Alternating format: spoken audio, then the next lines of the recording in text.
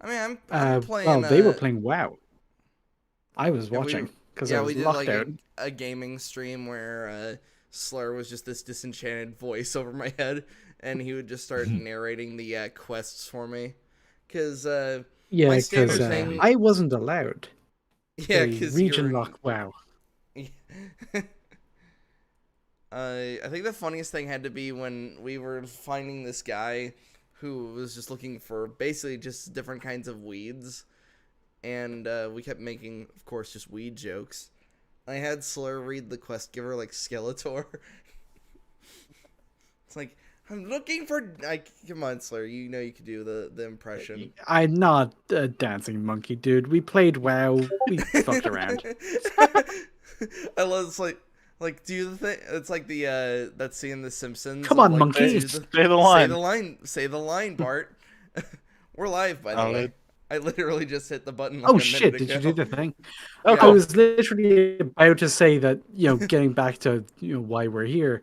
When we go live for looking at videos, could we try doing it on Watch Together? I'm just noticing my Discord is being a bit floopy when I'm trying to watch Um. somebody else's I mean, stream. we could try watch together. The problem is as we all know, last time we tried watch together, the stream just for some reason, not the stream, the pause buttons just weren't fucking working. Like I'd hit pause or play, and then just nothing would happen. So I can give it a Yeah, we shot. had the same thing when we were watching something with Jake where I had the power to play and pause for a while, then it transferred to someone else. It's a bit weird, but if we can get a smooth stream where I'm not roboting out, I'd appreciate that. Well, I thought that was I just don't know if because that's there were actually a two thing for streams anybody going else. on. Well, I only had one open. Hmm. Weird. Oh yeah, we could try watch together. Let me change Windows then to Neato. something because since we're uh since the boxes are mainly for the stream format, let me just change Windows to something that would take less room. By less room, I mean let's change Windows.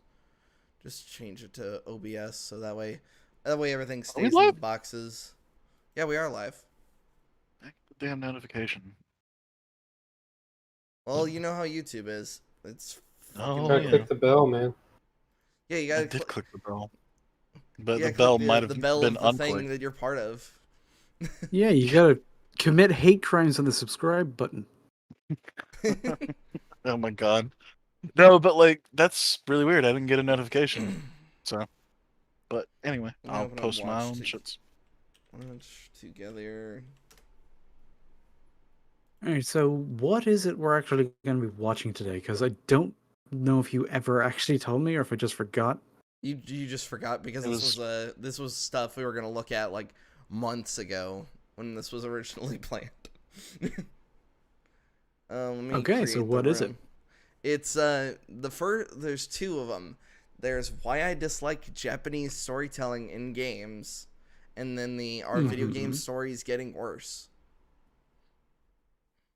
That's Huh. yeah, One those of are the those, two. just on the face of it, sounds blatantly wrong. The other, I could Plant almost yourself in think an an all-new argument competition against putting the that. sharpest talent in the Because Depending on the stories game. in So much. general With seem head to judge be Martha getting a Stewart. bit floopy lately.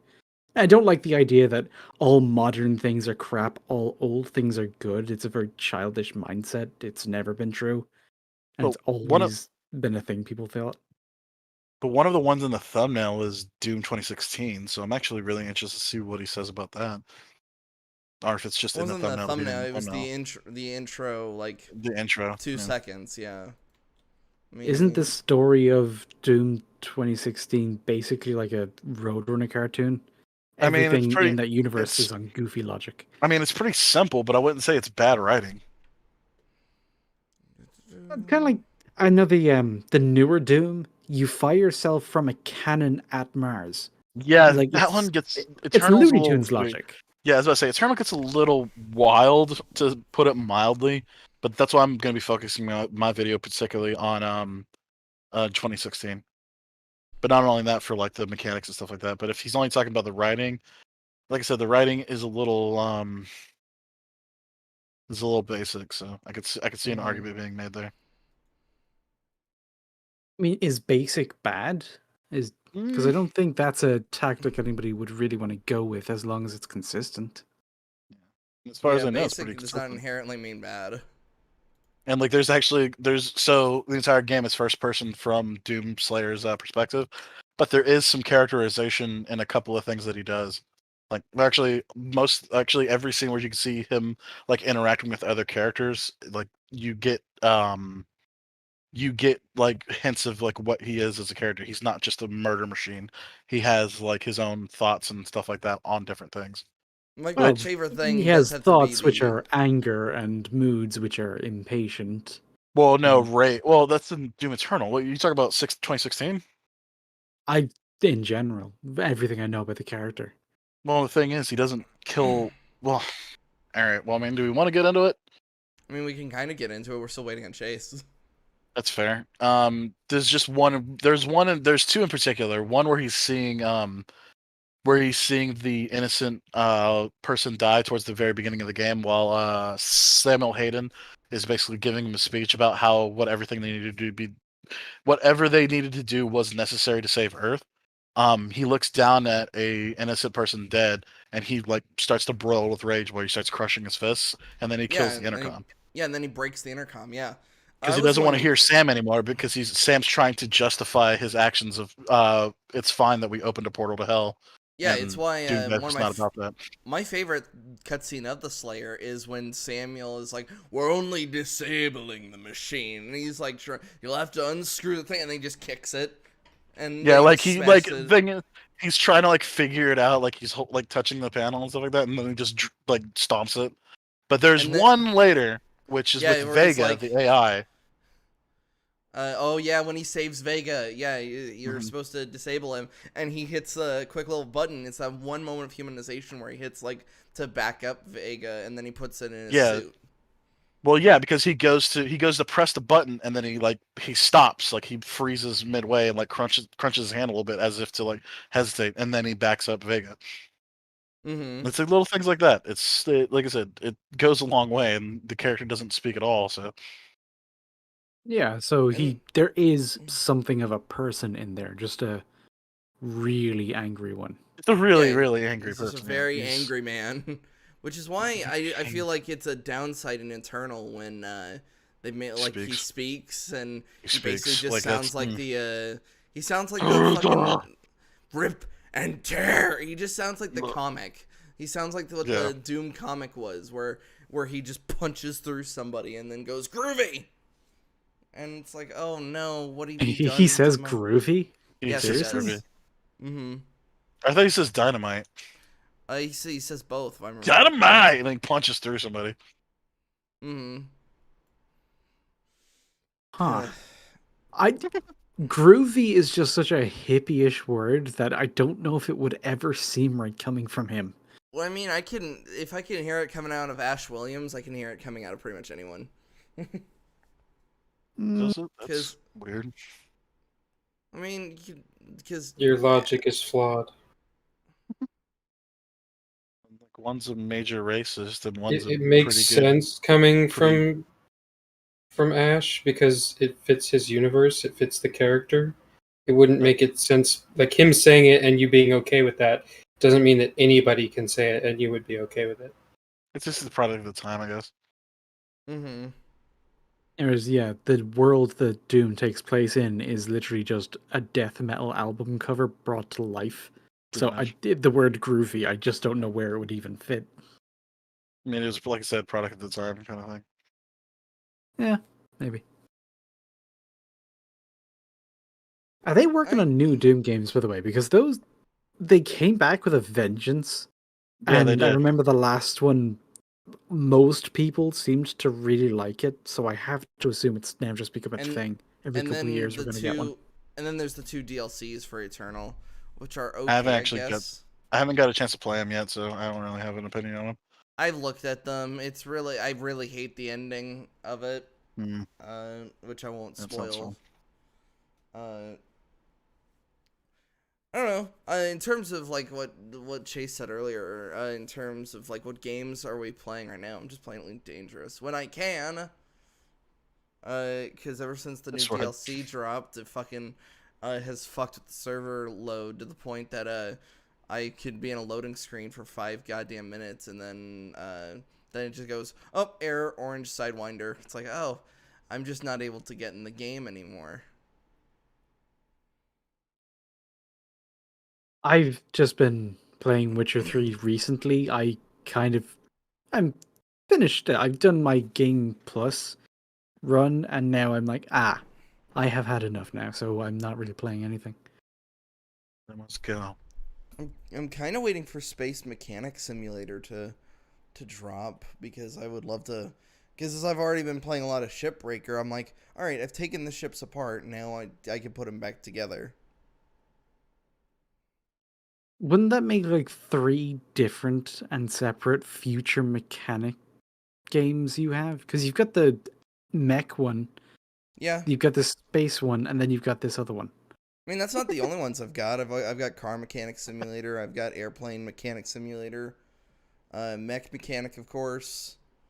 I got Shipbreaker, which is more just ripping them to shreds with like And how's fusion this goes? coders and stuff. Yeah, I like simulators. Flight simulators are like my absolute favorite, which is why I got into Elite. Maybe Oh, we're just starting with- being a virtual mechanic was your calling in life.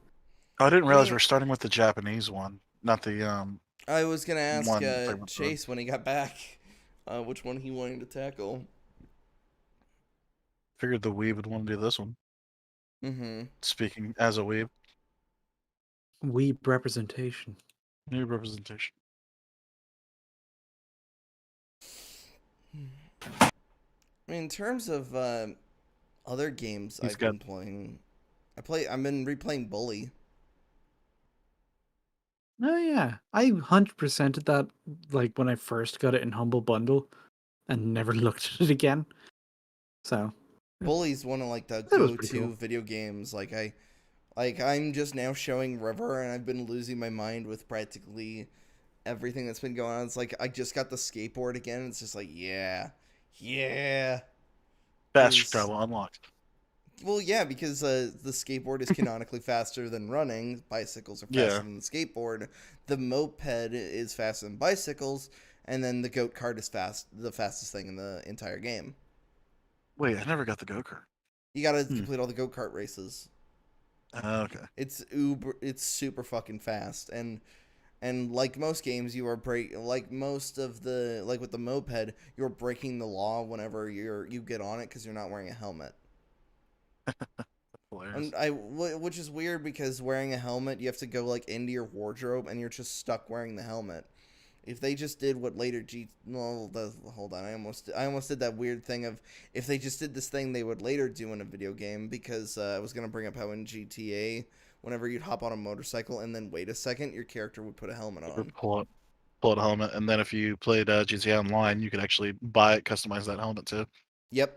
it's also just realistic to why people don't wear helmets in real life. Because if you wear a helmet, you're kind of just stuck carrying around a fucking helmet all day. Or I mean, Well, I've seen some people that just leave their helmet on their motorcycle. Well, I mean, like but in GTA though, it kind of makes sense because it's like if you're getting off Because your motorcycle, there's a 50% chance you're about to walk into a firefight. So Yeah. My favorite thing is always when they just take off the helmet and they just chuck it on the ground when it's just like you just throw it on the ground, and it's you like, need oh, it's a that. good thing I bought that one. yeah. Yeah, those Don't things are worry. expensive, dude. But don't worry, it just teleports back to his head later. It's okay. Yeah. Well, no, it teleports back to his crotch where he pulls the helmet out of. Nothing is weirder than when you were playing Lost and Damned, and you were playing as like Johnny, this uber tough biker, and then he's putting a helmet on. It's just like, oh, because you'd think like somebody like Johnny just wouldn't fundamentally believe in wearing a helmet because he's too tough for that. And then he just puts one on, like not even just the cap ones, but the entire like full. I don't know what those style of helmets are called, where they cover your entire head and they've got the visor. I think they're just called visor helmets. Fair enough. It's like Think pocket so, too. squares. It's like, oh, there's probably a really complicated name. It's like, no, pocket square. Oh, I mean, there's probably a French name, but who the fuck would want to know that? right. This is America. I also kind of hate though. What was the character's name in Lost and Damned? Johnny. I almost said Jimmy. That's why I was like wondering. I really kind of hate the fact that they turned him into a cuck in And then GTA Trevor 5, just fucking kills him. and then Trevor murders him, and it's like, oh, okay, I mean, to be fair, no one fucking liked rip. Lost and Damned. Out of the two I DLCs for liked it. GTA 4, I out of the I two, thought it was okay. out of the two DLCs for GTA 4, if you ask most people, they would say they preferred Ballad of Gay Tony. Yeah, that's fair. Uh, But I didn't mind Lost and Damned. I kind of dug the whole like biker gang mechanic and stuff like that. It was really yeah, cool. it was all And they right, kind and of brought then and they they brought it brought it back they in brought it the into motorcycles in GTA 5. yeah, which was pretty cool. Yeah, I've always wanted to really mess around with that stuff, but I never had a consistent enough gang to do it. Yeah, Uh, that's the main That's issue. the problem. Like when you got to play GTA, it's that like whole games as service. Like that's the one game you got to be playing, and it's like but I like playing multiple games. No, then you will never No, succeed in this. which that's well, I mean, we could talk about that, like how a lot of games turn into games of service. I mean, Like I you have to be playing this game at this specific time, otherwise you can't play it. Overwatch probably had the worst example of that because it's like we have these new game modes that are only available for a month. oh god, don't bring up Yeah, Overwatch with the I fact don't that think I've ever gotten into a game like that. Anything that even suggests it's going to have those kinds of requirements is an instant turnoff. And it really mhm. bothered me because I really did love the world and lore of Overwatch, but it's like, dude, like I kind of want a story mode, but you're telling me how story mode is only available for a month. So that's what those like horde. There was like they're kind of like horde modes, but like Yeah, it was the it's Halloween actually event, no no the no no no Omnic no. We're event. talking well no yeah the Omnic event because like you could compare it to like Left 4 Dead kind of style where you have to like move to different objectives while certain getting to like the end goal basically kind of thing. Like if all the chapters of Left 4 Dead were in like one mission kind of thing, and it Hmm. was really interesting. And like you had to play as like certain characters who were like canonically there, and then after you beat it, you could play it with like free play, so you can actually field your own team. But like I said, it was only available for a certain amount of time, which Which really bugged the fuck out of me. And then you've got like Overwatch 2, which is gonna have a story, and I almost go too little, too late, Yeah, because I'm like I'm not interested by this point, especially with the fact that everything that was happening with Blizzard with the whole free Hong Kong thing, and yeah, that shit was. Blizzard basically just used Overwatch 2 as a smokescreen. It's like, oh, that's fucking idiotic. Then I heard that it actually fucking drops the number of teams. So instead of a 6v6, it's 5v5. Great. So it's It's like like, when I wow, was. It's like when I it's was literally talking to. Overwatch 2 in name only. It's like when I was It's like a talking to. downgrade. It's like when I was talking to Slur about the downgrading of features. I was bringing up how in Red Dead 1 you could use the camp to pretty much either save your game, change your outfit, or even fast travel. The camp in Red Dead 1 in the single player doesn't do any of those. I don't even think you can change your outfit because the only outfits you would have would be the ones on your horse. Yeah. Uh, you can go to sleep and you can cook your food, but it doesn't have the fast travel anymore. Then they tied in the online, they tied what is essentially a first game mechanic into the multiplayer through the battle pass. And it was a late battle pass feature, so you had to spend money to get there. Because all those who say like, "Oh, you don't need to spend money," I've always hated that because technically, yeah, if you grind your ass off, of course you don't need to spend money. Uh, but if you just want to get it, then yeah, you just have to spend money to get this. What is essentially uh, a first game mechanic that should have been there in the first place. Yeah. And like at Yeah, least with having basic quality of life shit hidden behind either paywalls or grind walls is never ever good. yeah, like at It's least Even mega with people bad who when still it's Smite, like the game won't like it. I it's was like, at mega least with bad when it's Smite, both. I was gonna say at least with Smite, it's just cosmetics. Like oh, you get like if you're so the Avatar one that came out, it's like oh, if you're a fan of Avatar, play for this amount of time, you can get Aang and you can get You can get like the theme of the fucking thing, and get some wallpaper. Like, you know what I mean? It wasn't like anything that actually affected the game. Mm-hmm. I mean, I guess kind of, because the Anga skin lets you, like, when you like travel between like posts, he like hops on his like Blue air airball or scooter. whatever. Mm-hmm. My That favorite was pretty funny. always was playing what was his name? The guy with the sword, the lightning sword guy. Susano. Yeah, Susano. Susano, and playing him as Zuko. Mm-hmm.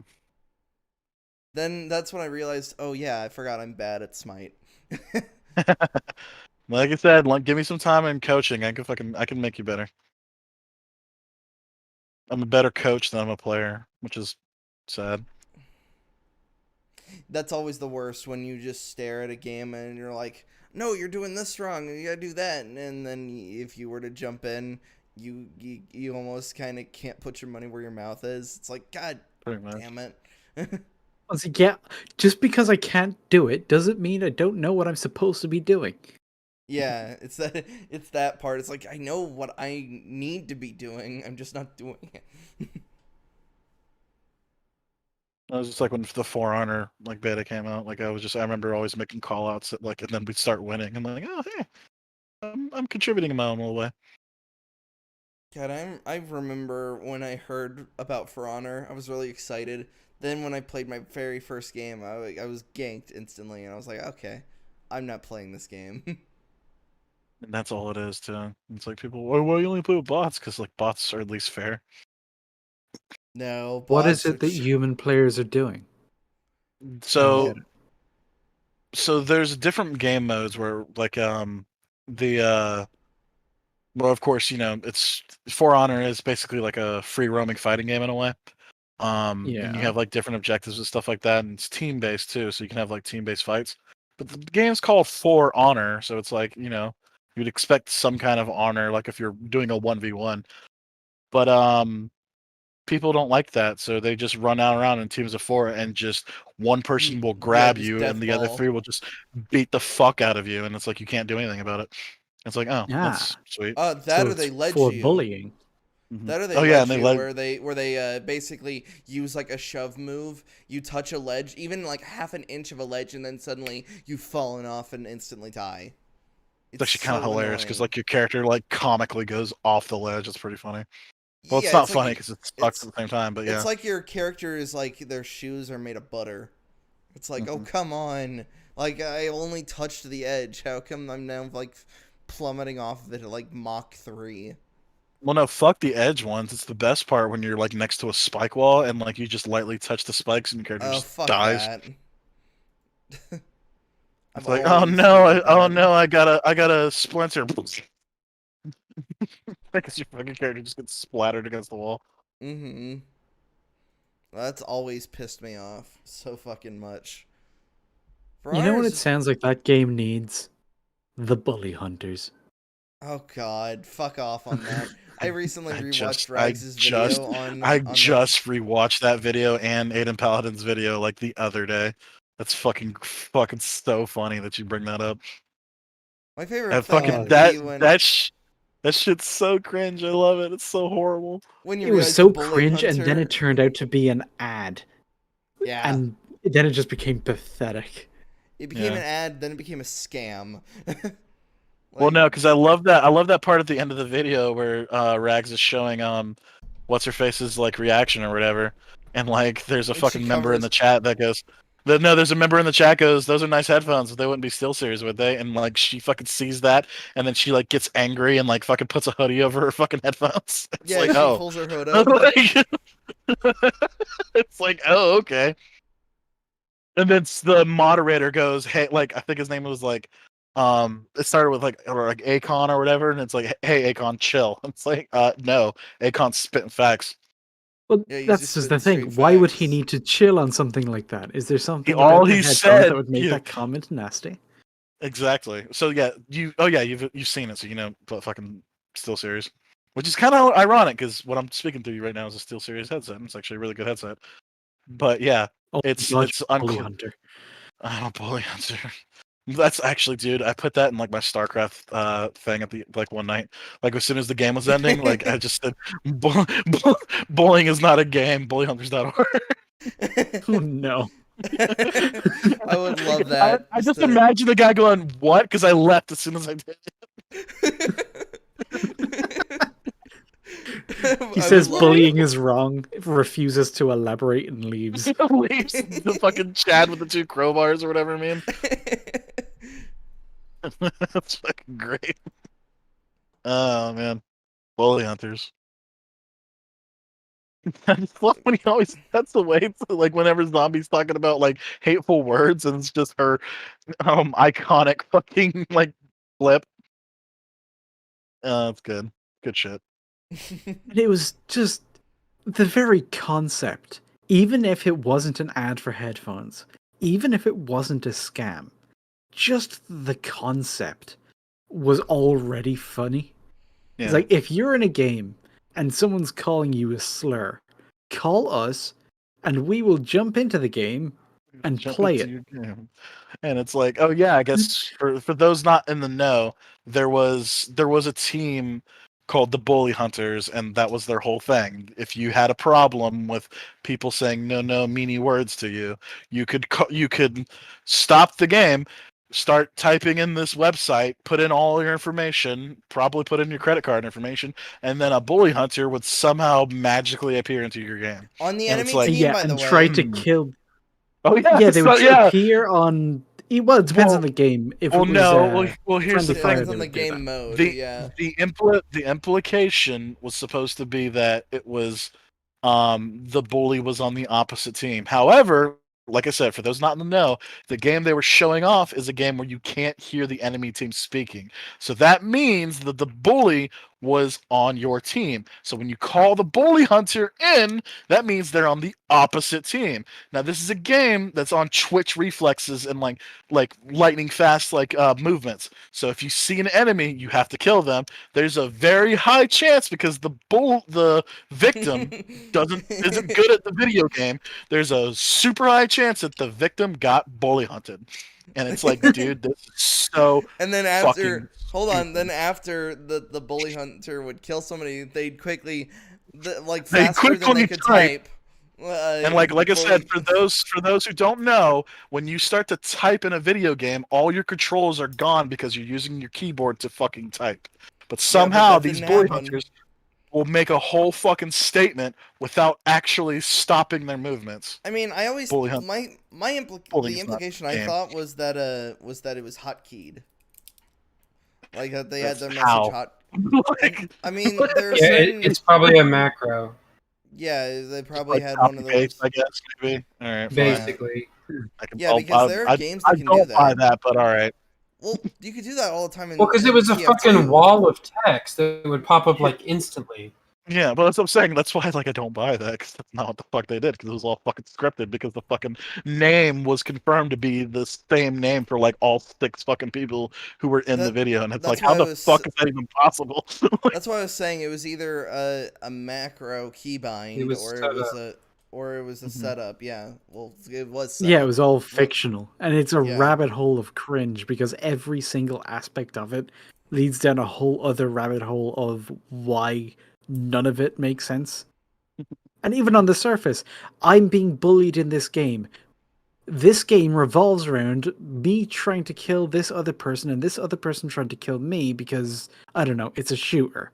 So I want you to come in and try to shoot them, which is already the game that's being played. You could literally be replaced by some random pub person coming in, also trying to shoot them because that's the game. Nothing could ever possibly be achieved by any of this. I don't know. I For guess it those just not, comes down to and like how you would deal with trash talking. Because I don't know how many of us were subject to the Modern Warfare 2 lobbies, but I played League of Legends back in the day. oh I'm yeah, you I'm water off not very duck's back. I'm not very good at the game, and yeah, I will admit sometimes it did get pretty harsh. But hey, so for those not in the know, you don't have to sit there and take the bullshit. You can press the mute key, and that's it. Uh You huh. never have to hear from that person ever again. What's funny is like trash talking has like no effect on me, and yet griefing almost always gets like an instant reaction out of me, which is so Well, like it's irritating. like worse when it's your teammate. That's the real issue. It's like, Mhm. oh, my teammate is like literally being a toxic piece of shit. It's like, great, thanks. You're really helping my morale in our fucking team game. Mhm. Or it's better yet when a when like you're doing like a squad game and your teammate just happens to shoot the quest giver, and then you have to restart the God. fucking thing. I'm never gonna not hold that against Eli. You keep mentioning this Eli character, and it's like I've never heard anything good about him. Nope. Fucking It's roasting because him on stream. God damn. Like, I've for roasted real. him on stream like so many fucking times. Uh, what's funny is he hasn't said anything back about this like in months. So it's like, yeah, of Oh course he no. doesn't fucking watch the streams. Oh, Well, I mean, that's the thing. Over the like past like couple subscribe, of months, everybody. he's become like really fucking tiz of me because I mentioned like our project, and he just went, "Well, there's reasons why people like that," and I went, "Well, regardless, there's a reason why." Like, regardless, that doesn't mean it's well written. And he said, "Well, people like this." And it's like that's not the point. But people like it Also, though. not. That's not even an argument to the thing that you said. The Yes, two are not related. yeah. Did it It's make money? oh god, the did it Yeah, it made made some money money. or the it made money or it got these awards is so irritating because it's like that means nothing. Hey, Heath Ledger died. Oh fuck. I mean, I mean, yeah, to be which is why for a long time nobody was ever going to say anything bad about the movie. yeah. But Yeah. I think enough time has gone by that nobody's going to say too soon or you're being disrespectful. It's like, Mhm. yeah, the guy died, but the Yeah. movie still exists. Like, I don't know what you want from me here. Mhm. Mm-hmm. And Hey, Space, where are you, buddy? he's Like, making He's fucking he's making hell. making food. food. Oh, He's he's making food. Okay, I was like, I dude. mean, Like that's for a what second, I thought he was in the. happens. I thought he was in the bathroom. That's why I was like, "Are you okay? Do we need to The, send a search party?" the He's funniest dying. thing. The funniest thing had to be when he told us as he joined the call that he was high. So it's just like, oh, oh, Oh it just no! makes Did he sense that he's forget? You making fucking food. narc. Did he forget? This one fucking dark. What? Oh yeah, like the cops are gonna trace the call. Like somebody's smoking weed. Oh yeah, the most innocuous thing ever. Plus, Chaseface is white, so it's fine. As far as you know. No, oh no. Oh no, his avatar's been a lie this I've, whole time. I've assumed his race. No. Oh, Like remember the a tiny mustache appears on my face as an armband appears around my arm. the No. funniest thing had to be when we were in WoW yesterday, and somebody was misgendering somebody, and somebody was like, "I will call a mod on you," and I was just staring at it while Ninja was explaining something. I was just like, "The fuck's going on?" And he's like, his first thing was like, "Oh, here's how you turn the chat off." Oh Yes, yeah. and Like immediately after that, by the way, in the chat, within the space of like one sentence from Ninja as he was explaining how some mechanic works, they went straight from talking about that to talking about porn stars for some reason. hey man, that's how chats work. Well, like I said, the fucking first thing I saw when I started playing in the wrong server, was like person looking for a group, anal. It's like what? How did we Oh get yeah, there? and immediately Ninja's just like, "Oh no, yeah, that'll happen. Turn the chat Yeah, you got to off. turn the chat You off, need and I it was like, off." oh, okay, I see. I see. See, So there's some ancient lore to this. So Oh it no. used to be that there was one particular part of the map where this sort of weirdness in the chat occurred, and it was a specific place that a lot of players had to pass through called the Barrens. So it was known as the Barrens chat. You always wanted to avoid the Barrens chat because it was horrible. And it was like where all the fucking teenage edge lords went to congregate, and What's I the? fucked your mom and you fucked his mom, and all that kind of shit. But then eventually it just kind of became such a meme that it expanded to all chat in general. That's fair. Makes sense. What's the name of the city or whatever that shit happens in? Isn't there like a Undercity? city that's no? Isn't there like a city that's like all horny? What? I mean, pretty much all of this the It's chat gold. is that It's like way. well, it's gold something. Well, there's I think it's Goldshire Tavern. Goldshire. That's the Yeah, name. that's not a huge city, but it's like a little quest hub area, and yeah, there's a bunch of that's on the Alliance side, unfortunately. Wasn't there like a whole the true thing like perverts. that people would say they'd have sex on WoW, also known as they'd have somebody just lay down and the other person would just do push-ups on them. And that was Like just that, like what you just said. Like there's no like visuals, but like I actually like tensed up and cringed at that idea. Like my face scrunched up like I just ate a fucking lemon. Like ew. Oh, Oh, and dude, you know there's this That's happens. just legit that's there's just legit awful. like fucking sex ads and stuff in WoW though, where like they will play as a character and try to get people to follow them to porn sites. Wait, It's really wait, funny. hold on. What the fuck? What the Please Yeah. fuck explain. They will Please they will explain. basically play as like either a night elf or a blood elf character. They will wear essentially like no clothing, Of and they course. will try to talk to these horny virgins and then get them to follow links. Just open up this browser and paste in this link that I've got for you. You don't even have to enter your credit card information. Don't worry, baby, I got you. It'll just be me and you on a cam together, and it's like, ugh. Like, So you ever there get are- those- There's prostitution in World of Warcraft, is what I'm hearing. pretty much. I mean, yes, literally. Interesting Yeah. and More uncomfortable. research is needed. So, which side has it Hmm. worse? I'm guessing the Alliance has it the most, right? It's got to be. What's it taste I'd like? say so because the Alliance has more of the quote unquote conventionally pretty races. So, I don't know, man. but I mean, both sides have had it, so We're all they're equal savant opportunity whores, I guess. Equal opportunity. Equal whores. opportunity. They don't equalism, I guess. discriminate. I mean, by God, definition. it's- oh, all of this is making me ill. Like fuck, it's so awful. Why is You this live in here? Florida. Why- This is like a Tuesday. No, So, I hold play on. video games to get away from this shit. Okay, hold on. I've just thought of something. So, you've got these different Oh, players God. who are really like Russian bots or scammers or cam girls or whatever the fuck, and they're doing prostitution in WoW. If they formed a guild, could they turn their guild hall into a brothel?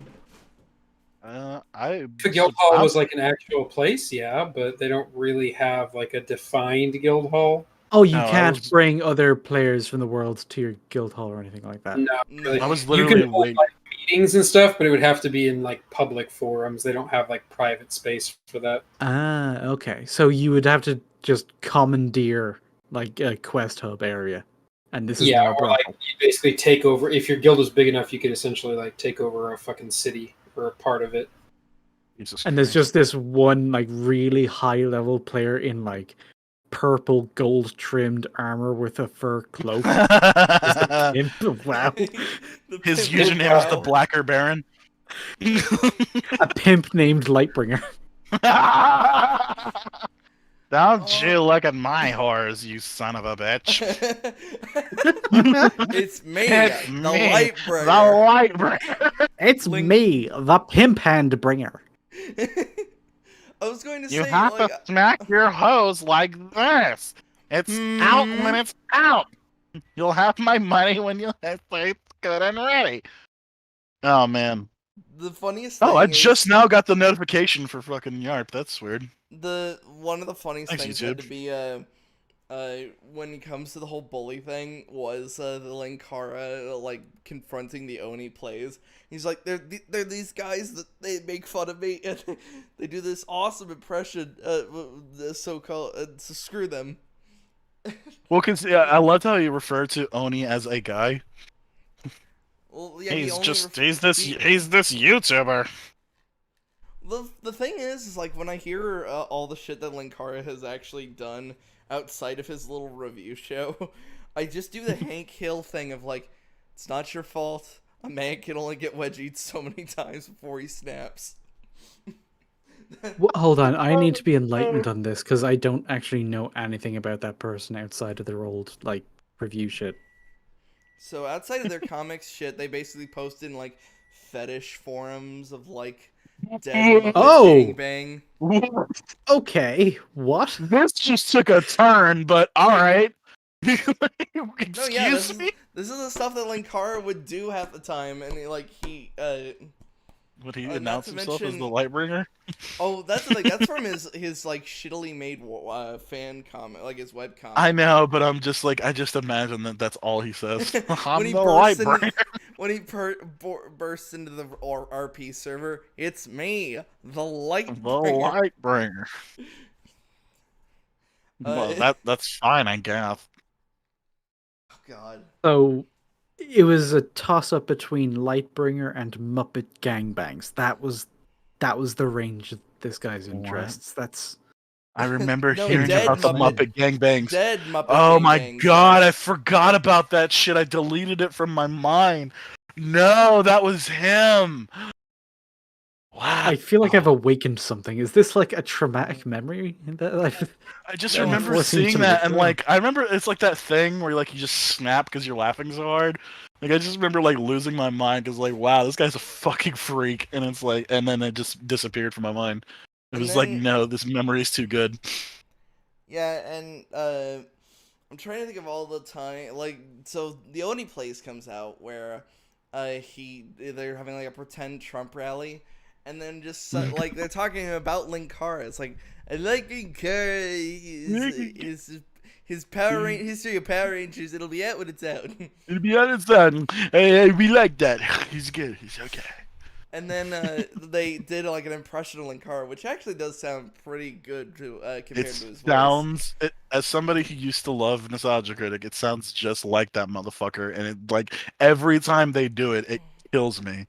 Like they do really good impressions. Like I don't know why they haven't done an animation of the fucking Channel Awesome people. Just you wait, you son of a bitch. It's me, the Lightbringer. Lightbringer. Get him out of here. Get him the hell out of here. Get me out of it. That's the fucking thing they do on Nostalgia Critic. Look at this! Black guy! Woman, get in here! Put on the costume! Oh no. And you just know that's almost exactly how their production schedule Yeah, actually works. that's how Doug So actually he does doesn't- things. Black guy woman, get in here! Like, I'm Black guy falling woman. over laughing at that shit. I was like, oh no. He's onto them.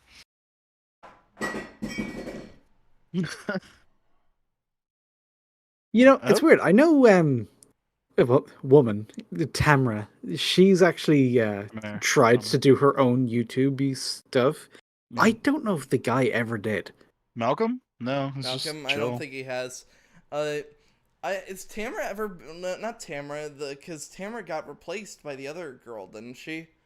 No, Tamara's the new wait, chick with the. Who was the one before yeah. her then? I don't remember because I she have left. no fucking idea, dude.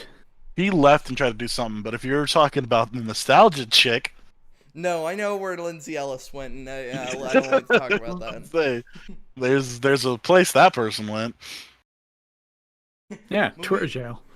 Movie Bob is For 2 days. pathetic, but don't make fun of him. And it's just like, what? Yeah. It's like, he's pathetic and creepy and weird, but please stop laughing at him so hard. This is my apology, by the way. This is my apology. Yeah, Thank yeah. you for She coming seems to my like apology video. she seems like such a nice lady. What are you talking about? Well, I mean, come on, it's Movie Bob. There's It's only so Movie nice Bob. he can be. You can't. No, there is no. In that sentence, there is no nice actually for Movie Bob. Any amount of nice is immediately creepy, especially towards a woman, because he's probably immediately thinking, how can I sleep with her? I'm gonna crumb. No, you don't gotta be worried until he pulls out the books, remember? Oh my god, that was fucking horrible. Oh no, when he pulls out his quote-unquote small Judy portrait. Bloom books. Oh Judy god, Blume no. books. Like Jesus, that's how he picked up chicks. By the way, there's Yeah, a he man, was a Judy full-grown Blume. man with hundreds of thousands of subscribers, and a lot of people who think he's smart for some reason. But in his video, using his own quotes, he said that he used Judy Bloom to pick up chicks. The implication being Judy Bloom is a kids novel. Why would you use them? But it was also he read them at that age as well, so he's like, when I was a child, I was a fucking player, and we're all just looking at who he is now, like, I Ugh. don't know whether that's better Press- or worse. I'm Gonna pressing press X to doubt, on that Bob. one. Yeah. And then even in his own illustration, he's like filming the girls having sex with each other. So like even in this clear fucking hypothetical fantasy land, You he's still cock. still not getting any. Yeah, Yeah, it's it's so hilarious. weird. It's yourself, Bob. Poor Bob. I think or I will have to subject you two to another very old movie Bob thing, because when he lacked No. any polish whatsoever, the tism it's raw, man. Bring it on. I don't know Is, if I I can know how deal with we're that. supposed to be all like new positivity. Meanwhile, we've been like scheduling this video for possibly like a month. This stream for like a month. So I that's mean, the there's only... positivity, but sometimes you need a good pinata. That's true. Yes. I'll give you that. Movie Bob is definitely up there on Piata candidates. Well, in terms of Piata like candidates? our Jesus old Christ. stuff, like we still need to like we kind of like promised ourselves kind of was the Starship Troopers and Avatar. We still need to rewatch Starship Troopers with Billy. We did rewatch Avatar. Did we talk about it on stream? I don't remember. No, we were gonna watch Wait. both and then talk Wait. about it on stream while talking about this guy who said that the government of Starship Troopers is too stupid to exist. I mean, I guess it depends on which version of the government he's going with. Some of the sequels make the government even more retarded.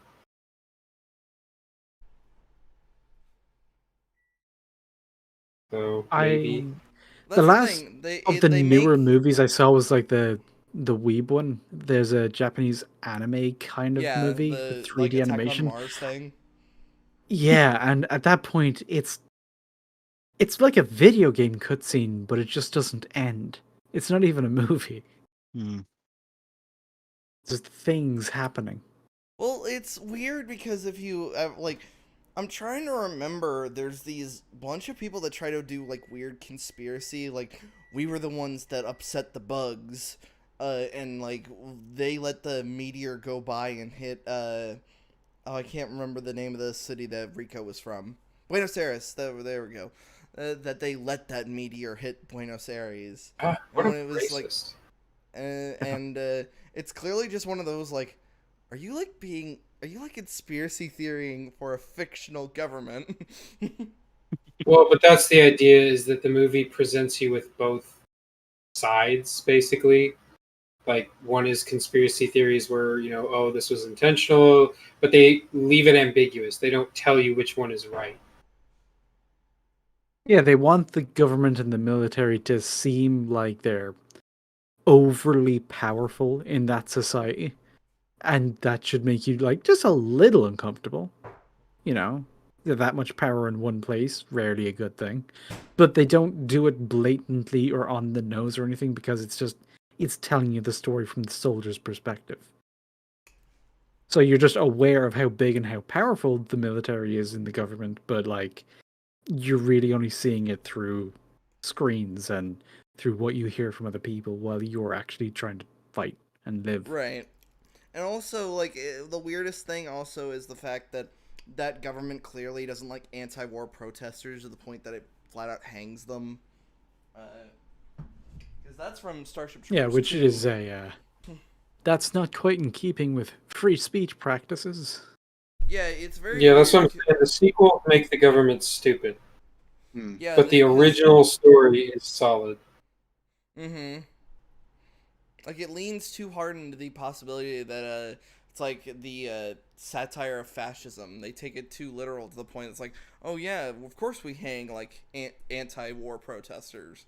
When it's like, oh, I think you're missing the point of what Starship Troopers actually It's was. like the Traitor of Mars one, the one that's on Netflix. The whole thing is that the Federation is going to intentionally blow up Mars because they wouldn't get with the fucking program. They wanted to basically back out of the Federation. They were not pro-war. They even used the words like hippie and they're young and they want to be independent, and these Also, things I'm are back not now. good. Hooray! Hi, Chase. Chase, Hi, we're Sorry for the talking about wait. war crimes. Yeah, I took a big poop, and then I was like, "Oh yeah, I haven't eaten anything yet today. I've been awake for like 5 hours." So then I just made some mac and cheese, and here I am. And now we're talking about war crimes. Now we're talking about war crimes. How does war crimes tie into mac and cheese? Wasn't there a war for cheese or for milk? What? What? What? Don't worry about it. I'm out of it. That's okay. We're talking about Japanese video games. I'm getting high as we speak, so it's okay. And mine should be kicking in soon, so nice. There we go. God, And I'm just naturally high, so it works out. It's one in the afternoon for me, so I can't get drunk just yet. Right, quitter. Yeah, fucking pussy. Oh, what are you talking about? oh, jeez. Didn't know we had girls on our show.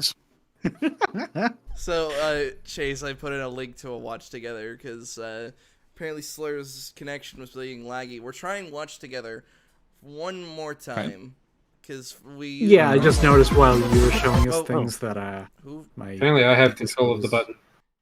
Everybody has control of the button. That's retarded. Well, in theory, everybody has control of the button. In reality, Right. a few people have control of the button. Yeah, I'm watching whenever we want to get started. All right, so I was gonna ask, would you rather the?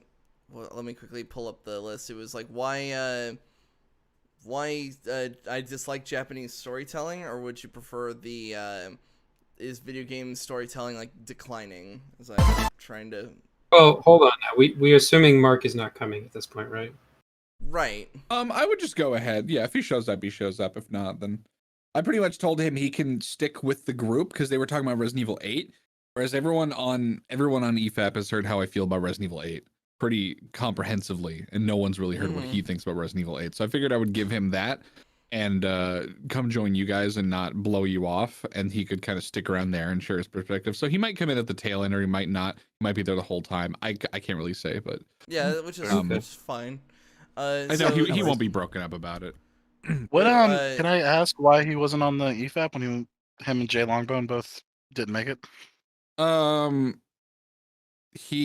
mean, I only know so much about Mark. I was about to say, if it's personal issues, then it's personal issues. That's fine. Personal issues, yeah. That's okay.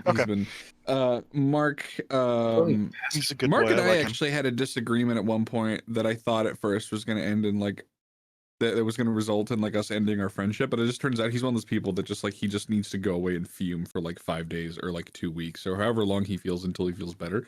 And then once he's calmed down, he'll come back and he's like totally civil and he'll talk about it. But like, I didn't understand that first part of like, he needs space. I was being like really pushy and we got like really on each other's nerves. But yeah, the short version is just that he's like going through some shit. And that's fair enough. I don't know how much it's nothing like super saucy. It's pretty much what you would expect, but it's just like, I don't know how much he's comfortable with me sharing. So I'll just leave it at that. Yeah, then that's the same. Don't worry about it sometimes. So but, he's a good boy. And, he's a very good boy. It's always nice interacting with him because he's a genuinely sweet individual. So I will leave the video choice to you. Would you rather do why I dislike Japanese storytelling? What, me? Or yes. I don't give a fuck. Okay. Shit is shit, right? I'm I mean, we fishing got and one I'm right in all front of us. I'm like, Damn here. Look. It's a motherfucking Sunday. I'm like sitting on my ass in a robe, getting toasty, fishing in an MMO, watching some shitty fucking video essays on YouTube. This is a cozy vibe. I don't give a fuck what we do. I'm just here for the ride, dude. That is very fair. Actually, that is the whole point of YARP at this point. Is we're just going along for the ride. So yeah. All right. I'm just fucking. This is just my super lazy to sit in my underwear and make everyone look at my gut day. You know what I mean? It's one of those. Don't worry, I'm not gonna turn on my webcam. You're saved. But no, you know what I mean. We must get the early fans sneak peek. Yeah, the early fans. Yeah, it's early fans. That's like the subscribe star to Patreon. You can pre-order OnlyFans now. You can pre-order Chaseface's gut. You say that, but like now I feel like you put that into the universe and it's like going to appear. Yeah, it's gonna. Yeah, you've called something that's gonna. Wait, happen, did you like, say next burly week. fans? That's like the grinder for OnlyFans. I mean, I know they probably already do gay shit, but. All right. Only mans. Let's get off the subject immediately, please. Yes. And end my life with this fucking mediocre video. So Gamertron, not any relation to Jontron? Probably not. What a shit name. Let's continue. Oh jeez. By the way, my name's All right, Chaseface. I have starting no off ground early. to stand, so like take every Fair enough. criticism I give with a grain of like ironic salt. So No. I have a lot of Everything. ground. My name is fantastic. a lot of people get really fucking upset when you criticize their video on like a stream, like it's some condemnation of their character. If Gamertron, if you're watching this, I'm sure you're a lovely dude, and Yeah, you're I probably a don't fine hate you. person, I guess. We don't have With a anything shit against name, you. apparently. We're just looking for content. We're making that bro. We're making that dough, bro. No, we're Bro, not. dude. The brood. Making the broad. Who has You want a control of nice the play loaf button? of brood. I'll see if I can. Yeah, I do. Okay. We check with We got Titanfall, we got Dark Hey! Souls, and Hi, we got... how you doing? This is the Gamertron, Hi. and welcome back to the I'm Gamertron doing- Show. Now, I I'm know doing you're reading the alright. title of this video and immediately thinking, one of three things. Clickbait, which is true. Racist, which is not true. Quit being overly sensitive. what? And third and Well, because it's Oh, technically because he's specifically yeah, about No, Japanese it's people. racist against Hey. Japanese people. Yeah, of course. Okay. Which, of course, I'm- it's obviously not.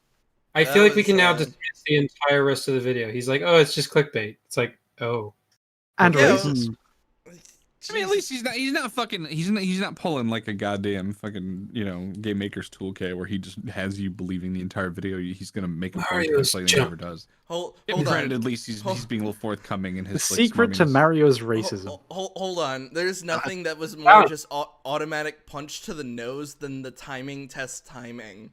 Like, I feel like somebody just said that to me. I just black out for a second. Like, oh, are you okay? Why are you on the ground?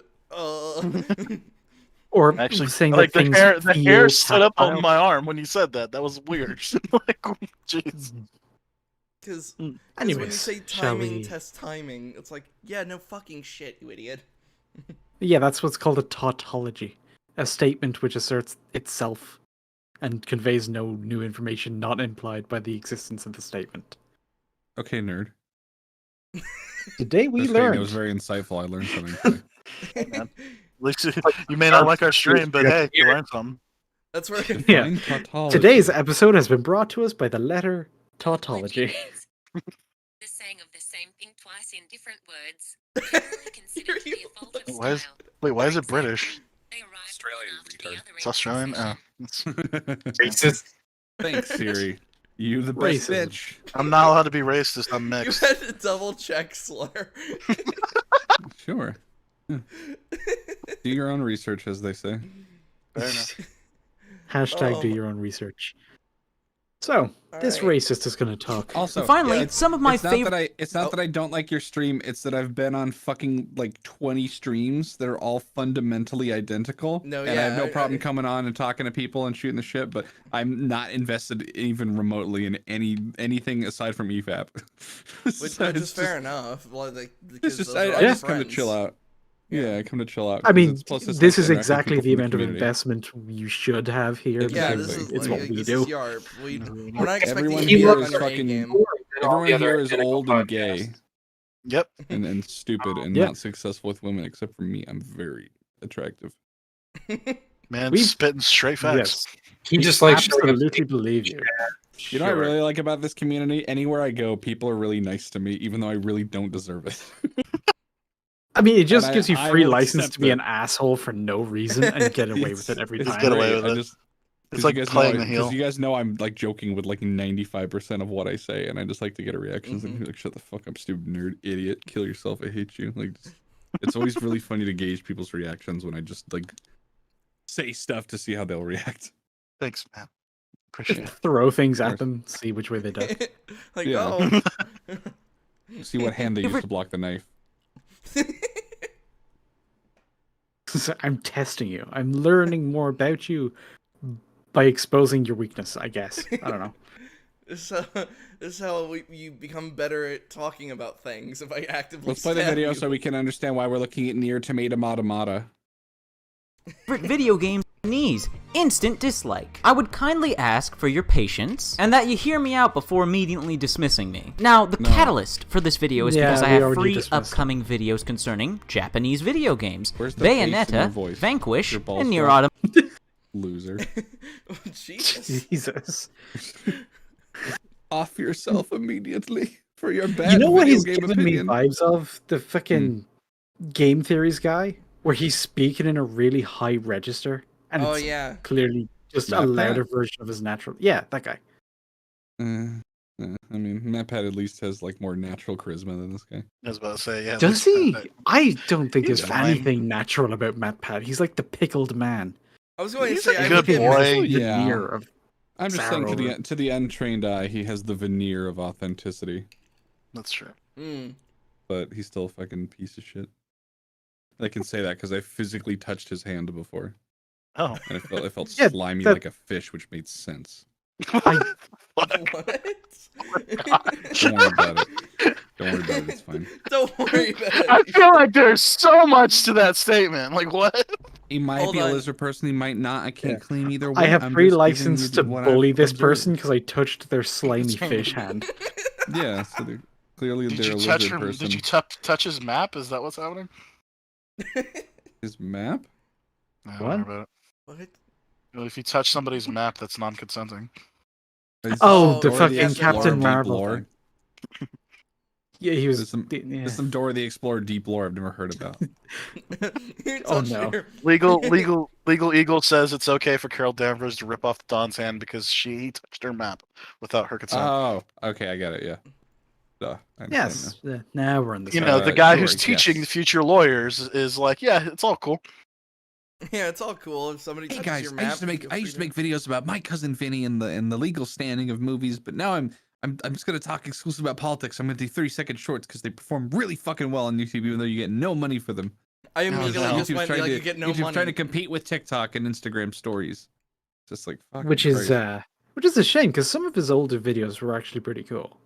Like the My This Cousin is- Vinny one. I watch It's a- my it's a girlfriend nice just video. scroll through fucking Instagram constantly, and she just like, I'll just watch her because she's younger. She's like Zoomer. She's more Zoomer than me significantly by a large margin. And I'll just see her fucking scrolling through Instagram, and there's like shit to do. Like we're watching a movie and stuff, and I'm just like, babe, what do you? It's just What are you it's such a doing? compulsion. That's why people make fun of like young people with their phones. It's because it's literally like can't get away. Yeah, Yeah, you have like, to uh, consume at least 3 forms So of media everything's at trying any to given compete moment. with like Instagram's format because Facebook found another way to like exploit people's data. mhm. You This say is that true. as like I was playing Elite Dangerous, watching like a podcast, and then also like texting somebody at the same time. Yeah, That's not a good thing. I don't need that. I want to play Elite Dangerous, but I need like a fucking hostess person. No, Yes, well, you need- I mean, if you also need want a to go senpai. that route, Hot that's ass. fine. But you can also just use an Xbox controller. It works fine. Yeah, but I don't want to be like a pussy, you know. I don't want to like. Just the other Elite Dangerous guys I are gonna don't- make fun of me. In space, nobody can hear you like click. learn Don't how worry to about it. pilot a spaceship because I'm like a grown man and I feel like I could like take on the challenge. I just don't. I have want to money for, fly a like, hostess pretend right now. spaceship properly because I'm a grown man. I'm not sure that tracks. That's fine. I feel. As a I grown, feel like it, as if, somebody who identifies as a grown man, I can confirm. if I was gonna get a new HOTAS for Elite Dangerous, I feel like it would have to like actually use like a sort of a plunger system for the up and down engines, so I would actually be able to properly like maneuver the actual craft instead of just having to constantly switch back and forth. Because at most, like a flight stick only does like pitch and yaw and like actual. You need a thruster too, though. Yeah, that's true. The pedals or just the buttons. So what you're saying is I need to just set up a whole cockpit around me. Well, Is dude, I it- should send you that video of the guy who actually did that for the Xbox game. It's insane. It's like why? How? Like he legit built the like cockpit interface that you have in Elite Dangerous in real life. It's Yeah, fair insanity. enough. So Japanese So anyway. storytelling. Japanese storytelling. He's going specifically for Nier Automata, Bayonetta, and Vanquish. So he's going after 2 platinum games, which already puts me on the defensive. Not gonna lie. I mean, gonna I say love that- Vanquish, but the story is almost a Yeah, the formality story in that game. story is pretty but I just love. Well, it's just weird that he's gonna go after like story elements with platinum games because like platinum's not known for their great stories. Yeah, Platinum's known for their gameplay. God damn it. Yeah. So should I You be better play pressing the video play? right now, or I'm gonna. I shoot a intend on baby in making real life. review Thank you. commentary videos for each of these games. Nier Automata I am way behind on, and Bayonetta and Vanquish recently came out on the PC, so I finally got to play them. And there is one criticism I have of each of these games, which I realized while writing the scripts for each of these videos that was consistent for each of these games, all of them being Japanese. So I decided to make this video as a precaution, as a forewarning for if you watch these upcoming free videos on these games. Because I know a great Okay, so this is a video that's only relevant if we're hypothetically about to watch 3 other videos. About the game? Is that what I'm getting from this? I Specifically think about these 3 games, too. So this is really weird. I guess we'll hear what his criticism is, and I don't know. deal of people that are incredibly passionate about Japanese storytelling, whether it be through anime, video games, movies, whatever it may be. North America loves Japan. I also know a fair bit of my subscribers and viewers are weebs. You should be ashamed of yourselves. I kid. Oof. Now there's So- the hate speech we So wanted. hold on. Yeah, Oh that's yeah. the hate Well, I mean, speech. it's hate speech that we actively engage in, but that's fine. Hold on, guy. My bit of advice: back your mouth the fuck away from your microphone. Invest in a pop filter, dude. Because I don't know if you guys are bothered by just hearing like the when people talk. If we're giving audio feedback, can I give you some advice? I probably don't sound that great myself. Well, no, it's just that like your entire range is at the very bottom of your register, and it just kind of sounds like you're not really trying to say anything. So you just kind of sound like very just annoyed and like done with everything, which gives like a bad first impression. But if you could like get out of it and project and then be louder, you might not do it as much.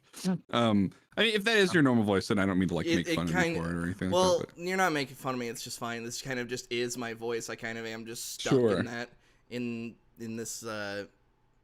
I don't want to say this monotone voice because it's. I don't think it's monotone. not monotone, just a little nasally. Yeah, well, the worst. It's probably not as bad as fucking Cosmonaut, who like Just No, chalk it's it not up to the Cosmonaut. title. Well, Cosmonaut actually does that on purpose, though. I mean, it's Yeah, he funny. does It's that on funny because in purpose. my videos, like when I write a script and read it, then I go into this voice, and it's much more particular and professional. But when I'm Mhm. talking Video normally, essay like I don't really first. give a shit. So it's just like that's led to some people accusing me of being like fake or like putting on a voice. It's like, well, no. Like if you're gonna articulate your thoughts, Matthew Matosis on a stream, it sounds a lot sleepier and more like drunk than Matthew Matosis in his videos because like it's a Mhm. completely different approach. Yeah, And, reading a script will always sound different because the whole point of writing the script in the first place is that you're not talking naturally. right, You're exactly. Scripting it. You're making a more polished version of yourself. But I've just learned that pretty much every fucking YouTuber just does, and fair enough. Audio is really complicated. Like, Yes, it is. I sound good now because I figured out that I just needed to buy a $500 mixer that just does all of the EQ in real time and a de-esser and a noise gate and just all this other shit. And I can do the echo and other funny shit too. But it's just like for the longest time, the tools available to people were extremely limited. And when you do get a nice microphone, it's like, okay, you need a mixer. It's like, what's a mixer? It's like, oh, you can get this one that's $100 and doesn't really do much to make your voice sound better, or you can get this one that's like $600, but you need to buy a bunch of like standard AV cables from the fucking early 2000s that are kind of hard to get now and are considered enthusiast parts because every mixer until now has been like mostly analog. So it's like trying to hook up like a fucking NES with a coaxial cable, that kind of shit. Yeah, I get what you mean. So most of the the audio treatment ends up going in post production and the editing program itself.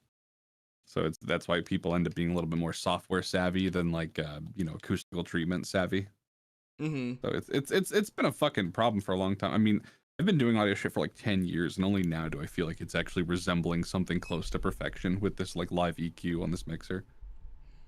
Meanwhile, But, I'm like a 30 quid mic I got from like electric shop, and the They actually fucking sound okay. legs broke off of it, and I have it propped up on my t-shirts so that the vibration of my computer on my desk doesn't fucking throw off its. I mean, there's a sound little thing. bit of a background hum in your mic, but it's not egregious. You still sound a lot warmer than most people, and it sounds like you're in a somewhat soft room with not too many hard surfaces, like a closet. That's because the mic has a sock over it, and it's on some old t-shirts. That would do it. That would Now, help. that's See, audio for engineering. me, every hard surface in my room, most of them covered by moving blankets, like big black tarps. So like that's why Yeah. everything ends up sounding kind of soft as well. I do have foam on my Ah. walls, most of my walls. Yeah, And that's Does the I why. foam just hung up actually some help moving that much? I've blankets. heard mixed things about it. It's It supposed can. It to. really depends. Like so when you compress your lines in real time, you can't hear any of the imperfections with my recording environment. But if it was in a recording and I tried to do some EQ after the fact, like I tried to do compression or raise the lows or the highs or something, you might hear more of a hiss or more of a rumble, depending on like how if someone's like washing clothes or whatever. So it ends up being just kind of a mixture of everything really. But the more you can like, there's actually a very specific kind of glue that you should use when like securing fucking window panes or whatever to like recording booth walls. It's called green glue. It's specifically used to like acoustically dampen the fucking spaces between and like prevent like frequency transfer and shit like that to record, because like really high end electronics get really temperamental with that sort of shit. In other words, just buy this fucking $500 Go XLR, and you'll be good. It's fucking it is absolutely without a doubt poggers. Did that cut me out? Poggers, I said. Yes. No, you. Yeah, no, we heard We you. heard you. We got your echo. Your flex has been recognized. Yeah. And we continue. Yes, let's continue. Kid, or do.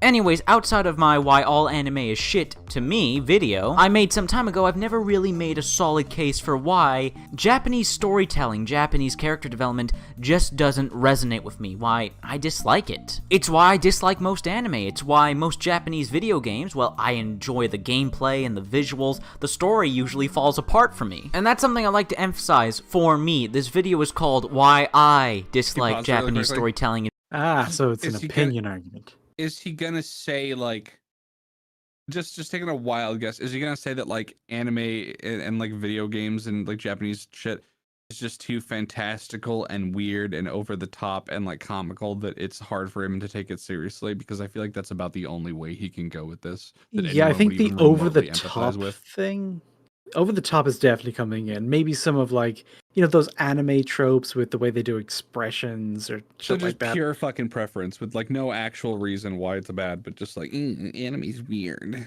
Except here's Like, the look, thing, look, he bro, I specifies that fucking it's get the it. I hate like storytelling. fan servicey weird. I hate when I'm watching Full Metal Alchemist and they go all small chibi with the fucking they're yeah. tiny on screen and all of the fucking exclamation marks and weird like visuals and shit are like taking up the majority of the screen. I hate that weird kind of cutesy shit, but I can look past it if the rest of the show is really good. But there are so many people you wouldn't even believe who see that shit gets like cutesy and they just go, fucking anime, oh, this is cringe, and it's just like, okay, Yeah, they you don't immediately need just to, get you shut don't need to off on convince it. me.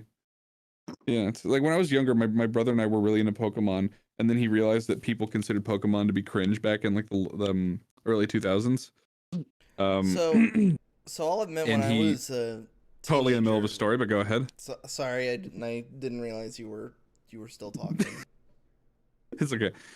He had the his thought a 2000s day. You have to give him space for it. in when Pokemon kind of stopped being as popular, then my brother like pretended that he like had never knew anything about Pokemon ever, and that he just had a cursory like, oh, like Pichu and Charizard, and like Charizard's the cool one, and everything else is gay. Like he tried to do that shit, and it was just really fucking obnoxiously like so transparent. Because he did it to me. He did it to me. Like, and I would like buy Pokemon cards together and play through the games together. And then he turned to me like, yeah, it's gay. Because he got into like rap, and he's like, I have to pretend like I'm hard now, and it was just like, you fucking loser. You got into There's rap, there's then he people should that exist still- like that in spades that are just they're really concerned with like what people think of them, and if they watch something goofy and silly like anime and it ever gets kind of like comical and kind of perverted or whatever for a second, they have to be like, oh my god, this is so fucking weird. Ugh, get insulted and like leave. Like they take it really personally. It's fucking odd. It's really Well, odd. yeah, that's because the badass moments and the fighting is the only thing that they're allowed to like. Everything else has to be cringe. Like I get when things are like, just kind of weird and awkward, and it's like, I know this is going for comedy, but like none of it's funny. Like I experience that all the time, but I don't like fucking start frothing at the mouth at the show. It's just like, have you watched anime before? Like, how do you not know what to expect at this point? Right. Yeah, I get that with like panty shots and fan service and shit like that. I find it cringe. it's never done anything for me. It's always too tame to be really hot because nothing's gonna happen, and it's just too even in fucking sexual Redo and No overt to Healer, be they comfortable. still even in Redo No Healer they only showed tits. Like and that was like the uncensored version explicitly. So it's like, I don't, how can we ever take like fucking? I mean, I get there's like censorship and stuff like that. I mean, they made fucking Monster. What's it called? Not Monster Musume, but like the one where it's like interspecies reviewers. That Yeah, one. Like, interspecies The reviewers. explicit version of that is actually explicit a lot of the It's time. very explicit, yeah. oh, okay. I'll check it out then. Nice. Not that Yeah. I know. The only Oh yeah, the- absolutely not. We disavow that. We but disavow check that, it out. yeah. Bonk. But The do check thing it out. I was that I was talking about was more just when I was in high school. Like we had like an anime club at the local library, but the most they would ever want to watch is like things like Lucky Star, and I'll admit that kind of stuff did turn me off. But then I finally started watching things like Full Metal Alchemist, and I was like, oh yeah, this actually does seem like a pretty Have you seen Death decent Note? medium. No, I've not seen Death Note. They're What the getting fuck me is through wrong with you? They've gotten me through Hunter x Hunter so far. Is Oh, Hunter yeah, x Death Hunter Note's as on the good as list. Wait. I didn't know you didn't see Death Note. What? Wait, did I It's know on that? the list. We've a Okay. lot to fucking educate him on. It's a That's slow fair. process. That's fair. He used to think all anime was bad because of fucking Eli. Well, it's because Dude, Eli- every Eli time sounds like a bitch. I My don't know friend- this mythical Eli. my But friend damn would it, pretty I much hate him. my friend was just so pretty much obsessed with watching all forms of anime, and I could not tell if he actually would objectively like look at the quality of it. And so he would pretty much just say all this. I'm trying to think of a good example. He would talk. It's better to get his opinions on gaming by this point because when it came to his opinions on anime, I'd just start tuning him out. Because, like, yeah, Assassination Because they're not Classroom my seems pretty opinions. alright. My opinions are the right ones when it comes to animes. Like, for example, go watch Monster. It's fucking free on YouTube, and it's genuinely brilliant. And Right. it's like 70. It's like 72 episodes. There isn't a drop of fucking filler. It's like a feat. That's an accomplishment. God It's damn. genuinely good. I think the So- longest season of an anime I ever saw that just legitimately had zero filler was like 30 episodes. Yeah. Anything I mean, longer it's than that. I'm one of my favorite anime ever. Just in terms of like what it means to me and just like all the other little details in it, rather than just the overall like I like bizarre, weird, obscure shit. Fully Cooley is like one of the greatest anime I've ever fucking seen. Mm-hmm. It's just because like you rewatch it, you go back and you just pick up on shit you didn't watch the first time. It's like the only fucking show to do that to me. Like the first episode where it's like Conti is revealed and he comes out of the. Please tell me some of you guys have seen Fully Cooley. I have Yeah. not. Unfortunately, I Ninja has. haven't. So just Jinja. Yeah, probably. Yeah. Fucking yeah, everyone who should seems be that way. ashamed of yourself. I'm, Fucking- I'm one of the I old are- men. I It's already around when feel that- enough shame, thank you. I just know of the memes from the Super Best Friends back in the day. It was some quality meme material. Mm-hmm. But it was one of those anime that like a lot of people saw and not a lot of people could probably explain to you. Also, what the I've fuck successfully happened. torrented the entirety of Interspecies Reviewers uncensored version. Oh, Nice. Yante's seen the show I you're talking see about. a man of culture. Battle Bonk. Bonk Kai. Yeah, Ninja. Yante's seen the show you guys are talking about. I'm not surprised. I wouldn't be surprised if we watched it together. Like that's what I'm saying. Like Toonami back in the day, that was big good shit. Mm-hmm. Speaking But of Toonami, for all you years, Toonami used to be good. what? I don't believe you. Uh, I know, right? I just remember Tom I back in need the to day. see- Speaking of Steve Blum, the fucking Tom. I mean, Toonami ended on a Cowboy Bebop reference, so that was kind of nice. When I looked back on Toonami and I saw I saw specifically like the final like little premiere they did, and it ended with the bang from Cowboy Bebop, like because it was voiced by Stephen Bloom, so yeah, of course, he just did the Spike thing. Okay. Lauren. You kind of stopped mid-word there. Did you That's get cut off? No, I just I don't have much to say about it. I've been watching Cowboy Bebop. It's pretty good. We finally got introduced to Ed. Ah. Wait, so eh, you've never? Oh, wait, how old are you? 25. 25. Mm. Man, so you don't have that much of an excuse. No, he Yeah, doesn't. This is still like totally your era. Yep. What were you doing Mm. with your childhood? Mainly playing Metal Oh, Gear Solid. bruh, you don't want to go and, there. and mainly Oh getting my my ass God. kicked by my brother. It's dark. Let's see. Yep. Family Uh, abuse, man.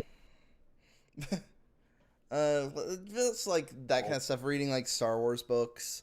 I was really obsessed with Star Wars until like As long as it wasn't some dumb shit like I would eat an entire bag of popcorn and watch the Power Rangers till I fell asleep. Like that would No. I would like find it. I would like get a ticket just to fly and slap you That the shit is- out of you.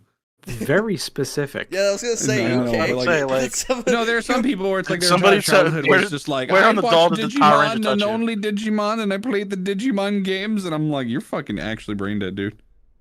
hmm Digimon This was is beyond autism. No, it's just one of I those think everything in things the for the- '90s was.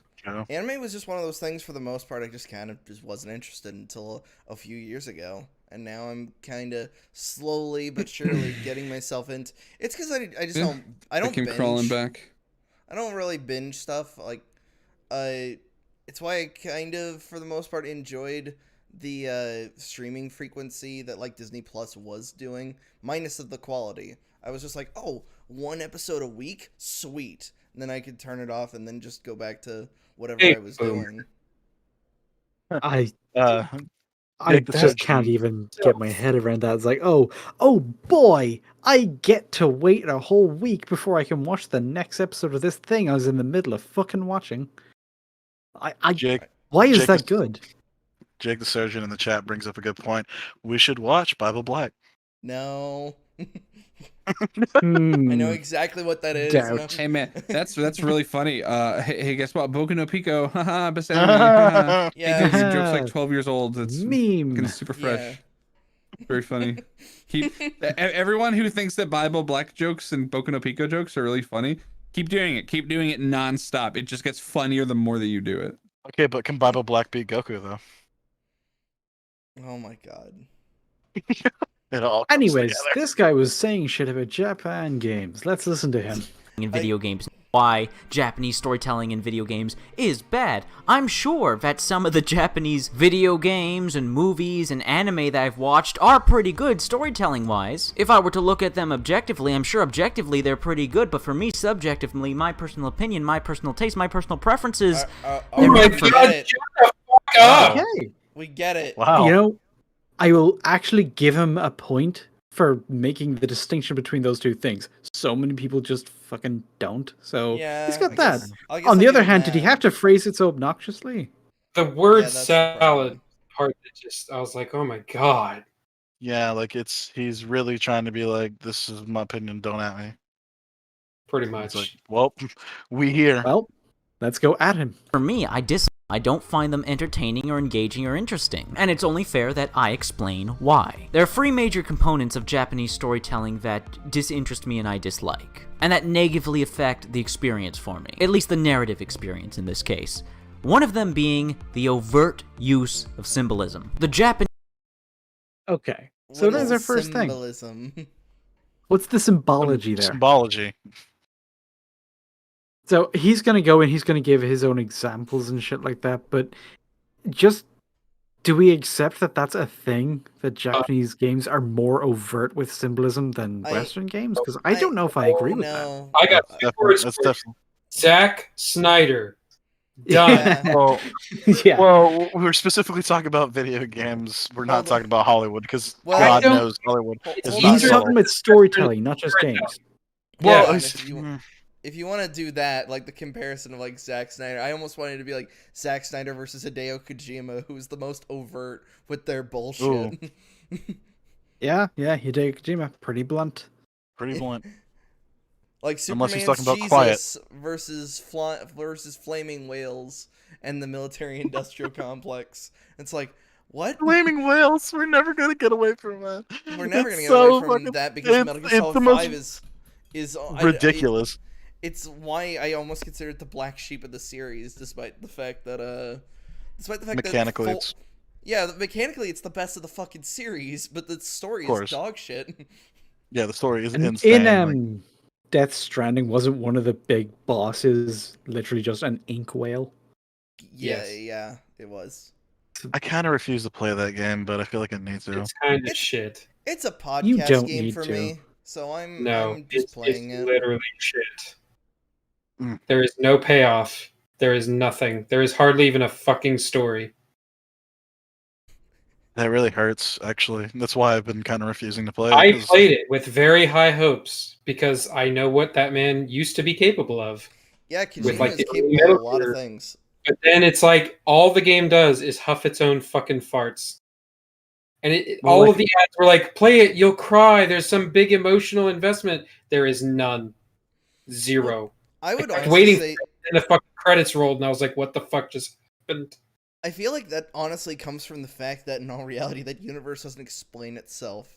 It's kind of just another day in the life of Sam Bridges, and it's like, oh, It but I don't flips know you who Sam is. for wanting to be invested in the game. It's like, how fucking dare you, you fucking weeb? You nerd shit, wanting to, care about these characters? Fuck you. It's like, oh, thanks, Hideo. I feel so good. You played But a that sort was of damn the fiddle. commentary he was trying to make is like, look, these gamers will do all these meaningless fucking tasks over and over with absolutely no payoff. Look, aren't I smart? And then Kojima has the balls to say, people are entertained because we're just not shooting anyone. And it's just like, oh, but you just didn't make an interesting game for the most part. Your gameplay is very simplistic and kind of just not there for the most part. Which is a real Yeah, shame because it's literally coming off of the fucking heat of PT, and that's what everybody was like looking forward to. Yeah, I wanted Like- a fucking horror game, not a Like, walking simulator. Yeah, and I'm saying even like putting Norman Reedus and bringing Guillermo del Toro, like that was like the whole thing. It's like holy shit, what is this game gonna be about? And it's like, oh, it's like a weird. If you remember, a lot of the early ads for the game were almost like horror-esque. Like they Yeah. were really trying to, like it was this sort of what's it going to be about? It's very dark and mysterious. And then all of the ads when the game actually came out were like, look, it's so sad. There's a baby in a bubble, and you're like, okay. Well, to say the "I Keep Coming" trailer was like fucking. It's like, dude, what the fuck am I looking at? Kind of thing. It's like I couldn't wait to see what this game was gonna be. But like, yeah, like the more and more shit that came out about the game, it's like, ooh, this is not what I was looking forward to. Honestly, most of my It's kind of the view- mystery box thing, isn't it? Where you Mm. just set up like everybody's looking at the promo materials, like, ooh, what's this? Ooh, what does that mean? Oh, how do these ghosts work? And then you get the game, and it turns out the mystery box was empty the whole time. There's literally nothing. No, it's worse. The mystery box had a middle finger in it Yeah, and a Uh, pile of shit. it's kind of Literally, you can watch Norman Reedus shit. It's kind of one of those things of when you look into just how Kojima functions. Because when Dan Reichert from Giant Bomb tried to interview him, I think it was either about Death Stranding or something, he tried to chat with him about a lot of the things that would inspire him for for Metal Gear Solid, and he just would kind of just shut those conversations down. He was just like, if it had nothing to do with Death Stranding, he would just shut him down. No, I think honestly it's the same sort of issue that George Lucas had. Like Hideo Kojima is probably a creative genius, but he works better when he's part of a team, when he has some confines and some boundaries, but this was his first project where he had broken away from all that, and there was nobody there telling him like, hey, maybe this is stupid, maybe don't do this. Mm-hmm. Like why are we throwing like piss and shit grenades? Why is that a thing in this fucking game? No one knows. It's never really explained. Yeah, remember Hideo Kojima was the guy who wanted to make the sniper boss fight in Metal Gear Solid 3 actually take gameplay time of 2 weeks. Yeah. Like that's fucking insane. I think then when you find out how much kind of an asshole he was with Metal Gear Solid in general, like he was looking for any excuse to get rid of David Hayter, despite the fact that Snake, like, what's the thing we all know about Snake is that fucking This voice. is voice. So when you removed it and put in Keith or Sutherland, regardless of the fact that's not actually Big Boss, they still made him Big Boss for Ground Zero. And he was Big Boss in the tapes as well. Like he's still I Big think Boss. their reasoning was that Kiefer Sutherland has more experience doing motion capture acting, but I was really upset when I found out David Hayter wasn't gonna be in it, and then I played MGS5 anyway and Ground Zeroes, and I didn't really care that much. I was like, yeah, it's different, but like whatever. This is like a super realistic, fucking gritty Metal Gear. So it's like in my head, it was still Snake. It was just kind of like a different chronology of Snake, I guess. It, Unlike it, he doesn't when really when talk you say he much was in the looking games for as any well. opportunity to get David Hayter out, can you like elaborate a little bit on what you mean by that? So let me look back at some of the old notes. I think he was trying to get him out of the role of Snake as early as Metal Gear Solid 2, which is which is I think why they wanted to push Raiden so hard. Let me look back on. Let me see if I can find those notes. So I mean, it's until possible that then, he might have thought that David Hayter's like Snake voice was more comical than cinematic. mm-hmm. Yeah, It that could probably ended very up much making the be game the cheesier than David Hayter than Hideo Kojima wanted. yeah like That's- and what was it where he was I think it was as he was releasing Phantom Pain, he was bringing up how no, it was either that or 4, where he was bringing up how the Metal Gear Solid was never Solid Snake's story in the first place, which I always thought was really weird considering how long he's been the protagonist. Now he's tied with his dad by this point, isn't he?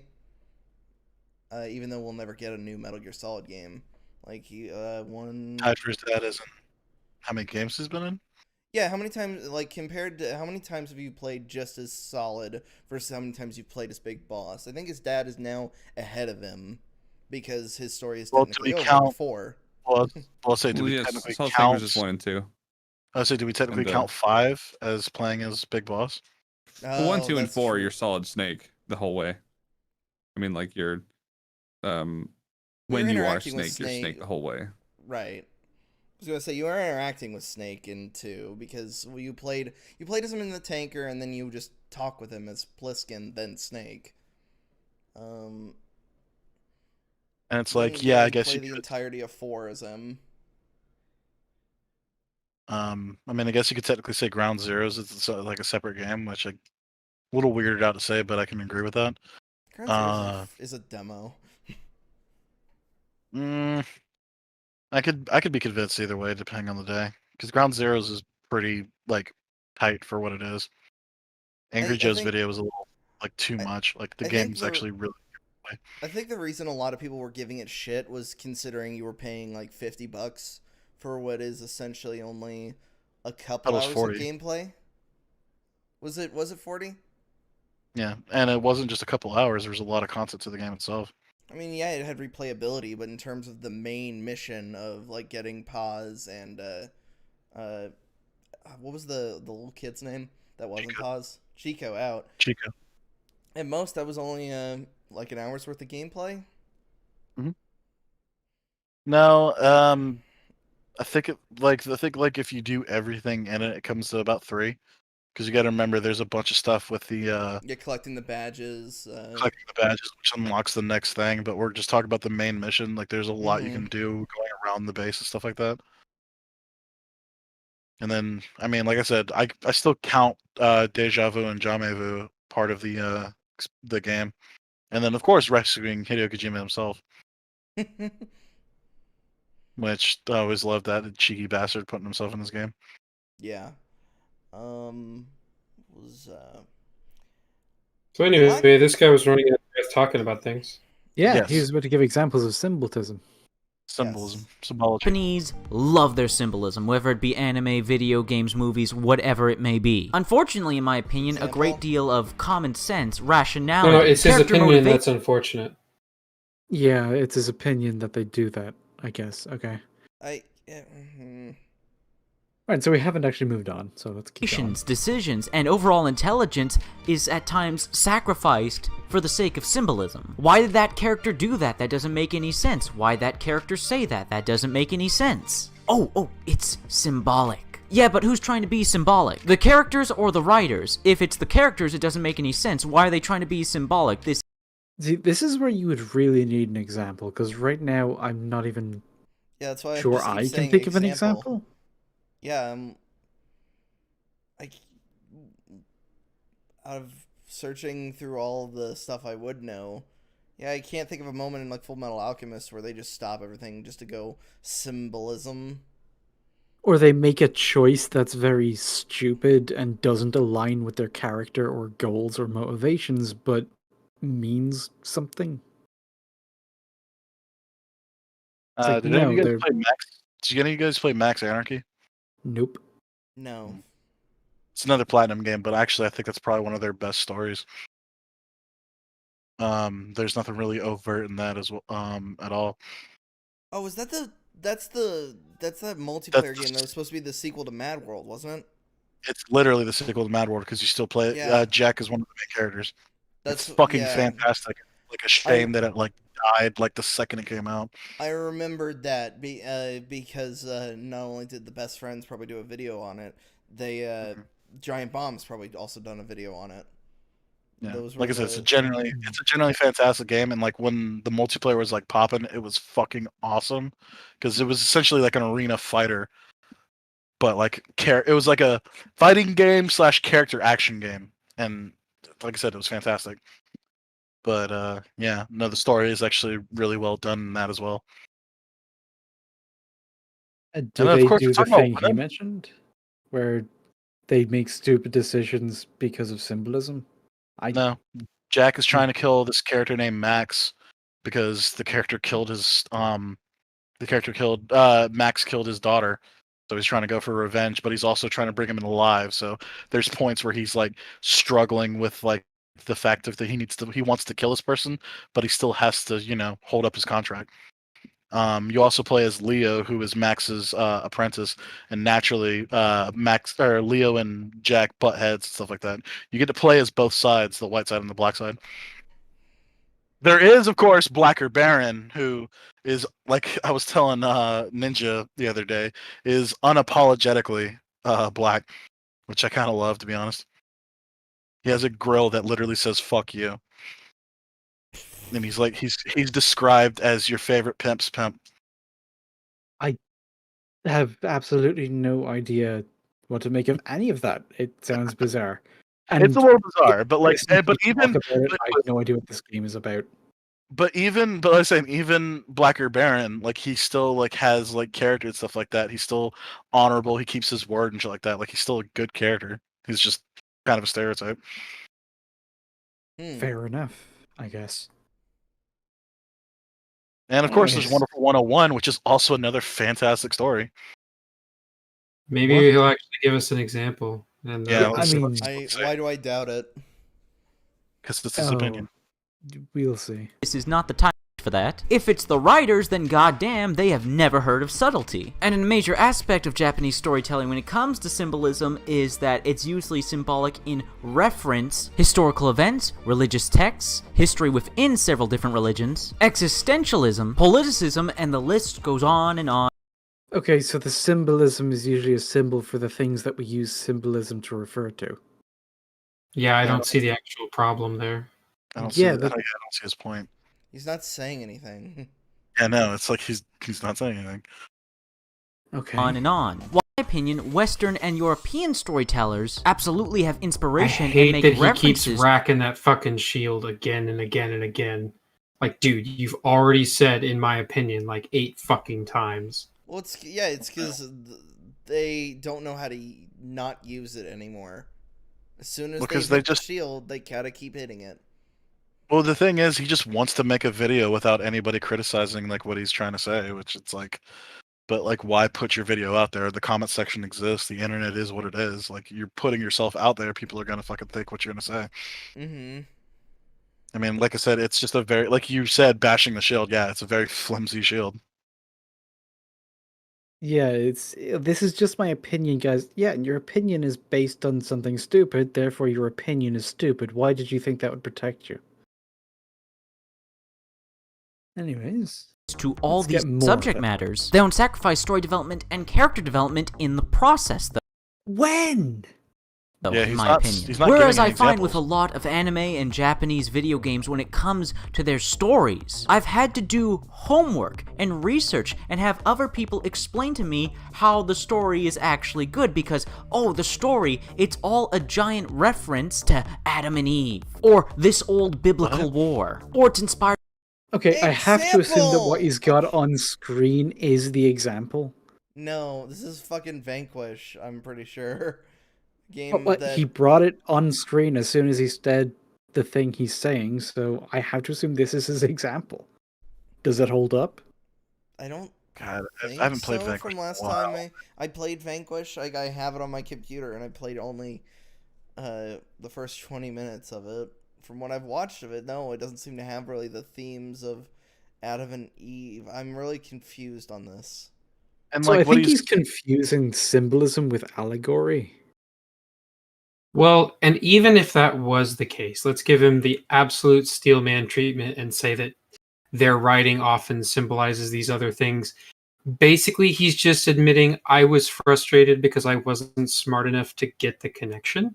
Yeah, I was about to say it sounds like he's just complaining that he doesn't get it, and it's like that's a weird thing to bitch about. It's a very weird thing to bitch about. Yeah, I mean, even if it's an allegory for Adam and Eve, most of the time, if the story is good, even if someone doesn't get that allegory, the story should still track. That's the whole point. Yeah, but what he said specifically was that it doesn't. That people's decisions and actions won't make sense outside of the allegory. So he's complaining about something that would be a problem if he could point at it and show us an example of when it happened. Yeah, but weirdly he's admitted that he doesn't get it. But So also like that, he wouldn't know what the point. He would, like I said, it's weird. He wouldn't know what the point is because he doesn't. All right, because somebody else has to explain it to him. It's like the whole thesis of his like video is that like somebody has to explain why my video is the way it is. It's like all right, basically a weeb game gave him homework and now he's big mad. Pretty much. Pretty which is much. weird because it's like, what does that even mean? Like, did you like do homework? Did you Well, need to do that? I mean, there's some Weeb games that when they kind of attempt to give you homework, it just makes it more hilarious, such as Metal Gear Solid. I'm always going Yeah, to but point at that. But Vanquish and fucking Bayonetta don't give you They homework. don't. The only They don't homework do they that at give you all. is come back and try this shit on a harder difficulty. That's the only thing I could think about, which would be like something to get better at. You know what I Meanwhile, mean? Unless he Like, means something like Kingdom Hearts, which really does have a very convoluted and yes. fucked up lore. I haven't But played the even games, then, but I you know shouldn't that like there's a need billion to of know all of it. them. Mm-hmm. And the funniest thing of like when I say homework with Metal Gear Solid, it's normally just explaining the timeline because that timeline is fucked. Because timeline's horrible. you have to stop midway through a sentence to explain something. Oh, but Liquid is actually another clone of Big Boss, and and he apparently got all the recessive genes. Oh god, Genes. I got all the recessive genes. Let's I continue. am Liquid's doppelganger, and you are the big boss's doppelganger. Oh Inspired by god. this philosopher and his ideas. Okay, that's cool. So the characters had to act like idiots in order to get that across? They had to say and do stupid, nonsensical things just for the sake of referencing the author's inspirations? There were several moments throughout playing Bayonetta and Nier Automata where I just asked the question, why? And the game never told me. I got my answers from a third party that explained to me, oh, that's a reference to a book. Oh, that's a reference to a movie. Oh, that's a reference to this. That's a reference to that. What's really I funny shouldn't about have- this is he's doing the video sin where this is Vanquish, but he's specifically talking about Nier Automata and Bayonetta. Bayonetta. And it's like you're not showing the examples, you're not really giving them as well. Well, yeah, and he had Bayonetta on the screen earlier, and he wasn't talking about her then. So Yeah, he was talking that's about weapons. confusing, but also... Okay, I've gone through the first Bayonetta game. I really don't remember anything about the story. There's, like I said, it's somewhat paper thin, but I mean, like it's just straightforward. She Yeah, doesn't it's know a her hack and past. slasher. She She's doesn't a know her past. badass. She's trying to basically kill all of heaven to get her past back. And yeah, that's it. She finds her past and then she kills God. And There's if nothing. he's talking about like the referential humor and things like that, where a lot of things are references, because it's a very shallow game, it just likes having these things thrown in there because they're cool. Yeah, there's literally Rodin, the barkeep. He literally like he's your shop. He literally has a line. He's like, "What are you buying?" Huh, I saw that in a video game once. It's like I guess that's a reference, but like I don't know anything else about the story that would be a reference to something else. Also, the currency of Bayonetta is just straight up the rings from Halo. Sonic. Oh, it was Halos, but I Oh, guess yeah. well, he Oh yeah, holds because them it's up like it is, rings. yeah, and it's a Sega game, so that makes sense. Mm-hmm. Fair enough. Have to do homework before watching a show or playing a video game. I shouldn't have to do all this homework, consume all this extra information to get an understanding of some of the events that occur within the story. Now, the second fault I have with Japanese storytelling, and it's how the rule of show, don't tell is handled. In every single Japanese video Okay, so I know he didn't provide any examples for it, but he did actually kind of just make a point. So, do we think it's inherently bad that you have to do any kind of homework before being able to fully understand a piece of media, be it a game, a show, a movie, whatever? Yeah, No. absolutely. If a No, you should movie not have to do doesn't make that. sense unless you consume some other media, then that's a bad thing. Hang on. What if it's a sequel? Well, obviously that's an exception because it's a N- yeah, continuation of the same story. Which Near yeah, Automata no. is a sequel, so it's like Well, I don't yeah, know if then that that's counts. fine. Yeah. I guess my thing is like, okay, look at it this way. Like, let's say you have a game, people can play it, and if they haven't done the homework, they can still play the game from A to B, finish it, and they'll get something out of it. Now, Yes, if they haven't done the homework, they won't get as much out of it. But is that on the developer, definitely not. or is that on the who hasn't done their fucking homework? Because I No, don't I'd say believe that's for every person. well, we can actually have an example of that because of Vermintide 2. When we played that together, obviously White and I are getting a bit more out of it because we know our loretisms, but you don't. But we're getting the exact same game, and Mhm. all of the Right. lore that's relevant to the game you're getting. So The- all you're missing out on is other stuff that's not necessary to get anything from the game specifically. The It's But just it would more. probably deepen my investment of it. Yeah, a little bit. it's like how in all reality, you don't need to read Fall of Reach to enjoy the first Halo, despite the fact that Fall of Reach is like a prequel to the first game. Well, it was written afterwards too. No, Fall of Reach was written at the exact same time as Was or it? at the very least they say it was. Let's take it with a grain of salt because I was about to say I'm pretty sure it's written afterwards. I love those books, but I'm pretty sure it was after. Which is why I kind of hate Reach because of the Fall of Reach. oh But yeah, because it overrides a really fucking good book. well, it overrides two because I really liked Ghost of Onyx as well, and Ghost of Onyx is the one that showed off the Spartan threes. Yeah, that's true. Um, I fucking lost. Like I said, I don't buy because like yeah, the ending to the all the stuff in Near Automata, like you can get more out of it if you played the first game. But as far as I know, most of the stuff in the game is like self-contained, despite it being a sequel, like or at least in a series. Um, Well, and that's why I'm Bayonetta, trying not to get Bayon- too specific on the example because it's not about whether it's a sequel or not. It's not. It's just like, like let's say you could go see one of the fucking Saw movies. You could go watch Saw 6. If you haven't seen the first 5, you're still going to get most of the same shit out of it. But obviously, somebody who has seen the first 5 is going to get more out of it than you. But that's not on the creators because the creators can't control some dipshit who just walks into the middle of a story and is like, hey, I'm going to jump in here even though I have no fucking context for any of this shit. Like, some of that is Yeah. just common knowledge. Yeah, it's That's like why they, I would instantly exclude sequels from that restriction. If it's a sequel, it's a continuation of the same thing. Okay, but he was harping on like the religious examples. Like, okay, so you want the storyteller to download thousands of years worth of political history and religious philosophy to you?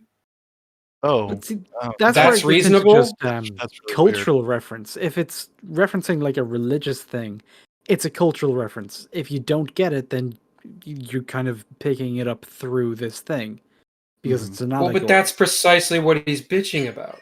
Yeah. He's Also, saying that he shouldn't have to do that, and it's like that's what learning is. You come across something you understand, and then you go fucking read about it. You learn. Read. also I wonder how many Well- people got theological ideas from watching Evangelion. Just because there's a lot of religious references in the way Should that call it shit plays out. Evangelion, like a jelly. Gross.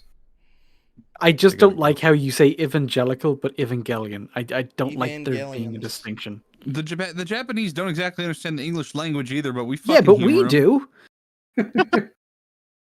Yeah, but at the same time, it's the name of the thing. Like that's what it's called. I know. Like fucking. They named it wrong. You're talking to a guy who hates whose favorite character is Raiden from Mortal Kombat, but hates the fact that his name is Raiden, not Raiden. yeah. It's like Also, that's wrong. to answer your question, Maxwell, the Fall of Reach came out in October as opposed to the first Halo game, which came out in November. What? You broke up. I broke up. Sorry, you broke up. Say that again. I was saying how Fall of Reach came out in October as opposed to Halo, which came out in November. Really? Huh. Yep. Oh, didn't know that. I read the I read the books like after 2, so I had no like context of like the timeline of that. But that's interesting. Mm-hmm. The more you know. Do do do do.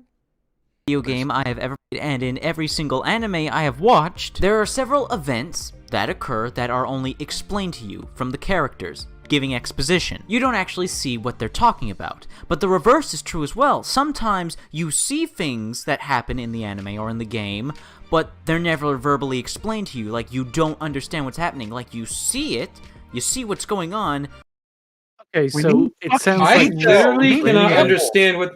Is he having a stroke? I don't know. He's just He's naming just shit. made completely opposite complaints. It's like they show things and don't tell, but then they also tell things and don't show. So they both show and tell things.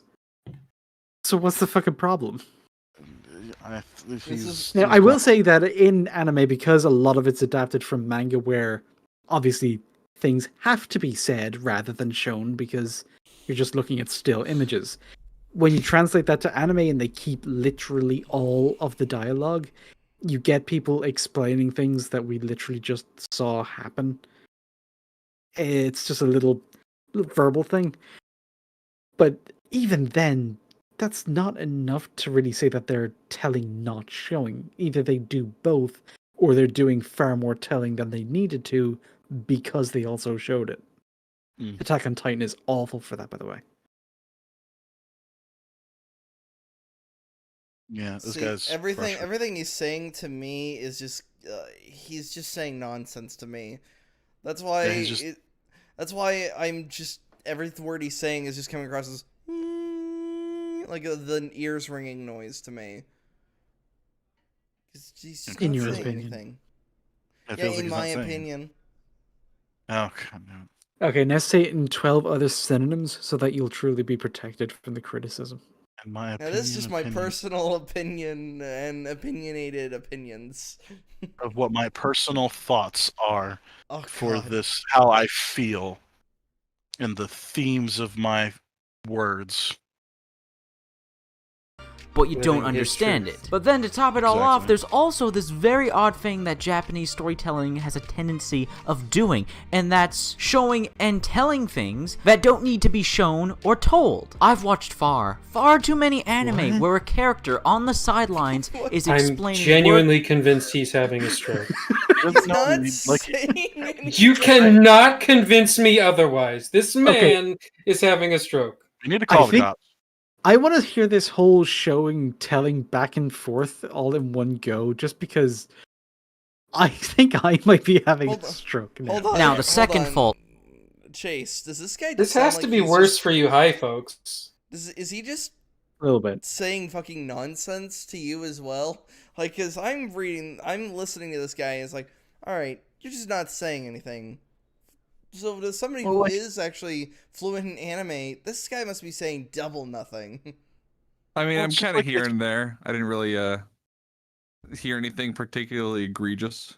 Well, it's just that Let's he's like. listen to the whole thing because Alright, he sure. kind of goes back and forth a fault lot. I have with Japanese storytelling. And it's how the rule of show, don't tell is handled. In every single Japanese video game I have ever played, and in every single anime I have watched, there are several events that occur that are only explained to you from the characters, giving exposition. You don't actually see what they're talking about. But the reverse is true as well. Sometimes you see things that happen in the anime or in the game, but they're never verbally explained to you. Like, you don't understand what's happening. Like, you see it, you see what's going on, but you don't understand it. But then to top it all off, there's also this very odd thing that Japanese storytelling has a tendency of doing, and that's showing and telling things that don't need to be shown or told.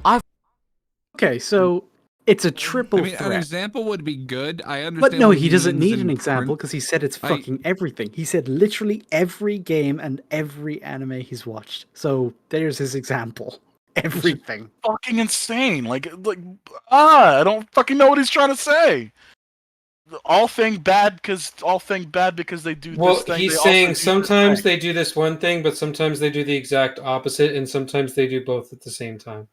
So they both show and tell. And no But then matter they- which way they're doing it, it's a problem. But then sometimes they tell when they don't need to, and then sometimes they show when they need to tell. But then sometimes they do both.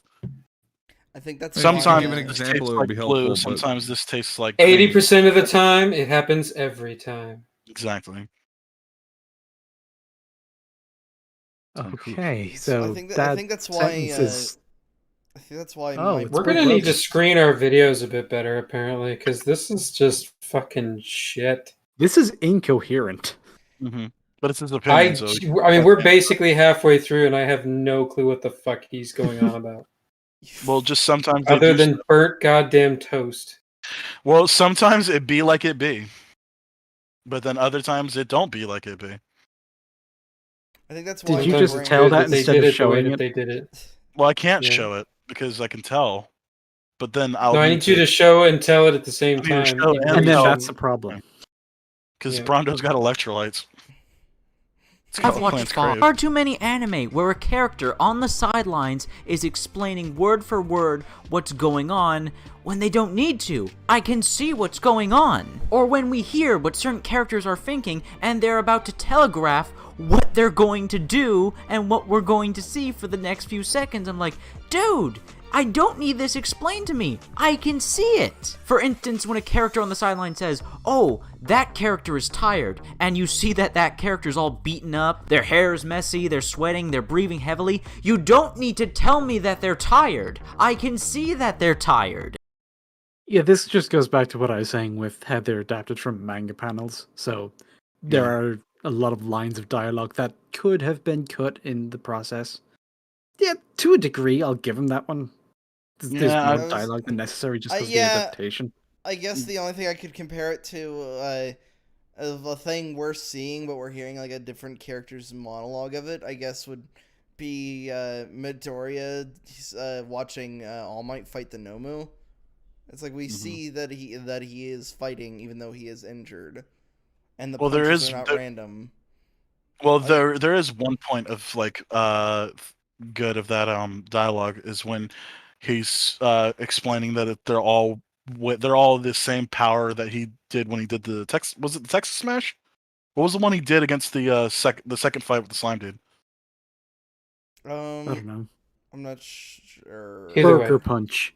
Well, Carry on. basically, yeah, fucking Florida Punch.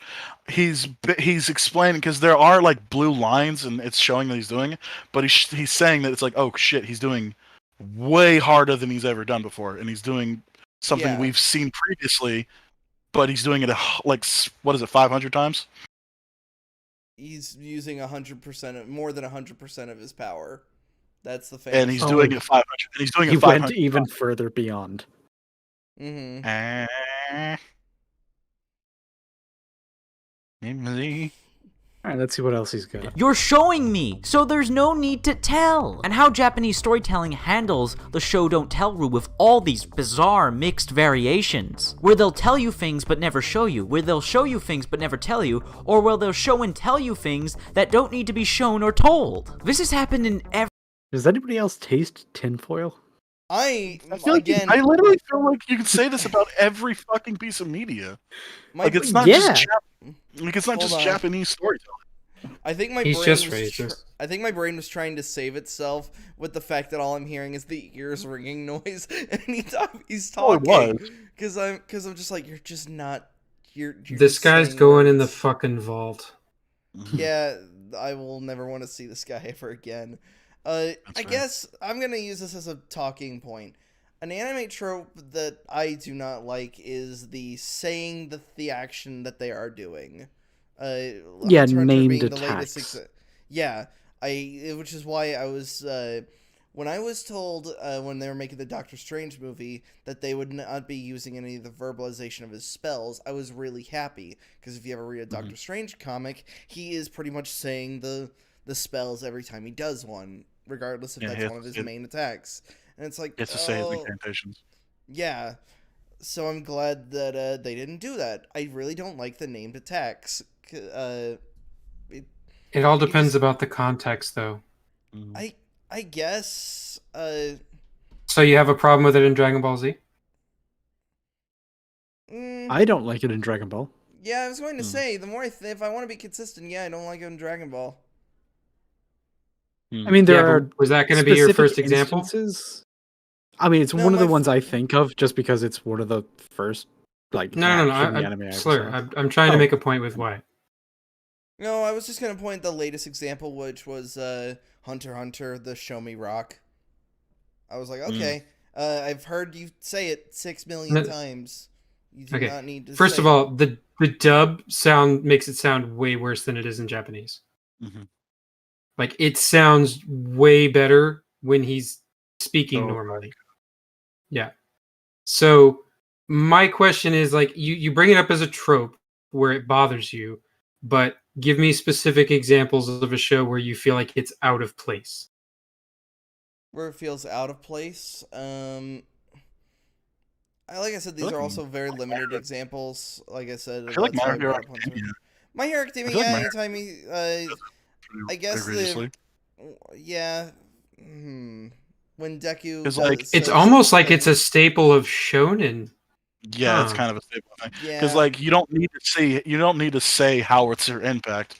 We get it. He's doing a fucking insanely like feat of like skill, but like he has to give it a name.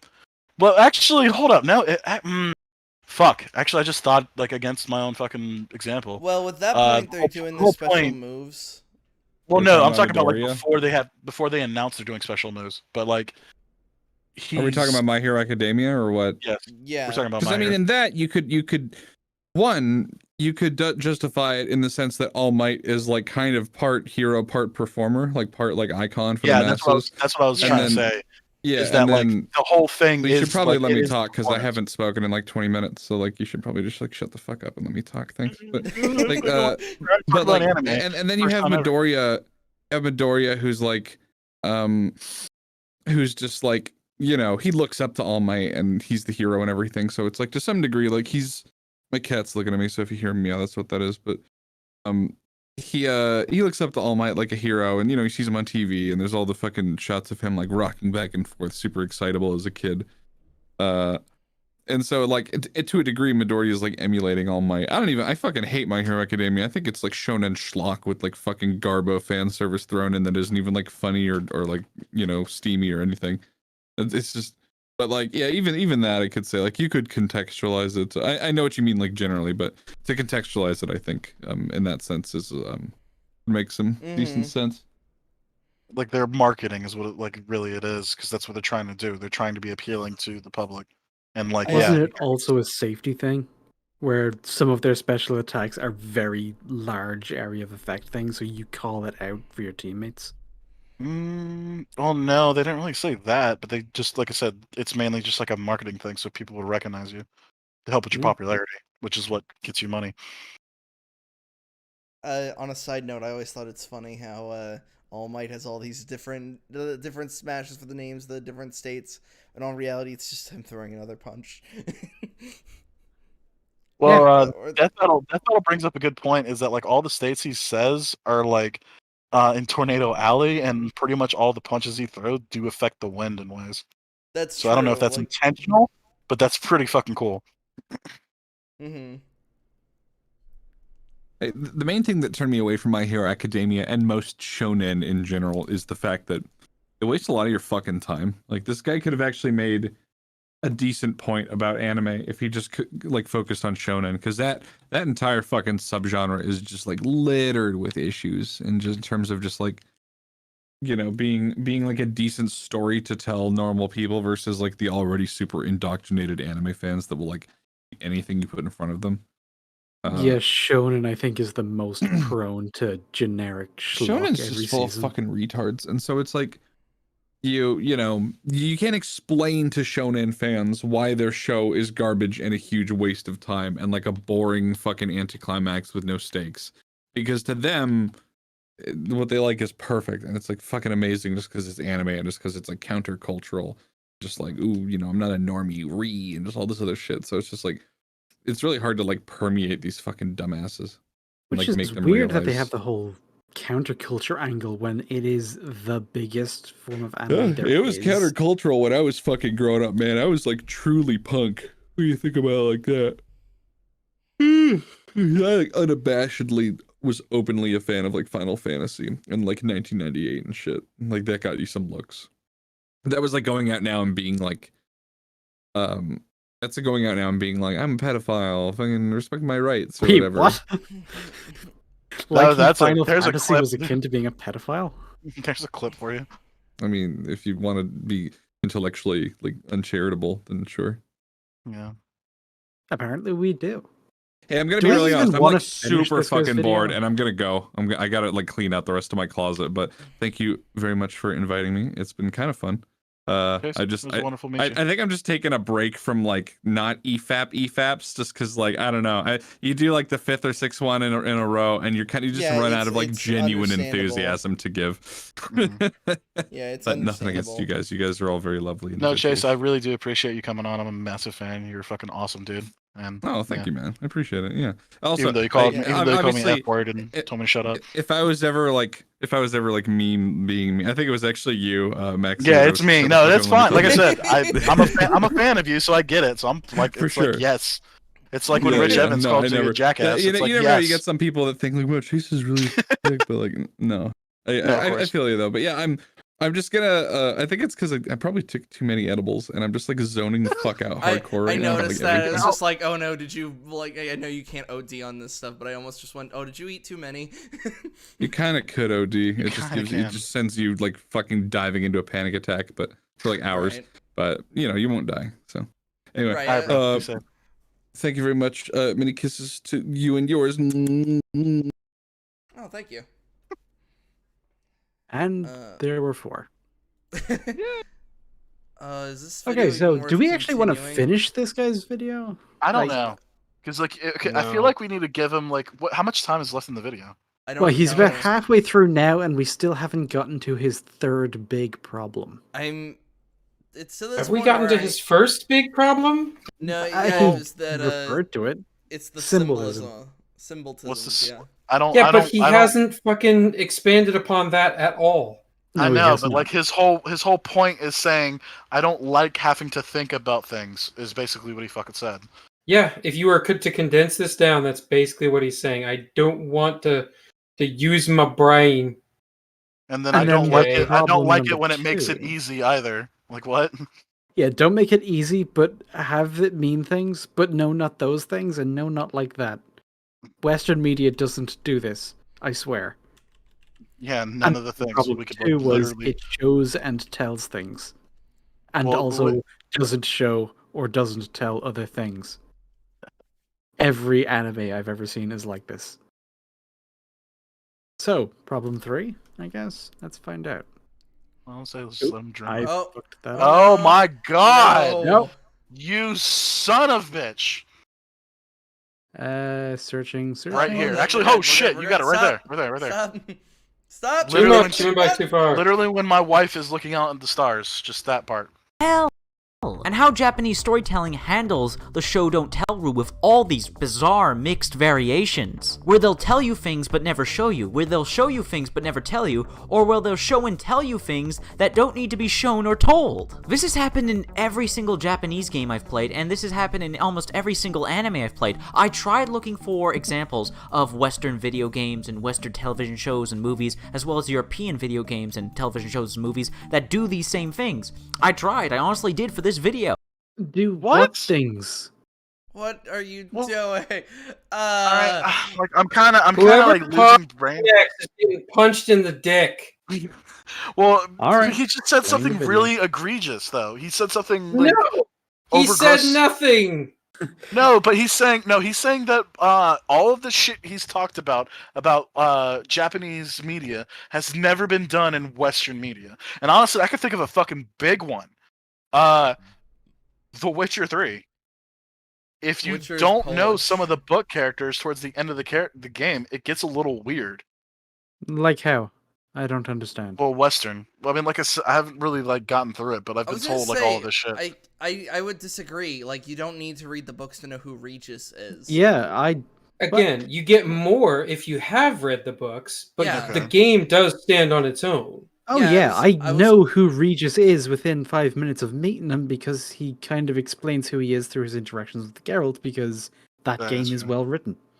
I was actually about to bring up, when it comes to doing your homework, okay. I'm somebody that when I see a thing, I have to dive almost as deep as possible. It's what makes Star Wars an absolute nightmare for me, because I just read the entire EU in like an afternoon. Yeah, and then you fucking discover the most insane shit that I Yeah. literally wish I didn't know And about. it's why I love great stories Lord like the fucking Nyax. Throng trilogy. I immediately then also come across Lord Nyax, and I immediately think, wow, this seems kind of. I originally thought it was kind of cool just because of where it was placed in the timeline, but now actually I'm like, oh, this was fucking dumb.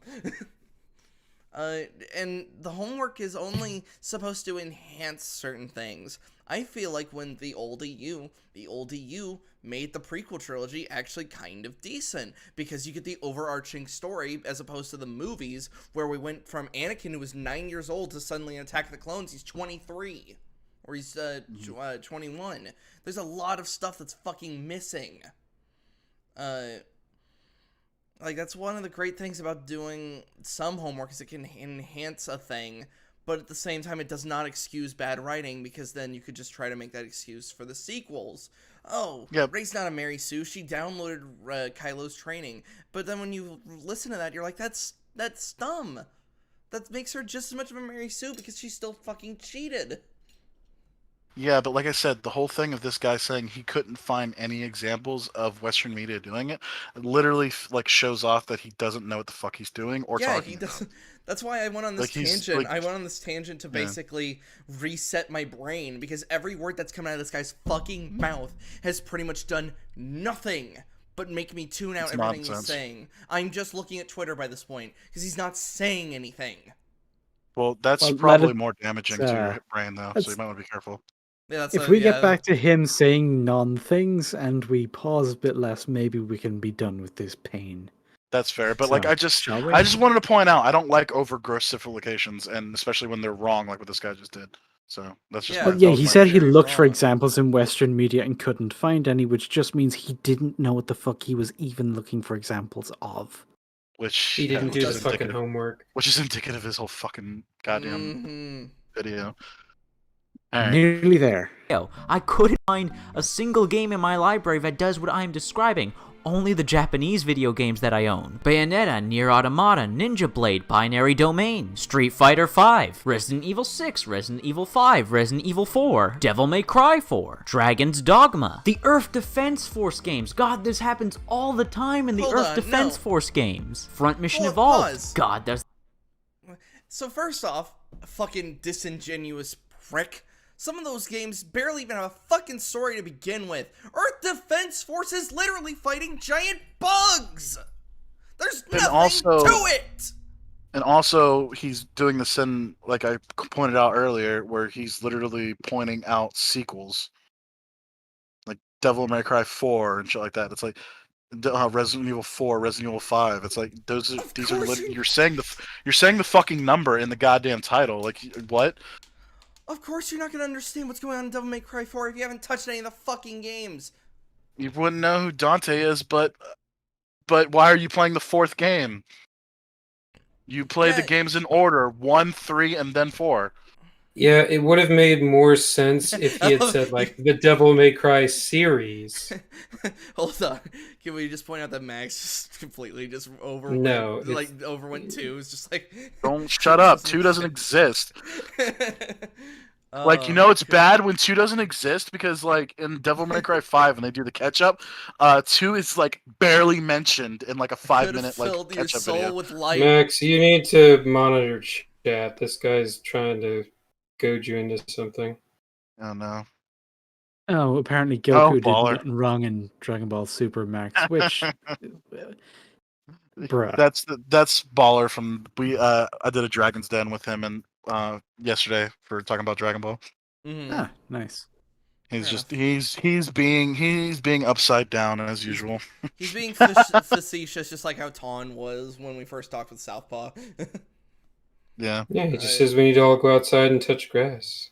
Yeah. Fine, I'll do it right now. I just run outside and just slap my hand. Run out, touch There's grass, no come grass back. in the fucking desert. Don't lie to me. Oh It's fake, shit! though. Plot hole. Show, don't tell. But no, Yes. not like that. You have to tell, but But don't not show that one. But then show But and then you tell. both show and tell, and that's wrong. Oh my god. Somebody hit the Does that fucking ever play button before I happen? kill him. Killer is dead. Oh man, that's a major culprit. I can keep Ooh, going, okay, but I think maybe. I'll stop it here. I think if you've played any Japanese video game or watched any anime, you have an idea of what I'm talking about when it comes to No. show, we don't don't. tell, No. and the saying unique anything. variations they have on that. And finally, my biggest fault, my biggest issue. The major contributing factor to why I Here we just go. dislike Japanese storytelling. And I'm going to admit racist. right off the bat, this is remarkably petty. It's absolutely petty. Please, absolutely, feel free to call me petty in the comment section down below. This is, after all, why I dislike Japanese storytelling. My subjective tastes and preferences, for and they can fuck's be as sake. ridiculous as I want them to be, Stop. and in this case, they absolutely are. I can acknowledge that. So the number one contributing factor as to why I dislike Japanese storytelling is, well, the pointless bullshit, the pointless weird shit. And I'm sure if you've played a Japanese video game Pause. or seen an anime, Fucking you know what. pause. God damn it.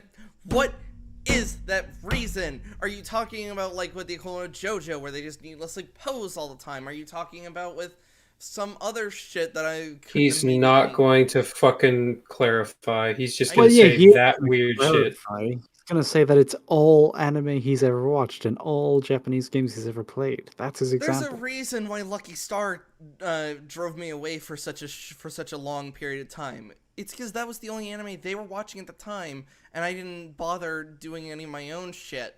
Like, yeah, Lucky Star on its own.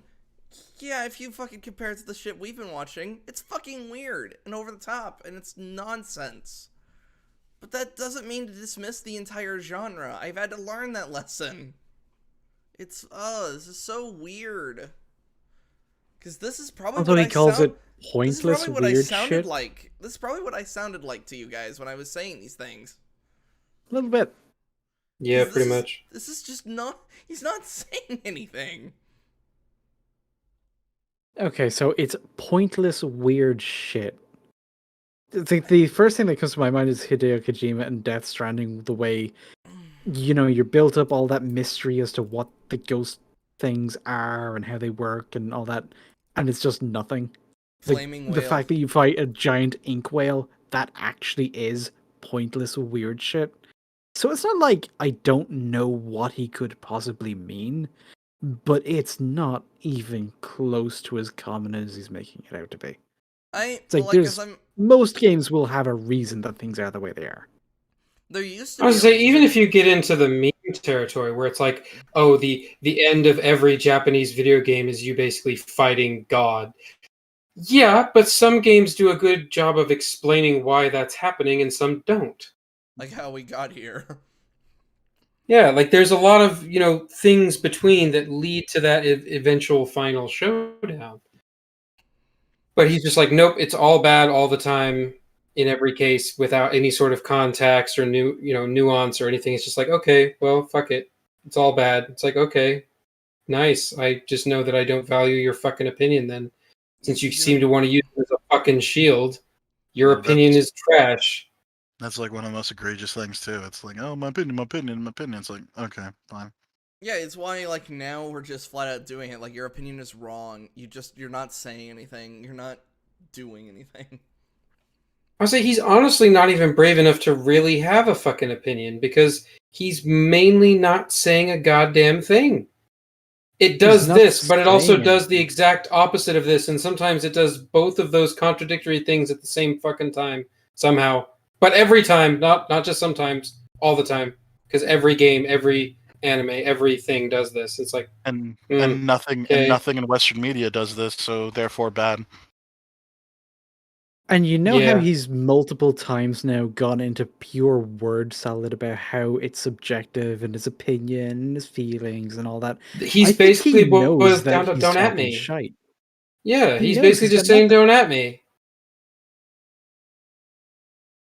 Okay, let's hear about the pointless shit, I guess. What I'm talking about. There always comes a point I find when playing a Japanese video game or watching an anime where the characters say or do something that's just weird. It doesn't make any sense. No logical, rational sense. No symbolism behind it. There's no deeper meaning behind it. It's not a reference to anything. It's just this weird out of nowhere shit that's there for the sake of being there. The characters. Okay, so first he was talking about how he hated the fucking symbolism because fucking Watch Together's a piece of shit. Yeah. We know this, man. But no, the example he's showing on the screen, by the way, like it's actually like a mimic enemy. Like that's the thing.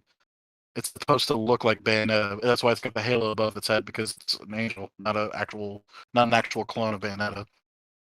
So it's like, yeah, there's actually a reason to why this looks like Bayonetta and why it's like copying her moves. But like, you clearly can't you clearly have to do homework to figure that fucking shit out. So whatever. Well, and first he was complaining about there being too much symbolism. Now he's complaining that they just do things without symbolism. It's like, dude, what the fuck do you want? I legitimately feel like the dude from The Notebook. It's real fucking easy. Tell me what you want. It's not that simple. Bitch, what do you want? Bitch. I don't know if that's the exact quote. I mean, I don't know. I think I saw that part of the movie, yeah. I like the idea of Ryan Gosling just going, bitch, what do you want? Bitch, are you furry? Alright, let's keep going. We're nearly finished. Doing them and saying them for shock factor? Maybe shock value? God, I have so many examples. For instance, in Bayonetta, there's this one scene where Bayonetta starts having a dance-off with this angel look-alike. I asked one of my friends who's a big fan of Bayonetta and knows almost everything having to do with the game, what was the point of the dance-off? Is that symbolistic? Is it a reference? Bruh, you're playing a fucking spectacle shooter and they did something that's very obviously for the fucking spectacle. Why did Dante, when he entered his office, why did he kick the chair, hit the pizza, and then catch the phone? Maybe because Dante's a cool guy, and he's just trying to be cool despite the fact there's no one in the room. Not just cool, stylish. Yes, exactly. and beautiful. Well, so like he does kind of bring a point, but like it's more of Bayonetta. It's more of Bayonetta like just showing off because this copy can't be her. Like that's literally super easy. I'm pretty sure your friend who's apparently a huge fan of Bayonetta just doesn't understand that. But yeah, she's literally showing off to this fake that she's the original. Yeah, because like she did like a little twist and a crouch. Meanwhile, Bayonetta fucking fireworks. laid down and fucking immediately like splayed her fucking legs and fireworks. And her cooch is so powerful, fireworks just appear. Yeah, you can't fuck with Bayonetta. But it's sexist. Maybe that's the weird shit he was talking about. It is weird. I'll give you that, but it's not Bayonetta like is it's not without like weird. Yeah, it's a beautiful amount of weird. But like I said, he's saying it's like it doesn't make any sense. It's like no, it does. Like she's Yeah, the showing off. mystery was cracked in She's like 5 seconds. It's not she's that literally complicated. like yeah, because you said it's like oh yeah, Dante is stylish. It's a very good thing, Ninja, because yeah, Bayonetta was designed to beat Dante, so she's supposed to be better than Dante. Despite the fact that she lost. Well, that's third To party shit. something, it just happens. It's one of those weird Japanese-isms where characters just break out into a dance-off. Wow, that didn't It sound happens. racist at all. Yeah, Yeah, like this you is know, those so. This is Japanese- oddly racist. Like for somebody who said he's not racist, it's like that's a little weird. Well, yeah, you know, Japanese people, they break into dance at one another. It's a Japanese thing. I love Nothing the to do idea. with it just being a stylistic aspect When Japanese of the game. people spread their legs, they shoot off fireworks. They don't shoot you know? off fireworks Yeah. because when they're It's a confronted stereotype. with an angelic doppelganger of themselves. Well, Don't y'all do that? it's a side effect of all the radiation. Oh my god. Oof. In What the radiation? video I'm a game Zack Snyder Killer is fan. Dead, there's this entire game mode that's just a giant WTF called Gigolo mode. It's basically just a dating sim. Well, it's not even a dating sim. It's it's a not awkwardly look at this female character who has nothing to do with the plot, mind you. Just stare at their face and their boobs for long enough and you're rewarded with a very short sensual cutscene. And given Wait, secondary pause. weapons... Does he not know what a gigolo is? So I don't understand what he's even talking about here. I don't know. Well, what he's either, talking that's about why how I was- this. Go ahead. Okay, Go ahead. sorry. No. Well, no, because so the whole thing is like he's a gigolo. He's a fucking like he's a fucking lady killer. That's like his whole fucking personality, and you get to experience that through these mini games, which are completely side things, unsubstantial. But if you play them, you get bonuses for the game. Are So you- yeah, I can understand a lot of these Killer is Dead shit, because yeah, Killer is Dead is fucking crazy, but that's the point of it. But the gigolo thing he's specifically pointing out is he's a gigolo. He's a fucking male whore. so This to- guy. So to Fucking point hell. at something that is over the top as well, one of the definitions of over the top and then being like subdued as hell, Yakuza 4. Oh, you're- Yakuza. Yakuza 4, you're running a fucking like hostess club as one of as like the first guy when you play oh god. Yeah. When you So you can't play as remember his name. Mad Dog Majima. You're talking Yeah. to a massive Yakuza fan, by the way. Yeah, thank And you. yeah, Like, that game is fucking crazy. But it's also like there are like things to it. Like yeah, you can beat people to death with a fucking fish. Like it's like that is like part of it thing. And it's weird that he didn't bring up that game because that is like literally Japan as fuck. Baxter, Remember, you're there gonna are need people- to you're gonna need to sit down and like do a stream with me while I play Yakuza because I cannot. Play Fuck that yeah, by I'll myself. we'll literally fucking talk about fucking how awesome Kiryu is as he fucking kicks people's fucking faces in. But like yeah, it's odd they didn't point that one out because like that one's actually signed off because you know about the writing thing, right? Where Yeah. the Yakuza games are actually written off by like Yakuza guys, and they're like, man, this story is fantastic and it's true to the fucking Yakuza word. And it's like, Except- dude, except what? the You're only- talking about a fucking game that has a fucking assassination attempt with rubber bullets, and it's like, what? But didn't the only thing the Yakuza people thought was ridiculous was actually how Kiryu is dressed? It's like if he's this high up, he would not be dressed this way. Yeah, because he dresses up as a fucking Hawaiian hobo later. But I mean, that is what it is. The point I was more saying was that the Hostess Club mini game is that it's just a side thing and it's part of the character's business, but they tied But- it to the plot because that's one of the first people that come into his loan business, and that's how like the character You're talking about says- Yakuza 4. Yes, I'm talking about Yakuza 4, and he's bringing up how this is how you will repay me for the $1 million of yen you're wanting to borrow from me. This is how you Oh, will pay by that the- back.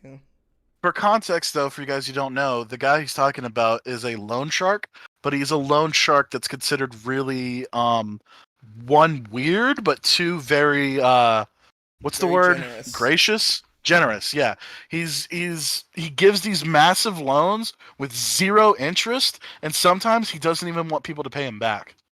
Like he's a good guy, but the thing is, to get his loans, you have to do something for him that proves that you're worth it in a way. So Yeah, it's like and the reason it's why part of he his did business. this, and also another reason why he even did this in the first place was because originally he was homeless. So that's why he's so Yeah. gracious. He went from being homeless to being a fucking mega rich man. That's just like, Literally, yeah, they did he the numbers. He's a billionaire. yeah, he knows that he understands the value of having money, and so he's like, no, I'm gonna give it, like, if you are proven to be worthy of it, I will give it to you, like, not even needing for you to pay it back. Basically, give you it away.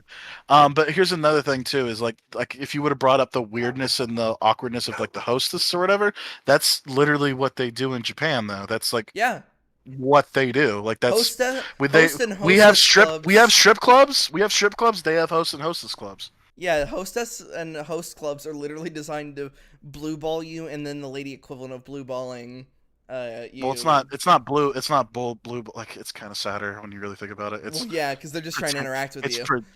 Well, yeah, it's pretending that you're in a relationship with the person. Yeah, It's it's like, literally weird. just these It's men weird. will pay hundreds of dollars in equivalent just for a girl to be nice to them for a bit. Yeah, and like I said, it's kind of sad, but like Yeah. is what it is. culture. It's a cultural problem considering the dating life in Japan is fucking dead as all hell. It's weird. This is a good time to plug Terrace House if you ever want to watch a really fun. If you want to watch Jersey Shore, but it's in Japan, that's a pretty fun show to watch. I think this is why, like, I'm trying to save my own sanity. Hence why I'm talking about Yakuza of all things, because Yakuza is ridiculous, but it's understandable.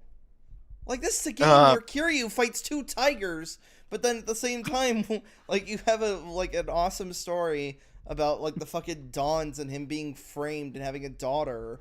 It's Alright, it's ridiculous, but it's consistent because that's just what the tone of the game is. Yes. Yeah. Ridiculous. Kiryu's basically a Yakuza Chuck Norris is like the whole thing. And He's just a super badass. I kind of want to play the originals because the dub, while not so great, has Mark Hamill as one of the villains. Because Mark Hamill as Mad Dog Majima. Yeah, the fucking best character in the fucking series. Yeah, I know. And I'm just like, God damn it! Like, why did you remove the dubs when you remastered them? God damn it! Don't worry about it, babe. Anyway, let's finish this fucking asshole's thing, because I feel like we could literally rip apart everything he says. As a reward, why do I need to play this pervy dating sim in order to get brand new side weapons? The female characters in this dating mode have nothing to do with the main plot of the game, so what the hell? Then again, Killer is dead. It's just a giant WTF as it is. And then there's anime. Oh dear God, anime. All the weird shit that happens in anime. I swear, watching some anime makes me feel like, am I under the influence? Did I accidentally drink some alcohol or do some narcotics before watching this? Because this doesn't seem right. That character said and did things that don't seem reasonable or rational whatsoever. I've already had people tell me that these are... Yeah, there's a bunch of weird animes out there. It's part of the appeal. And even some of the most popular animes, they're weird too. How much time do we have left? Because by this point, I kind of don't want to finish this and just want to move on to the what culture video. He's got like a couple minutes. Just finish. Like I said, don't pause it. Just go through really it. If bad. You got something to say, I just shouldn't say it. have watched them, but I've seen the anime Alnoa Zero, Knights of Sidonia, Seven Deadly Sins, and I regret watching all of them, but I watched quite a few episodes of each of those shows because I wanted to see, okay, is this all just build up to something? Are all these weird things that the characters are doing and saying all foreshadowing? Not just weird stupid shit leads absolutely nowhere. Oh hey, that character has the hots. For this character, is that going to lead to a romance or a love triangle? Nope. That whole character's existence is just to be attracted to the main character, but then do absolutely nothing about it. Huh, that's pretty weird. I don't know about Alnoa Zero and Knights of Sidonia is shit, but Seven Deadly Sins is good. Yeah, Seven Deadly Sins is pretty basic. Well, I was about to say, it is basic, but it's pretty good. If he's talking about Seven Deadly Sins, like in that particular romance thing, then he's absolutely fucking wrong. So, well, the main romance it absolutely goes somewhere. It's a whole thing. It's A a bunch whole of the thing. side romances are also a thing. Mhm. But you also do get other things where a side character is just some other school person who has a crush on one of the main cast. It's a thing that happens. Side characters are a thing. It doesn't necessarily need to lead anywhere. It just makes the world feel more lived in. So, yeah, again, this point is also worthless, but we'll They're try and let thoroughly him debunked, finish. so like I said, let's just let him finish up. And say that. Why that person do that? And when it comes down to it, this is all just a cultural thing. This is a thing in Japanese culture. This is character development. This is storytelling. This is humor. This is comedy to the Japanese. A great deal of Western audiences love it. A great deal of you love it. I don't, unfortunately. I wish I did. I truly wish I did. I wish I found the stories in Japanese video games more entertaining and not frustrating and confusing. I wish I enjoyed more anime, but I just can't. I simply can't. I try. I still continue to try and fail, unfortunately. And so, with all that being said, I just wanted to put this all out there, not for the sake of negativity, not for the sake of harshing your buzz, not for the sake of putting down something you love, but just to explain why I don't like these things, and why when I make my upcoming videos about Bayonetta, Nier Automata, and Vanquish, I'm gonna bring up how I think the story was trash, to be blunt about it. However, if I more carefully select my words, I mean how I personally find them dissatisfying. I don't enjoy them. I don't like them. Me personally. I'm not saying these Okay, stories in he's these just games are objectively circling the bad. drain. They're Just probably end the objectively goddamn good, and I'm video. sure quite a few of you with some top-notch analysis I'm throwing as up the to cover. why Nope. each individual piece of these stories. For Yeah, he's circling the drain. Throwing up the cover These because of Japanese Bayonetta, is that what you're saying? No, it's just done. I'm Yeah. bringing up the next video, and I'm done with Watch Together. Fucking Watch Together That's is a broken fair. fucking app for me. Consider Alright. hopefully, hopefully this gets back to working for you, Slur, because that was the whole reason. Well, it always works. It just means I'm more likely to start going robot-y, and my connection will strain because for some reason, even though I can be on a Discord call, you can be streaming, and I can stream something in HD on Chrome, just watching the stream on Discord will make Discord's connection weak. It's Have fucking you awful. have you ever tried? I don't know if you have tried this or not. Have you tried prioritizing Discord in your network settings? In my network settings, yeah. Also, it's the only thing running. Weird. That's the glories of wired internet. That's all. I think that's all I have to say. Did you So learn? let me I don't Let know. me move over to the next video. This next video is from what culture? How many of you guys watch that shit? Ah, No. I don't even know what it is. what culture is basically one of those like just one of those gaming website people that make YouTube videos. There's like 5 people there, and How long is this one? 18 minutes. Oh dear Christ. I don't know if we got this one in us, man. I That honestly fucking don't took a know. lot out of us. Killed Chaseface. He like OD'd on edibles because of it. Well, he was And I don't high blame him. before I the wish stream started, I so- wish I could OD on edibles after that shit. It's See, like how I long said, is- it oddly came off as like somewhat racist. It's like it's weird. He just doesn't like weeb shit. He doesn't like weeb shit, and it's like he's gonna fucking make fucking a bunch of videos why he doesn't like weeb shit. And it's like, all right, that's what you want to do. So, how Is do we there- feel about this one? Are video game stories getting worse?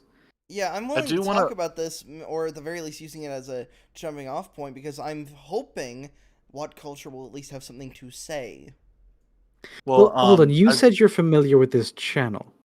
A big problem with the Yes. last one is that we didn't kind of preview that guy beforehand, so we weren't expecting him to be quite so awful. What are these guys' videos usually like? There's so okay. I'm trying to find my best words for them because They're those guys that you kind of Fine. just watch for like X amount of time. You put them in the background. You're doing a thing. You throw them in the background. They make their points, and then you forget about them. Like That's I know It that's not sounds the like they don't actually say anything. yeah. Well- So to say that doesn't well. It's sound not. good. You're asking for a guy from a guy whose memory is not that great because. That's fair. I hardly remember half the guys that we actually have watched that do say something.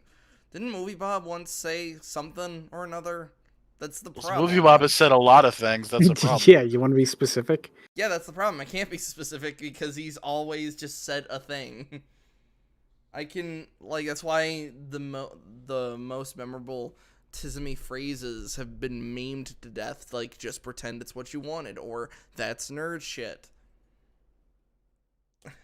So the shit they Alright, normally I guess we say can give in- them a chance. Give him a bit of a chance, but I do want to just say it's going off of that last video, I just want to point out that I truly believe that video games aren't just the sum are the sum of their parts. Like every bit of it counts. Sure, the writing would be weak in some aspects, but if the mechanics, the music, the art style, and all the other stuff that makes it great are good, then I feel like it kind of can overweigh that shit. So I don't know, man, because I'm kind of the exact opposite. I'm story first, which is the problem when the story is shit. Like Last of Us 2, the story of that was absolute dog shit. So it didn't. yeah, matter but if you the just gameplay admitted was liking okay. Yakuza 4. Yakuza Yeah, and 4's it's- story is insane. Yeah, and I love its story because of its insanity. It's why I almost can't even tell if objectively Metal Gear Solid is a great story or not, because it's gotten It's so not. ridiculous that I It's not. cannot even fucking tell. Yeah, we were just talking about Metal Gear Solid 5 and how awful that fucking story is. But mechanically that game is fucking top Right. notch. Well, when I think Metal Gear Solid, I almost don't even count 5. I just go 1 through 4. Yeah. And But that's what I'm which- saying is that video games shouldn't just be measured by their writing. They should be measured by everything about the game. I And that's know, why I believe that's why I believe it's one of the most superior mediums, because it's not just the writing. It's not Yeah, that's just why- the acting. It's not just that. It's all of this shit coming together. That's why a horror game But you can do that achieve. for film. It's why a horror game can achieve a greater level of scares than a horror movie, because you physically have to get your character into the scary situations. Dead Yeah, Space but is you a can great always example. reload, so it's never. Yeah, but you can always reload, so it's never truly scary. Well, that's Oh yeah, that's a horror give and games take. aren't horror games because you can respawn. But yeah, the whole idea that things can be good for different reasons, that's fine. That applies to everything. You can say a Mhm. movie is good because I don't know, like a Studio Ghibli film. A lot of people say that they're good because they're animated so well. They're such beautiful pieces of visual media Okay. that the story to them is second place. They're watching because they love the animation. Hmm. Whereas then you get something like Mass Effect. Mass Effect is pretty much only good because the world, the story, the characters is so engrossing. The gameplay in Mass Effect is very basic. Yeah, Well, I would Mass say Effect the 2 gameplay of. onwards is I'd say very, Mass very Effect generic. 1. I'd say Mass Effect 1 is pretty dated, to say the least. But Mhm. 2 and 3 are definitely. Well, 2 is pretty generic, but 3 does kind of start to take its own thing. 3 is very polished, but even then I would still call it basic. I Alright. see. That's why I don't know. When it comes to me judging gameplay, I think you almost have to actively watch me, because I'm not paying attention to it. Because I guess it's because of just what I do differently with video games, like how I kind of didn't think the gameplay of Andromeda was that bad. The shooting gameplay, it seemed fine, I guess. But I understand its story was absolute dog shit compared to the rest of the series. And almost a betrayal of the fucking series. I just remember hearing that both were fucking abysmal, so I never played it. The driving was not the best. I was more just thinking of the shooting. I got by with the shooting. Wasn't there also problems with that? Remember Weekend Warrior did his whole comparison and he went I through need to look different at it. gameplay things. Keep in mind, Been a I'm also the while. weirdo for the fact I've got my weird Midas touch. I don't experience that many bugs when I play video games. Yeah, that is it had true. nothing That's to do another with thing, bugs. too. That was more of a cyberpunk thing that everybody was bringing up. Right. Well, Mass Effect Andromeda was also an insanely buggy game. Insanely buggy game, yeah. Like And fucking yet characters like flying midair and shit like that. Yeah, that's like and a lot of I the can't shit that you see like in those like people's videos and shit like that. That pretty much all happened to me, and it was fucking weird. And that happened. None of that happened to me. It's the weirdest thing. Right now with Elite Dangerous, it's the only game where my weird Midas touch isn't working because I just can't connect to the game. But then I could play Avengers and then have none of the glitches, and I just play it normally. I was like, yeah, this is fine, I guess. Cyberpunk, fine, I guess. Wow, you got lucky on that one. Yeah, I get extremely lucky sometimes, but then there can be times where like all the glitches can kind of catch up on me, like it almost did with Cyberpunk. Out of nowhere, I was talking to Panam and just no sound. It's like, oh no, are all the glitches about to just hit me at once now? Games are weird for me. That's why I pay most attention to the narrative, because and I don't want to just say all games play the same, because that's a flat out lie. Because there's just different gameplay styles, and I value some games over the others. Like I love the Batman games. I think a lot of gameplay shit, when it comes down to it, you notice more than you think. Mm-hmm. Yeah. Like you're just not paying attention to it, but that didn't mean that you didn't notice. Like there's a reason certain games will appeal to you more than others, and it has nothing to do with the story. Some of them just feel better. And like, yeah, I guess Bully is a prime example of that. Bully feels fucking awesome to play because its controls are very solid. Its world is it doesn't rely on a lot of the tricks that a lot of modern games do. Like I said, you memorize exactly like the entire campus of Bulworth, and old Bulworth Vale. You know exactly where you need to go to get to one point or another, and also the methods of travel. I guess that was like part of like my point was that like video games also have like gameplay, which like separates it from most other mediums, is like actually like experiencing the game itself. I also this also tends to be where I do the polar opposite of one of the stances, and the stance that I've heard most of the time from other people is that gameplay should be like 90% of game stuff, and I'm just like no, which is why my mix is normally 60-40 story over gameplay. Because I know honestly, if you had 90% story, 10% gameplay, that's how you get Death Stranding. That's not but it's like out of curiosity, it's not a fucking game. No, absolutely fucking not. Yeah, it has reverse that shit. That's the problem. Well, do you like? It has neither gameplay nor story. Fuck off. Out of curiosity, do you like the Telltale games? Some of them yes, some of them no. I liked the original Walking Dead. I didn't. I liked the Game of Thrones game, but that's only because they were actually trying to do something original as opposed to just ripping off. Well, hold on. Let me rephrase that sentence because I almost just said they're not ripping off something when, by definition, they are ripping off something by doing Game of Thrones. And I was gonna say, I don't think they would be ripping off in the border. Like, if you buy that, I wouldn't say they were ripping off in the Borderlands or the. Yeah, I'll be back in a minute. They used the framework to tell their own story. That's what I was trying to say. Like with Tales of Borderlands, I fucking love Tales of Borderlands. Yeah, Tales of Borderlands is fucking fantastic. And yet, for some reason, most of the Borderlands community fucking hates it, and it's like, oh, you just don't it's like not it a because shooty. but you just don't like it because for once in your fucking life, you're not shooting something. Yeah. The game's fucking hilarious. And I hate saying it like that because it makes me sound, I don't want to say elitist. The largest complaint is typically killing off a mainline character in a spin-off game. Yeah, that's pretty Yes, I would not have killed fucking, why do I not remember? Yeah, Scooter. I would not have killed Scooter. Mainly because a lot of fans would fucking give you a lot of shit. It's... You don't have the grace of like what the Star Wars EU did with Chewbacca. Well, because that was past like all the fucking movies. Yeah, well, it was. Yeah, you don't have the grace of that. This was in between 2 and 3, so you should not have killed Scooter. Yeah. I did not like Guardians of the Galaxy because it was just ripping off movie-tisms.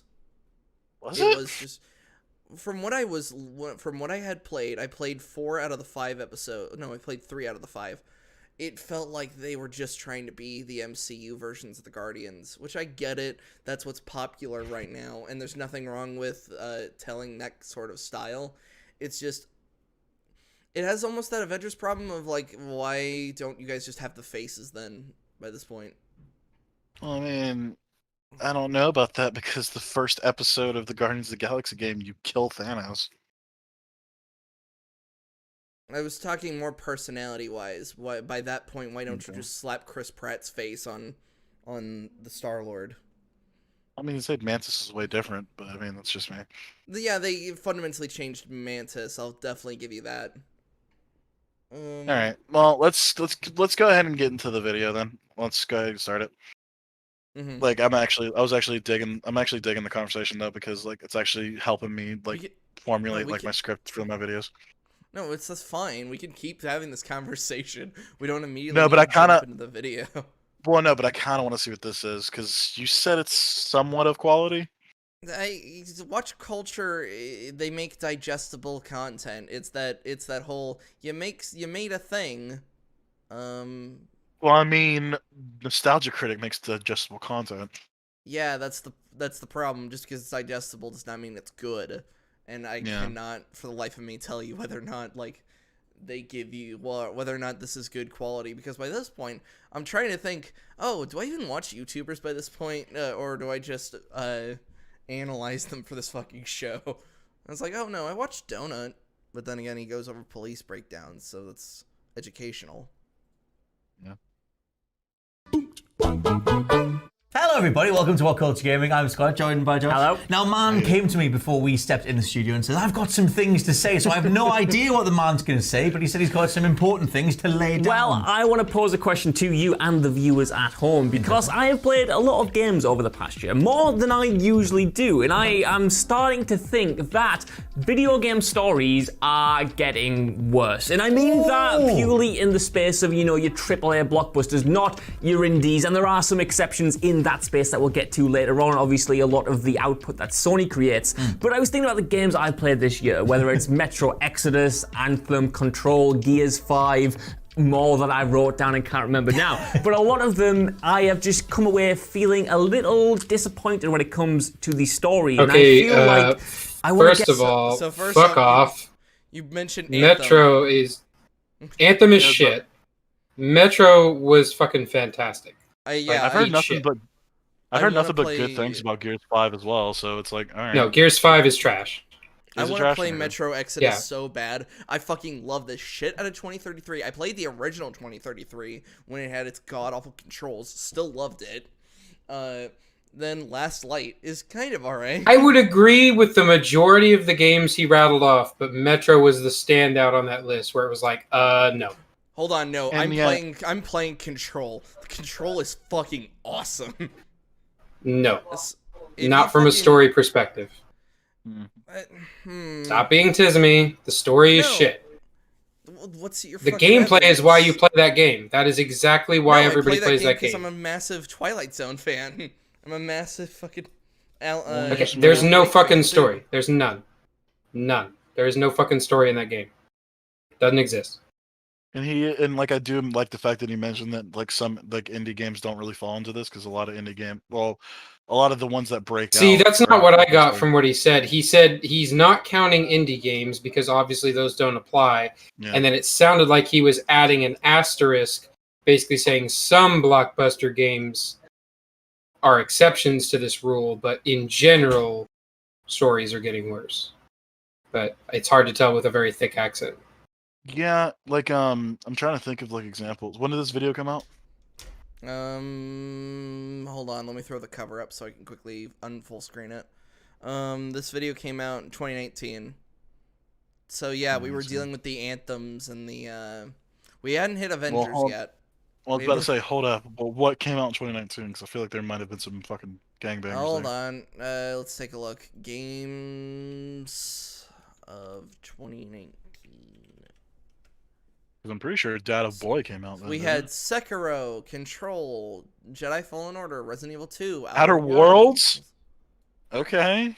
I never finished Fallen Order, so I can't say anything about that. But he's Fallen saying Order Metal. is fine.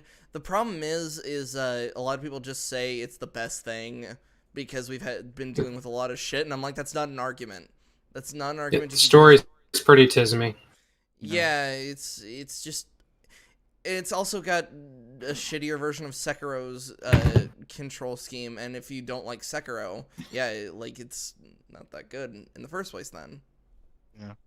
And then Mortal Kombat 11, but then there's Resident Evil 2, but that's a remake, so I don't think that really counts. Fucking Red Dead came out in 2019.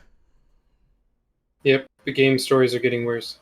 No, they're fucking. No, you shut your fucking mouth. Well, like I said, he did mention that he's not talking about all games. That's what I'm saying. I think he put in that asterisk as kind of a cover your own ass thing because he knew that if he didn't, somebody would be like, "Oh my god, such and such game came out that year," and he's like, "I'm clearly not talking about that game." Well, he said mainly AAA, so I am looking at the AAA stuff. So. Well, right, but he said mainly AAA. Indie games are basically off the table because he thinks in general they have better storytelling. Yeah, but he's saying fine. some AAA games are an exception to this rule. Okay. So he kind of did this little blanket statement that immediately, regardless of what example you hold up, he's going to be like, well, I wasn't talking about Red Dead 2, or I wasn't talking about this game. But I was going off of the games he specifically named. And I would agree with most of them.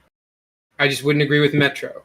I would not agree with Metro, and I would not agree with Control. I was going to say, I'm trying to think of the story. The story is very bare bones, but the world. Can you tell me what the fucking story is? She's trying to. The find her world is brother. great. Yeah, but can you tell me what the story is? She's trying to find. No, you cannot. Brother. I'm trying to. She went into the. She has been searching all her life for this particular building, the center of Control. Why? Because they fucking took her brother. That's what she Did believes. That's what she's trying to find out. I'm in the middle of playing it, so I don't fucking know. I don't know yet, so that's why. Okay, I'm telling you, as somebody who's completed the game, there's no fucking story. It's all retarded. It's the mystery box shit. You could say it's bad quality. You can't say that it doesn't exist because it technically does exist. Okay, it is objectively bad. The only thing interesting about that game is the mechanics of the gameplay. You can clearly tell that the game mechanics were introduced first, and then the story was built around it to try to add some layer of interesting. And I agree, the concept is really neat. The world building is really good. It's a shame that it goes fucking nowhere. I was very pissed off when I finished that game. You will be too, is my guess. This is one of those times where I feel like, so I've been trying to get this with River. I've been trying to get her to just sit down and watch me play a fucking game because I've noticed by this point I need. Well, that's exactly what I did with Yasky. Yasky watched me play Control because they also really loved the world. They really liked the concept. They thought it was really cool. So we sat down and played it together, and we were both really pissed. Like, it's such good setup, it's such good concept, but just doesn't stick the fucking landing. That's why I was gonna say next time, like, I pick up Control, I might need one of you guys to sit with me so I can finally commit to actually playing it. Cause the gameplay is fucking solid, dude, and the concept is really neat. Like, I wish they would have done a lot more with it. But that's the problem. By the time you get to the end of the game, you just have this sort of sense of you wanted more. And you got let down. I haven't played Control. Can one of you explain what that is? Control is basic. So it's made by the same guys who made Alan Wake and Max Payne. Okay. It basically leans on a lot of. Is it a Rockstar game? No, it's the. I think so. Hold on, I'll bring up the name of the studio because I always forget their fucking name.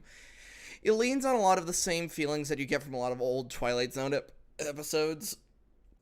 Your protagonist basically goes into this building, and this building is like the control center for sort of like psychic, other dimensional type shit. So like all of your powers in the game are, you have like telekinesis and different psychic abilities that you get. There's a little bit of gunplay mixed in too, because you have like a gun that can shift different forms. Yeah, Which you got the again, director's cool gun. concept.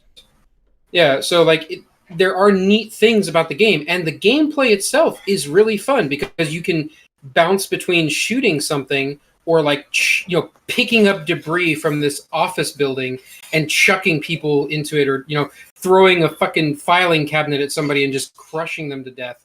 And like all of this happening real time, and like pretty much everything in the environment is destructible, which is a lot of fun. Yeah, even if you don't have an object near you and you hit the telekinesis button, you'll just rip a chunk of the floor or the wall out. It's actually one of those. Yeah, and the gameplay is really fucking solid.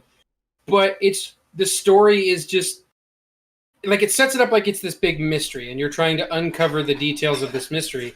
But then you get to the end of the game, and you're basically looking at a middle finger, and it's like, oh, okay, thanks, awesome, glad I spent so much time, getting to this point. If that turns out to be true, I'm going to be really sad. Because like I said, I had no context for it. So. Yeah, because I'm a really big, old Twilight Zone and X-Files. So that's what put its initial hooks into me for Control. It's like, oh, you're going right into the center for Control to go solve this mystery, and if it really does go nowhere, I'm gonna be so sad. So here's the weird thing. Fucking letdown. So here's the weird thing. I don't know if I can disagree with this guy, because even in the obviously in the context of 2019, there weren't that many huge standouts, but like fucking Last of Us 2, Resident Evil 8, even Doom Eternal in some points. Like maybe he's got a point. Well, let's hear him out. Let's see if he provides more examples other than just listing off, random titles. Like I said, he said he's going to get into it. So. But this is Metro on the screen. Like, this is, I haven't played him, but I've only heard good things. So I will also Metro's say... fantastic. Okay. I will also say Outer Worlds, it has a very charming story and a very charming world. I was bored out of my mind for the gameplay. It's probably because... The gameplay's pretty basic, dude. On its overall Outer Worlds is amazing, and how it's Outer Worlds is awesome, but the gameplay is really basic. I was more talking about it's really basic, and like the enemies don't respawn when you're going between the overworld. So if you've cleared a planet, it's like fuck, there's nothing else to do, because at least in Fallout they'll spawn new raiders to interrupt your. How is that a fucking complaint? The game's designed for that. Like it's not about just farming the same fucking field I'm not trying to farm. Monsters over and over. It's just they're there to keep. I don't want to say keep you entertained, but keep you on your toes at least. Dude, one of the best parts of that game is the fucking dialogue, and the character interaction. Like I said, I love that kind of stuff. Their best when they're writing. Yeah, their writing is fan-fucking-tastic. But when I've already cleared a planet and I'm going back and forth the 5 goddamn times, because and I'm just like, okay, I really wish there was just a random monster for me to fight. Because I'm just not doing anything. I'm walking. Do you feel that? Do you feel that? That right there, that's the tism. When you feel it, you gotta grab it by the neck and strangle it. And honestly, they said they weren't going to come out with DLC. The DLC launched I think a year ago. Oh, they said they were coming out with DLC. They did. There was a season pass and everything. Oh, really? Fuck. Yeah. I guess I missed that. Yeah. All right, well. Everyone was pretty hyped when the DLC. Yeah, the DLC dropped and everybody liked it. So, like I said, this might also just be the fact that I cleared the map, so it's just like, oh, I feel like I accidentally. Well, see, I think that's an issue of you played their game the same way you would play someone else's game, and then because their game isn't designed the same way as someone else's game, you're trying to say that there's a fault with it, and it's like, no. No, I'm saying that's not the same thing. No, I'm saying the fault is definitely on me. I'm definitely being subjective when I say I was bored out of my fucking mind when. Well, yeah, boring is like the trigger word for subjective. Mm-hmm. Because I love the dialogue, and I fucking love the Unreliable. The Unreliable is like one of the choices of what would be my go-to ship. Yeah, just the whole sort of tone and how everybody's sarcastic and witty, and there's a lot of humor, but it's dark humor. There's a lot of really fucked up shit going on, and the choices you have to make are really, impactful, but at the same time, it has this sort of levity to it throughout. Mm-hmm. It's really interesting character building and world building. I can agree gameplay wise they could have done better, but Yeah. you know, I would definitely saying not it's put the it worst, in though. like a video game stories are getting worse. Outer Worlds, Oh, are yeah. like, fuck off. Outer Worlds is fucking awesome when it comes to its story. Its intro cutscene of when the Doc is trying to just get in the ship and his ramp malfunctions. That's just charming as hell. It's like when Lily, it's just really, it's like all good characterization. it's like when Lily Orchard said that there was just nothing to Jungle Book, and it's like that's the most charming movie ever fucking made. She's like, oh, it's so boring. I turned it off and didn't finish it, but I'm just gonna assume it's the most boring. It's like with fucking Tism. And it's just like you just listen to some of the music of Jungle Book, and it's like that music just like wanna be like you. No, but it's racist. Wanna be like you. Oh god damn it! We fucking listen to that It's in the car all the time. racist. I'm Stop really it. curious. Can't Like have I that said, River's racism. singing it on the other side of the apartment. I'm like about to throw something at her. Get to my main point, which is that these games, to me, are emblematic of a shift away in storytelling in this space. Because when it comes to these titles, Control especially, which I got through a few weeks ago, and we've been playing in the office and stuff. When it comes to these games, I'm really interested in the lore and the characters and the world, and I feel like they're so well drawn and so interesting. And when it came to Control, I was scavenging every single room to find each document and reading through it. I must have read more things in that game than I did actual. Yeah, I love reading the documents of Control. I was mainly pausing just because Yeah, it went on for too long. it had some good fucking world building and shit. Yeah, in when there. you find out what sets off objects of power, and you're just like, oh, all right, that makes and sense. that's why you're gonna be so pissed when you get to the end. Eventually, we're just The gonna do game, it. the game hasn't hurt you yet, but it will. That's the thing. We need to do gaming streams where kind of just one of us is playing the game again. I really enjoyed our Hades stream, which is really sad because I know I was the only one actually doing anything. Well, yeah, because you were the one playing the game. Mm-hmm. I've read more shooting. Control Oh, I thought one of you guys were talking. It's not- than I've read books. No, I've read more Control than I've read books. Yeah. Because I was so interested in it. But the actual storyline of that game left a lot to be desired and ends abruptly and doesn't, for me, fulfill the potential of those ideas at the heart of it. So what I want to pose to you is, are we moving I'm towards... actually a gonna Google- agree with the cunt. 100%, absolutely gonna agree with him. It ends very abruptly and it's very insulting.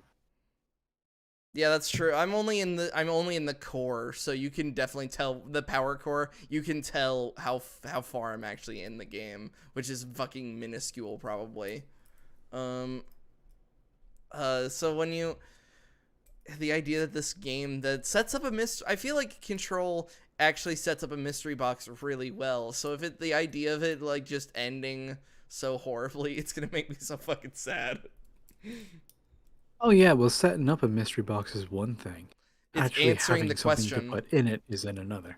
Yeah, that's why I hate directors like JJ, because their answer to the mystery box is it doesn't matter what's in it. It's like, whoa, it definitely matters. Which what's is in the it. exact opposite of how that works, because if your entire story is being sold on this mystery box, what's in it matters more than anything. Exactly. The mystery box was the friends we made along the way. But then there's Ryan Johnson's, who was the answer to the mystery box was fuck you. So I'm like, who's more at fault here? The person who gave us the box, or the person that said the box didn't matter and then burned it in front of me? where mythology and lore. Oh, I will say... Kathleen Kennedy. The person who decided to change Yeah. and decide who's in the box. yeah, it was Kathleen all along. I will say, there is, in terms of what they said earlier about a shift in terms of how games are being done right now, you can always see like that shift of what's going on currently with the gaming industry. Before the fucking coronavirus was rampaging through the country, there was supposed to be the next big thing with like streaming. Like we had things like Google Stadia, Game Pass is supposed to be this like really big streaming platform, and that's kind of now on pause. Hopefully forever, because I honestly, What do you mean about Gaming Pass? Game Pass being able to just like you can now, if you ever looked at it from E3 stuff, being able to just play like an Xbox game on like your tablet or anywhere you go. No longer need to You can physically kinda- download the you can- game. You can you do can it kinda now. do that. Yeah, you can kind of do that now. That's when they were, because they've now done the thing. But when they were in the process of talking about it, like Game Pass, you can just access the library, but for PC, for the most part, you still need to download the game. PlayStation Now is my go-to example because you actually can stream those games. Oh wait, what? Yeah, you have to download the games on Xbox as well. No, well, for PlayStation Now, you don't have to. The whole thing PlayStation they Now is a talk- really I know. PlayStation Now is a really bad example. I know it's a bad example. So is Stadia. It is horrible. Yeah, that Yeah. Stadia, they're horrible examples. And the reason I don't bring it with Xbox Game Pass is because they haven't done that part yet. Like, you technically can do remote play, but I believe, like, with your tablet, but I believe the game still needs to be downloaded somewhere. Meanwhile, with things like Stadia or PlayStation Now, you can just hit a button and stream the video game. And those concepts, I hope, don't actually go through because I really don't like that idea. I get, like, the concept of not needing to download a, like, 500 gigabyte patch. At But that it's point, the whole games as service thing would make sense, wouldn't it? Because you are actually paying for a service, you're not buying a product. Yeah, that's the problem. It's just, I don't think the industry has adjusted for it. Like, this is these are the console makers that are trying to make this decision. Not the developers. And I don't know if if it'll pull through, considering everything's been put on pause ever since, like, March of last year.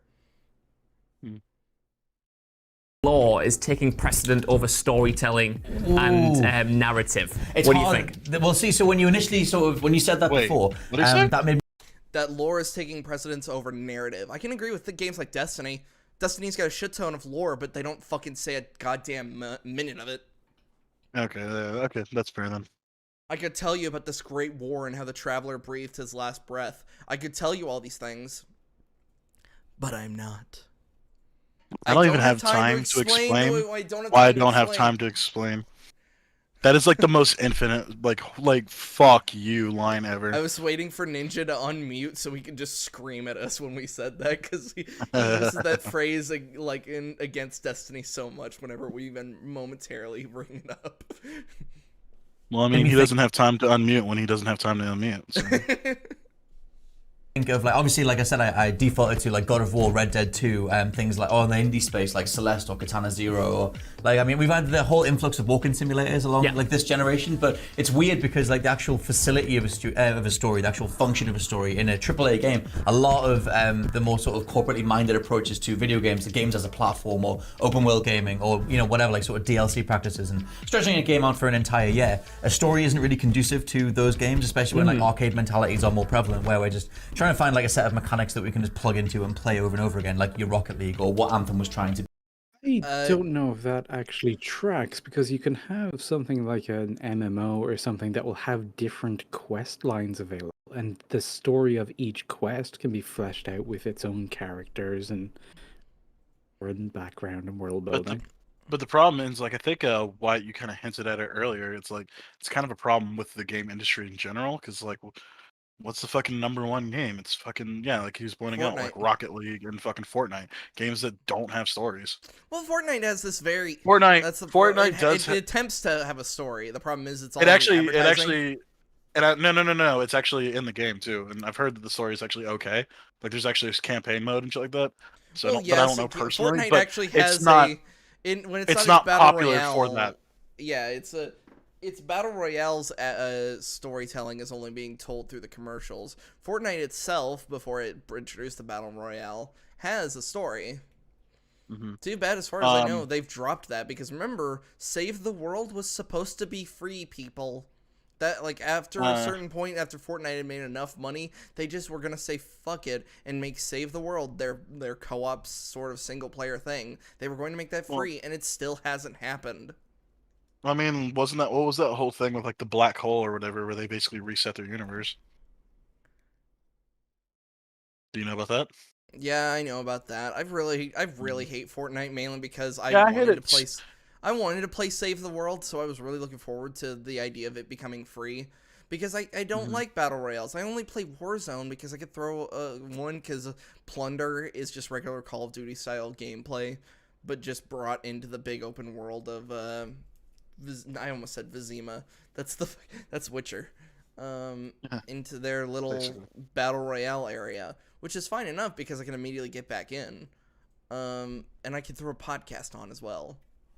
But if you were to make me play like Fortnite or Apex if I'm by myself, if I'm with friends, of course Apex is fucking awesome.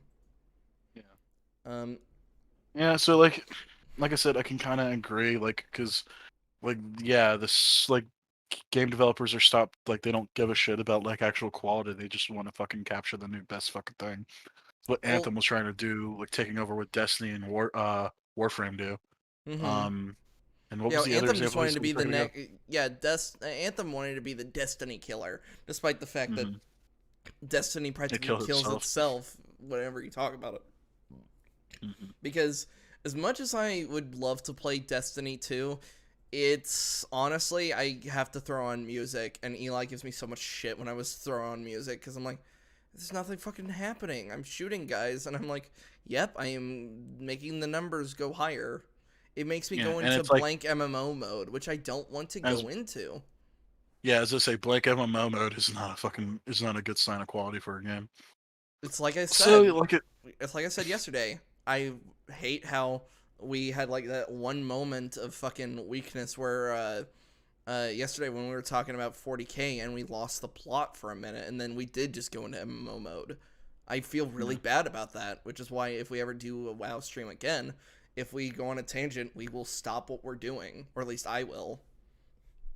Yeah, and you can always just read the quest text again. Well, yeah, because like that's what happened to me too, because I didn't read it, and then I read it. I was like, oh, this makes sense. Okay. Yeah, this is a thing. Like, it was an error, and now we are attempting to fix it. To be your. Also, I hate how Anthem is just also an example of the worst example of crunch, because what? Oh, because they were planning this game for like 5 years, but it wasn't until like a year before release where EA kicked the door down and said, make a fucking game already. Yeah, Ninja and I have chatted about this on other streams where a lot of people blame EA for Anthem when it's like, no, BioWare is just as much at fault of this as EA is. I dropped out for a minute there. What? Talking about how Anthem was everybody's fault and it flopped. It was a disappointment, and I've never even played it. I still to this day don't even know what it even is really. It just looks like an even shitter Destiny. I play it from time to time just to not even to engage in the combat, just to fly around because I use it as like an Iron Man simulator. I was about to say it's literally Destiny but with Iron Man suits. Yeah, and I can't even make the excuse for the actual Avengers game because of the worlds are so fucking small. At least Anthem has a big enough world. Yeah, but the thing is, when I played that shit, I would fucking run into loading screens, and it's like, wow, loading screen as I'm flying? Fuck this game. And then it crashed. It crashed on me, and I was like, oh, this is great. Never crashed on me, but like lucky me, I guess. I got to play more Anthem. No, I know. Lucky me. Look what you've won. Whatever, like those things, it's weird, like the actual function of a story in those games. And like, yeah, it depends on kind of what the future of the industry wants to be. I think Sony are pushing back against that more than ever. Definitely. But yeah, it depends what they get used to. They say that as like the last. Oh, hold on. But they didn't know about Last. No, they didn't know about Last of Us 2, and they probably liked it. So whatever. Is it bold to say they're focusing on stories when they kind of keep making the same story over and over again, just in a different genre? Like Last of Us 2, God of War, it's kind of the old man and the kid go on an adventure. That's not fair to say that those are similar. Like, sure, yeah, there's a guy and he's got a kid, but like, I'd say that the context for both of those games is insanely different. Because we're dealing with when game critics try to draw that giant meta line in terms of a trend. Yeah, I don't like that shit because it's like, yeah, sure, both Last of Us and God of War have you taking care of a little kid, but like we all know the baggage of God of War 1 through 3 about how much of a piece of shit Kratos is. So it's Mhm. like Yeah, a lot God of of people War 4. Yeah, a like, lot of people really say like, fucking- "Oh, this is when Kratos' story got deep," and it's like it's always been deep, you cowards. But he's just Yeah, it's been a always piece been of shit. deep. It just wasn't happy or pleasant. Yeah, and I do think those know, are the we're, exceptions. They're the exact exceptions I actually wrote down. A lot of Sony's output, whether it's Spider-Man or The Last of Us or God of War or Uncharted, and then you got Red Dead and, of course, the indie scene. But this might sound, not conducive to the argument I'm making, but I've rarely got into a game this year or even last or the year before and been surprised by a story. When I go into a Sony game, I go in mostly for the story and I know it's going to be good. Whereas I haven't really been pleasantly surprised by, say, the likes of Far Cry 5 or Metro Exodus even. Yeah, and plus when you're on about So Far Cry 5, that's not really fair. Far Cry 5, I don't want to say make the general excuse of it's a Far Cry story, because Far Cry has never really given that much of a shit about its story. Well, after 3, it's not. I was about to say 3 is a pretty good story, but After I didn't 3, it is finish not 4, giving a but- shit. Never finished 4. Well, I did get the secret ending in 4, but if you want to count Yeah, that as finished. Well, that's not fair, because the secret ending is just don't do anything. Yeah, literally wait for him to finish his phone call. And what he just said was kind of confusing as well. He said, when I go to a Sony game expecting a good story, it's a good story good, but I haven't been surprised by something being good, which is not the argument he was making. Also, That's not a thing that stories are getting worse. That's just you haven't been surprised by how good things are for a while. Yeah, also, That- what's this that's weird a thing weird with, like, argument. Sony? What's the fuck? What the fuck is a Sony game? Oh, It's 2019. They were still sucking Sony and Naughty Dog off. Yeah, okay. Well, It's yeah, just it also such a doesn't help weird, that. like, genre. Well, I was about to say, yeah, what's a Microsoft game that actually fucking released and had a story? I was more just joking, of course, because we all have. It doesn't matter what platform. Hellblade: Senua's Sacrifice. That's true. No, that was multi-platform. That was only recently bought by Microsoft. The sequel is going to be Microsoft only. It makes me sad. I mean, I could play it on a computer, so it's whatever. Outer Wilds, but no, that's a No, that's a that was multi-platform. multi-platform. The Outer Worlds sequel, however. Most of the was Microsoft shit got delayed, didn't it? Because they were putting a lot of their eggs in the Halo Infinite basket. It got and that's delayed been- or it's been canceled, such as Scalebound. Well, they also did a lot of Well, remaster shit, like the Master Chief Collection. Yep. They spent a lot of time and energy on that.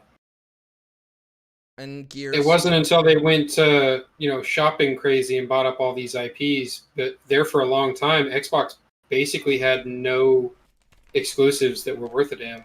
Yeah. I love Like the the whole idea reason that, I bought the whole reason I bought an Xbox One was because of fucking Scalebound, so that's why I'm like, please don't talk about that game.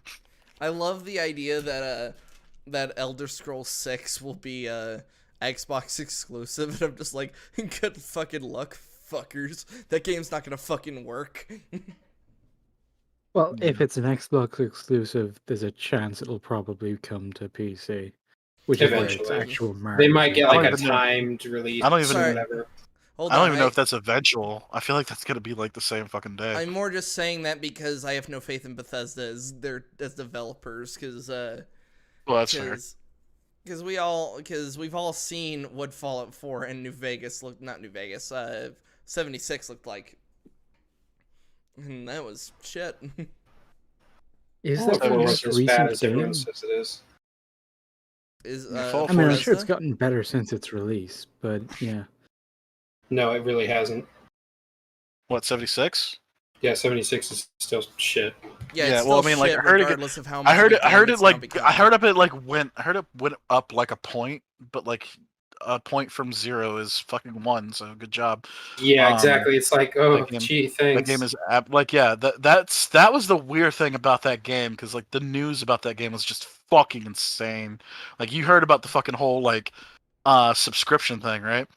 Mm-hmm. Yes. You subscribe to the game, and then you get a little icon next to your name, and then So people people started would bully fucking you. hunting down those fucking people with icons, because it's like, oh, you paid extra money for this game, you need to die. Since it was on Game Pass, I was so tempted to play it. Downloaded it, God. never booted it up. I was just like, Oh. I'll get there eventually. Never, and now my Game Pass expired. I'm like, fuck me, I guess. Probably when major PC explodes, so don't even worry about it. This thing? Probably actually. It's Fallout 76. Like it just radiates shit. It's this generation's version of LimeWire. Yeah. I love it when they were advertising, we'll now have NPCs, and I just went, congratulations, you will now become a video game. Because that's all they had. They Congratulations, you only played had yourself. enemies. Any non-enemy characters were just robots. It's like, we'll finally have friendly people. It's like, you've now They just had become robots Fallout and they 4. had audio recordings. Yeah, Like, it's like, all of your quests were fucking audio recordings, and it was tismy as fuck. yeah, so them introducing people, it's like, you've now just become any other Fallout game. What is... And it made the world feel so fucking hollow, and that's not counting the times where the world literally was hollow and I fell through the ground. Or just empty, because there was just nobody there. Or T-posing, or glitching, or loading for literally 8 hours. Because I went through a fucking door. Okay, at what point didn't... Well, I assumed you rented it. I would have fucking taken the chance to be like, alright, that's it. Oh, just I'm breaking this so thing. fucking glad I rented it, because I was gonna buy it. I was gonna buy, like, the Wazoo Collector's Edition, because I'm a big Fallout fan. But, I'm so glad I didn't. Want that nylon bag, bro? Yo, yeah, I was gonna Oh, get the whole God. thing. You were gonna get your plastic Brotherhood of Steel helmet? Yeah, I was gonna get the whole thing, but then I'm like, oh man, I'm so glad I waited. I second guessed it, and I was like, nah, I'll GameFly it first just to make sure. And I'm so fucking glad I did. That game was shit. Something that disappointed me, always had when it comes to collector's editions, had to be the Fallout 4 Pip-Boy, and it was like, oh no, you just put an iPhone in it. It's just like, no, I just wanted a screen for some lights and shit. Like, because if I just put my phone in there, there's no fucking point. Yeah, it's so weird that it was like, oh, you don't have a phone? Fuck you. Why is that not working? Glad you play. I glad you fucking paid so much fucking money for this fucking holder. Nothing is actually... Hold on, I will actually say this. Nothing is worse than the collector's edition that doesn't even include the fucking game. Mass Effect Andromeda had that. You had a model of the fucking car thing, and you found out it doesn't even include the goddamn game. I'd be like, what is the point? What is I remember that. That was actually a big hot thing where people got really upset. Yeah, they have a right to be upset. There was like the regular edition, there was the deluxe edition, and then there was like the fucking legendary edition or whatever. And it's like every version except the most expensive one came with a copy of the game. Yeah, it's like But the most expensive one was like, nope, go fuck yourself. That's so fucked. I didn't know about that. That's fucked. Jesus Christ. Yeah, it was so bad. Wow, dude. Like I'm still like trying to process that. I didn't even know about that shit. You're like, what? Wow, dude. That's a thing. That is fucking crazy. And you have every right to be upset. How much? Can you actually pull up how much was that legendary edition? It was like 200 or 250, I think. That is Hold fucking on, I'll look it up right now. Mass. Yeah, it was a lot. Like, it wasn't a small package. Like, it was a bunch of shit. But it was like all this extra stuff except for the game. So you had to like, you paid all this money for all this physical side merch and stuff, and then it's like, oh, but if you actually want to play the game, that sucks. It was Go spend another $200. Yeah. That's fucking crazy. Also, That is I want to talk about insanity. the most... I was so excited for Andromeda just because I was so fucking, bummed out with Mass Effect 3's ending. Then I even got that fucking hoodie, which, by the way, Pathfinder hoodie is pretty... they designed that hoodie pretty well. It's a nice insulated I hoodie. did more than Fallout 76. I'll be right back. Yeah. That wasn't even an addition to the game. I just bought that at GameStop. I want to play the Legendary Edition. The problem is I only want to play 2 again. So by this point, I'm like, I may as well just buy the DLCs for 2, and then just... Yeah, because the new one doesn't come with the DLC. Well, I heard it comes with Shadow Broker and that kind of stuff, which is what I'm It's missing. missing DLC, which is odd for a remaster, because usually when they release a remaster, it has, all the original content. Yeah. So it's weird that they would specifically exclude certain DLC. I heard they changed Kelly's design. Like, they made her not a redhead anymore, and they just fundamentally just changed everything about her. It's like, what? Why'd you do that to Kelly, of all characters? I don't know. They did all kinds of weird shit. I heard they fucked with Miranda, and just I don't know. Well, yeah, all the there's less characters booty got- shots, which is like, oh, That is heresy. that is that like is uber blasphemy. heresy, because that's the only reason anyone even has Miranda around. Miranda Those are was just the. weirdly petty that they went out of their way to do that for the remaster. Oh no, but they did it for virtue signaling because they didn't want to be accused of being sexisms. Well, It's how like- would they be accused of that? It's a game that already exists. I don't fucking know. Right, but back then when they released it, this SJW stuff wasn't as big of a deal, so they could get by with it. But now they can't re-release it in that state. They've got to clean it up, make it more acceptable. Fun. Yeah, So much fun. I'm sure these are the kinds of people that are great time to talk to and have around and have media playing with, because they always have such great things to say. When are we gonna have our moment where we have somebody like Twin Perfect come on and we all just yell at him? Well, never, because you're the only one who yells at people. I only yell don't at mean- Wyatt. Well, I don't mean actually yell at them. I'm just waiting until we have somebody that comes on to just be Tizame.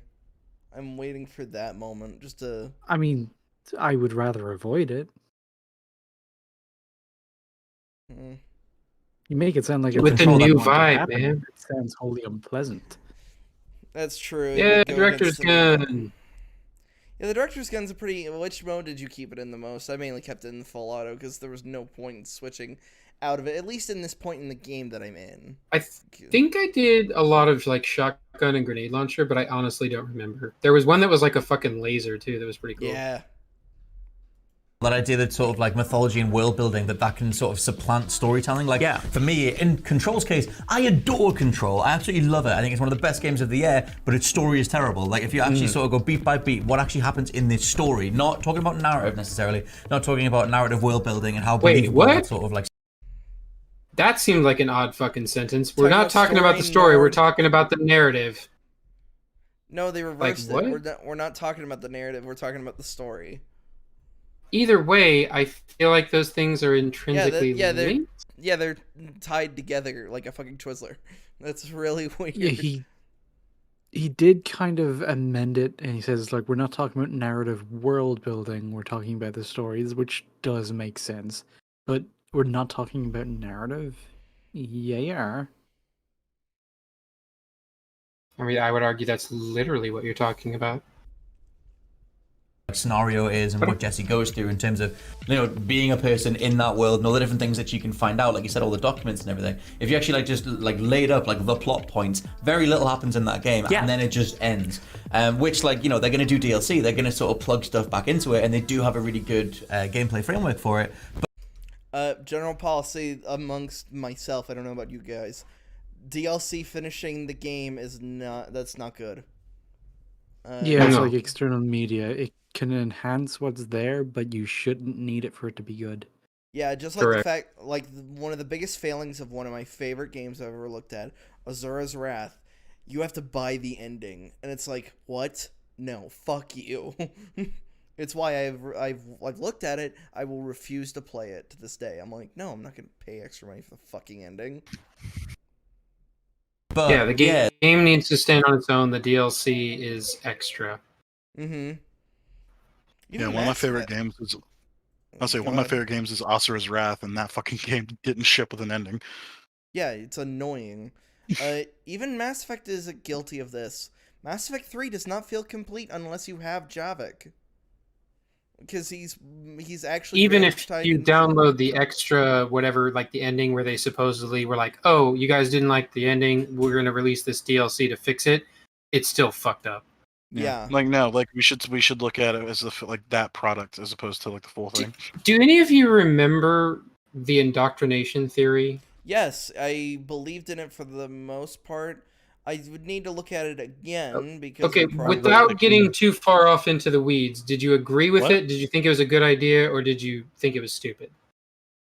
Can you? I don't remember the the indoctrination Can you theory run it? was that as Mass Effect 3 was finally going on, was that Shepard was being indoctrinated by the Reapers. The kid is It goes the all the way example back of to that. Mass Effect 1. Yeah, all your Basically, interactions this with the guy went Reapers. through and laid it all out that because he was exposed to the Reapers more than most people, the Reapers were essentially over time indoctrinating Shepard to their side. And so the ending is actually basically the Reapers winning. The only one And that isn't though is Destroy. Destroy is the only one where you technically you do fight off the Reapers because the final Right. evidence being so the big meta thing about this big theory was that it was really popular with the Mass Effect community. A lot of people were like, it may not be the ending I wanted, but it's a hell of a lot better than the ending that we got. And so everyone was kind of like, looking to the developers and being like, okay, so this is what you guys really meant, right? Like this guy figured it out. This is what you guys were trying to say. And they were like, no. Yeah. And then they were like, hold on, since clearly there's a lot of confusion about this, we'll go ahead and release our DLC to make the ending make more sense. And then everyone basically responded with a giant fucking question mark, like, this doesn't explain shit, you Tismy fucktards. Yeah, because it just leaned further into their shitty endings. Because one of the key arguments for why Control and Synthesis were letting the Reapers win is because the second you do the things, your eyes immediately turn into the eyes of Husk. The issue in the meta sense was basically this guy served them up a get out of jail free card. Yeah. On a silver fucking platter. All they had to do as the developers was say, yeah, that was it. He figured it out. And sure, you would have had people that were unhappy with that ending, but the way, it was a long video, and he explained everything in a way that was like, yeah, this actually makes a lot of fucking sense. Yeah, do I agree with every bit of it? No, but it's like, but at least it feels narratively sound compared to what we got. Yeah, and it even relies on actual evidence, such as the fact that the longer you are exposed to a Reaper, the more it'll have its hold upon you. Such as the fact that Saren was using Sovereign as his fucking ship, so of course he was getting more indoctrinated. Shepard has not only fought the Reapers multiple times, he's been inside the dead Reaper, which was still indoctrinating people even though it was dead. And all of his encounters with Harbinger throughout 3, such as the little kid. The little kid is viewed as Harbinger's avatar to Shepard. Because anytime, like when you see him in the vent and you look away and he's not there, you hear the music for the old Reaper, which is normally what's used for the indoctrination theory. It's a lot of evidence. I feel like we'd have to actually show you the video, Max, eventually. Yeah, I'd probably want to check this video because I love Mass Effect and this sounds interesting. Again, Personally, it would have been a tragic ending. I do love my blue ending, but I could see how this would improve the game. Oh yeah, it adds a lot of context and nuance. Well, because I want to be the controller. Well, the problem being is that the reason I hate Destroy so much is because Destroy it literally does destroy all synthetic life, which means the Geth who just got their freedom would then be killed. Yeah, like I said, I want to be the mechanical. I want to be the mechanical overlord. That's me personally. Yeah, just pick red, blue, or green. That's it. That's all that matters. Everything else is the same. Synthesis is green the worst is the one that happens automatically. Synthesis is fucking insane. Like, so here's the thing: I can accept both red and blue. People who pick green, like you only picked green because you got it the first time, and then you realize how fucking stupid it is. No, it's the one you get by default when you do all of the things which I want to do. Well, no, if you get your army to above a certain point. Yeah, by doing all the things. So you don't need to do all the things. You could do a little bit of multiplayer and shit like that. And I think you could scrape by with like a little bit, but like one of the biggest issues is getting the Quarians and the get together. Multiplayer. The problem with Synthesis... For me, the green ending is what happens when I go back and replay that series, because when I replay the series, I want to do everyone's missions, and I know what becomes of different choices I make. So I'm obviously going to make the ones I like, and they're usually quite good ones. So it's just the default ending that comes from playing how I want. Well, wait. So synthesis is your default ending? Yes, Yeah, that is what he literally just said. that's what I just That's said. It's the weird. one that It's- unlocks when I just play. However, well, yeah, it's the one that unlocks when you get your army over a certain strength, right? Yeah, but it's the It's the shittiest only one because that's that's what locked the behind Reapers such a wall. want. I don't. They're all shit. It literally doesn't make a difference. I'm not placing any value over one over the other two because why would I? They're all worthless. In fact, becoming one with the machine whatevers and living on as like cyber hippies, at least it keeps the mass relays intact and people can still get around. Well, No, the mass hold relays on. get No, blown they get up destroyed regardless. no matter what. That's the problem. The only one that actually fixes them is the blue ending because you use the Reapers to fix the mass relays. Yeah. Eh. And also one kid. Some of these endings, yeah, have value over the other. Like how the objectively 100% worst one is just shooting the kid. That one was put there as a fucking gag. I didn't even know that was a thing. That one's crazy. You just shoot the kid. That just means the Reapers won. So be it. I thought It's that like, line design was pretty cool, but that's I literally wanted it. that one to be the ending where where your resources would have come into play. You shoot them, then you just don't need the Crucible. Then all the resources you gathered up versus the Reapers, and then you just see I don't what know if that plays could out. work, dude. I don't know if that would problem work. is that requires too much work. Yeah, no, the thing is, I don't know if that would work. The fucking Reapers are like the Reapers are some of the most insane fucking forces in like fictional history, dude. They're crazy. Like how many Reapers there are, and like how much effort and the whole fucking fleet it does to take down one. You know what I mean? Right, And the fact that the argument default, they're so much bigger than everything. It was one I was about Reaper to say, the versus the default Citadel, unit of a and Reaper is a fucking capital ship. Like that's fucking crazy. yeah, because Mass Effect 1 proved one single Reaper nearly destroyed the Citadel. Yeah. And it's funny because like the whole thing with like Harbinger pulling up at the end, Harbinger just says "fuck this" and kills your entire ground forces. Mm-hmm. Okay, I'm gonna hit the play button. We got in the fucking weeds Yeah. again. Fucking Mass I'm Effect. not We can really talk coming about it away- forever. It's one of the weirdest fucking thing. It's weird how like crazy I- wasted potential it has. I like Mass But it's still Effect, but loved. like I said, the only one I truly 100% like the most is 2. I only like Yeah. 3 is such a like its ending makes 3 not worth it in my I opinion. like 3 with the Citadel. That's it.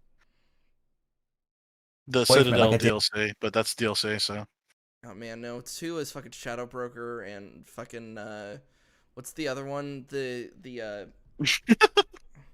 the I other can't- one? The other DLC, which I was going to say is pretty good in the narrative of because it shows like how far Cerberus I know is what you're willing to talking about, go. but I'm wondering, can you remember what it was? I cannot remember the name of it yet. I can go through exactly what happened in that DLC. That's the weird Gotcha. thing. I'm like, It's- why can I it's can't the name Overlord it. DLC. Yeah, Overlord.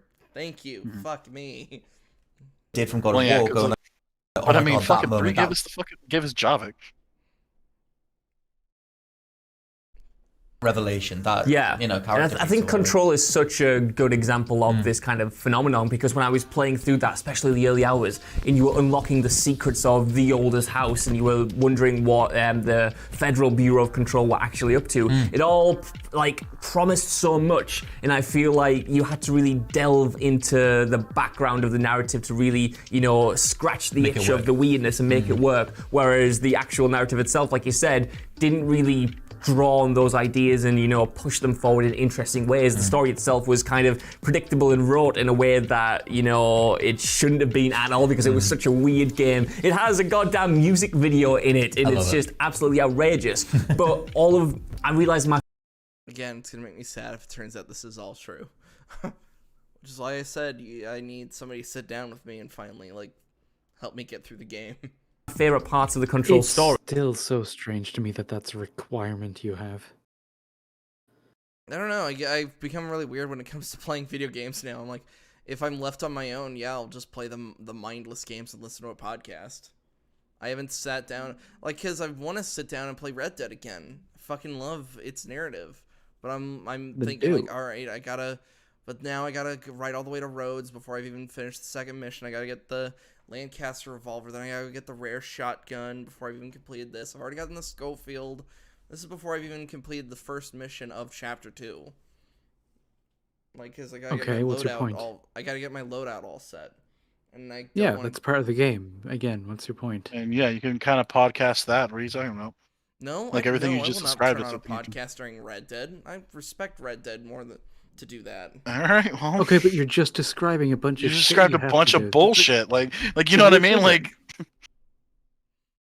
I don't want to put the effort is more that option. Is more what I'm saying. Okay, so you don't want to play it again. I do want to play it again. That's the problem. What the fuck? I don't want. I want to play it again, but I don't want to play it again. Yeah, I want to experience it again, but I don't want to actually have the effort put into playing it again. Kind of why I like KOTOR 2 now, because I've got it working on my laptop. I can play it with fucking mods. Man, I'd love to play KOTOR 2 again. Like I said, it like Fucking turning on so like it's like, oh my god, I hate this fucking part. Or fuck it, I'll just overpower my characters real quick. Command console, boom. Out of all 300 games I have, how many have I played again? Shit. Too many. Oh man, but I could really buy another game. You have a problem, Let sir. the team win. Story. We're outside Yeah, I like what Ninja just said. Don't let Oh Steam my god, win. we didn't even get a fucking second in. Can we just get through the Quiet. goddamn video? Do it. Push the button. of the We'll story, get and I there. felt that a lot this year. My favorite parts of Metro Exodus, which I keep mentioning, were the stories I stumbled upon and the fleshing out of the world I was in, rather than what was actually happening to my character and the journey they were on. That kind of seemed secondary, because at the point we're in now, when sandbox games and games as service games are so prevalent, I feel like the player's story and the main character story are often one and the same, and you have to synergize them in a way that kind of potentially limits the personalization of the So story. he's just describing protagonist syndrome, where your main character is Yeah. so bland that they are almost non-existent, just so that you can kind of self-insert. I was actually about to bring that up with Metro. Artyom, when he's like doing his little like briefings between missions, is like he's a chatterbox, but then never says a fucking word in gameplay. Like, and in just the gameplay cutscenes, like he's supposed to be like comforting his wife, then doesn't say a damn thing. Telling itself, and you have to become more of a conduit for things happening around you than things happening to you. Yeah, That man, well, makes it's sense. like it's that weird sort of shift where like across the 2000s you had like obviously the influx of like 3D became HD and whatever, and like I remember I did like a whole editorial on this. I think we made a video out of it. It was a while ago, but like that whole idea of like Wow. So and Tourism the answer to being this just question a is no. fad? The answer to this question is no. Why? What the fuck? That is a weird. I feel like that could be more of a video. Can you really think that it would have much content? It's 4.5 fucking minutes. Yeah, Oh, this wouldn't well, have I fucking anything. never mind. seriously doubt it says much. Yeah, because they'd just be like, because they're saying the early and the 80s and early 90s. So yeah, Doom. Doom doesn't have much of a story because it's not the fucking point. Go kill demons. It has a story. You don't give a shit. What, 2016 or regular No, original? the Doom? original Doom. Yeah, the original I Doom. will well, put the like, 16 on it if I fucking am talking about that, Max. that's fair. maybe storytelling in I need to games make a was video. kind of just What? That I need to make my video. You do. I really need to replay that video, replay that game. But anyway, like an experiment. It was just like as 3D became HD and we, started replicating like Hollywood cinema, cinematography Hold styles. on. And I know it's a nitpick, but Jesus Christ, he said when 3D became HD. That is not how that works, my lad. I didn't even clock that sentence the first time. I kind of got it, God, but it's that is only a because I headache was inducer. thinking about, because I was only thinking about definition. Like, I was only thinking about when, he's basically talking about when 720 became 1080, and which was the big revolution of the last two generations. But that sentence that you said is fine. The sentence he said is Yeah. not. Yeah, he's when yeah, 3D that's the, became HD. yeah, I had You to have do to the work. choose. I had to do the work to fucking basically make that make sense. Shooting cutscenes like movies and everything. Like, how much is that completely anathema to the arcade and just playing for a certain section of time? You know, the way that the casual market is sort of like played to, or the way that most people approach games who don't spend the amount of time playing them that we do, where they maybe check in for an hour a night, your FIFAs, your Call of Duties, the more mainstream stuff. That idea that you only need a set of mechanics, that's what the video game medium is. Yeah. And, you know, storytelling and caring about why you're punching a thing in the face or shooting something, that was just this weird flirtation we had across the 2000s. Yeah. I don't believe that, but I think there is evidence to say that, especially if you look at the decades that came before it and how heavy, you know, we were on arcade stuff and simple sets of mechanics and gameplay, and how much gameplay can trump story. Like, that's why Control is so brilliant, because gameplay trumps story. The story in that game is not the recommendable. I would agree with the bulk of what you just said there, to be honest, because I think, especially over the past few years, I mainly just paused because they've talked for a while. So. Well, I don't agree with anything they fucking said. Fucking talking about how like video games we flirted with story. It's like, what the fuck do you mean like that? So you're telling me video games before that point had never had a fucking story? That's fucking absolutely insane. I think these guys may be that. These guys They're may be normies. from that generation that basically thinks that the perfect video games were from the NES era, where there was just nothing there in terms of story. They're wrong. It was during the Xbox, PS2, and GameCube era. Well, it's funny they keep mentioning arcade games, but I mean, arcade games in general are known for not having a story. Yeah, that's kind of the whole fucking point. I think these guys may be in the argument that I hate the most, which is like, if games had no story, that'd be perfect. Because I hate those people. I'm like, no, there needs to be a reason as to why I'm doing something. It's why I can't sit down for some of those games where it's just like, why am I doing this? Shut up, play the game. I'm like, no. Well, they keep talking about it as if it's been a steady decline, but I would argue that, like, back in the arcade days, there was less story. When you started getting into home consoles, there was more story because they wanted to hold your attention for longer periods of time. And then they keep bringing up how there's like these remakes of 80s and 90s stuff, and it's like, well, that would be more of the story stuff then. So what is the complaint exactly? I don't get it. the idea of the gameplay loop sort of reigns supreme. The fact that you can jump into a game for an hour a night or something, and then, you know, go through this gameplay loop and feel rewarded. That's taken the focus, for me anyway, over story and, you know, narrative. Because whoa, so you basically are admitting that you pretty much are just, I don't want to say you're falling in with the casuals, but you're kind of just playing, like, you've admitted that you don't want those stories in a way. Because you just want that core gameplay loop and that dopamine rush. You just want what basically comes out of Destiny. You want the loot. You want the numbers to be higher. Yeah, these guys are normie as fuck.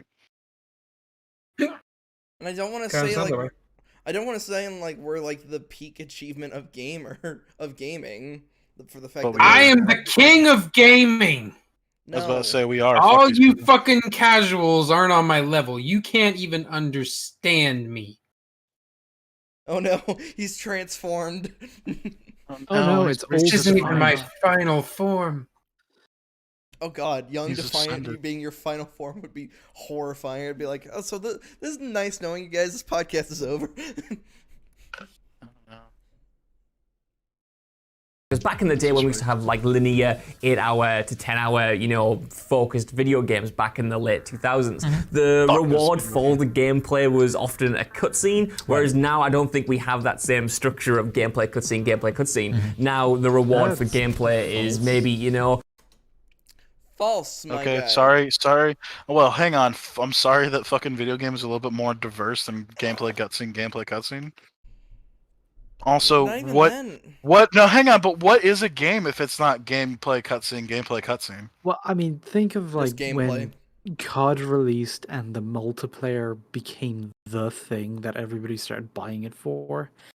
Around then, you had this transition period where the story and the gameplay cutscene cycle was no longer the most important part of a lot of games.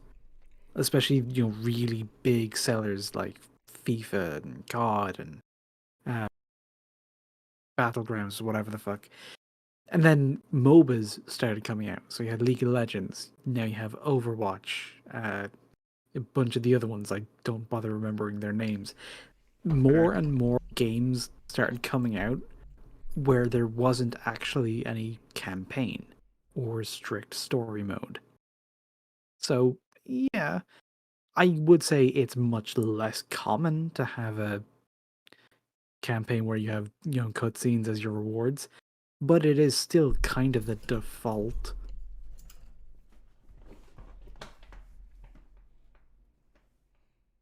In fact, even in better those loot big or multiplayer things, you have cutscenes that release at the start of every season that give you kind of some kind of lore drop. So, in a way, that's its own gameplay cutscene cycle. it's a nice little document at the end of an area that fleshes out the world. It's not, the narrative at hand. I just think the structure of video games now, especially when we go into more free-form games, even games that used to be linear now embrace free-form kind of wide linear elements. I feel like the structure of storytelling is kind of inherently limited. You look at games like we've been playing Gears 5, and for me, that game's story.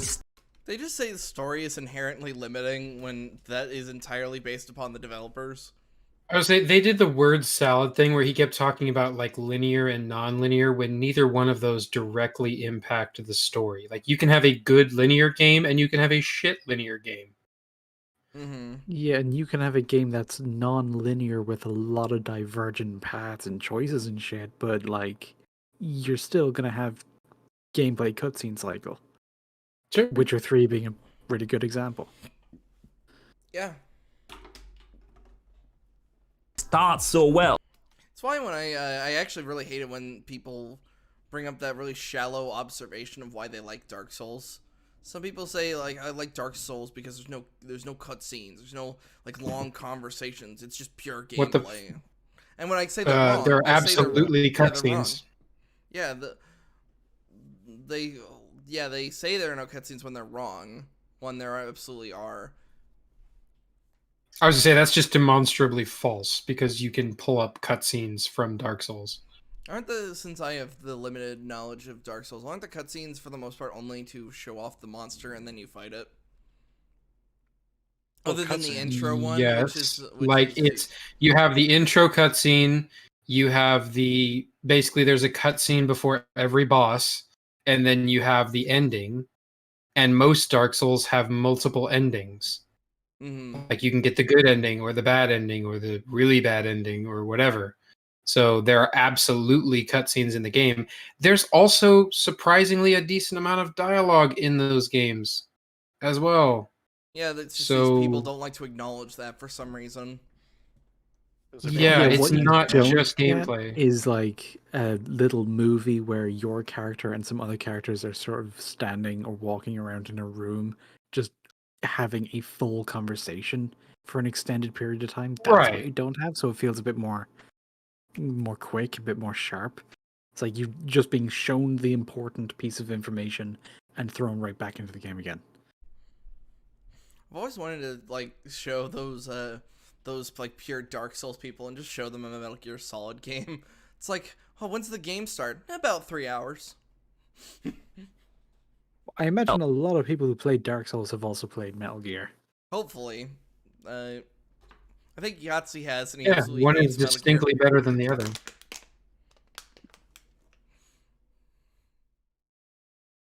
I'm just glaring at Ninja, despite the fact that it's like, yeah, he's probably right in terms of objective storytelling.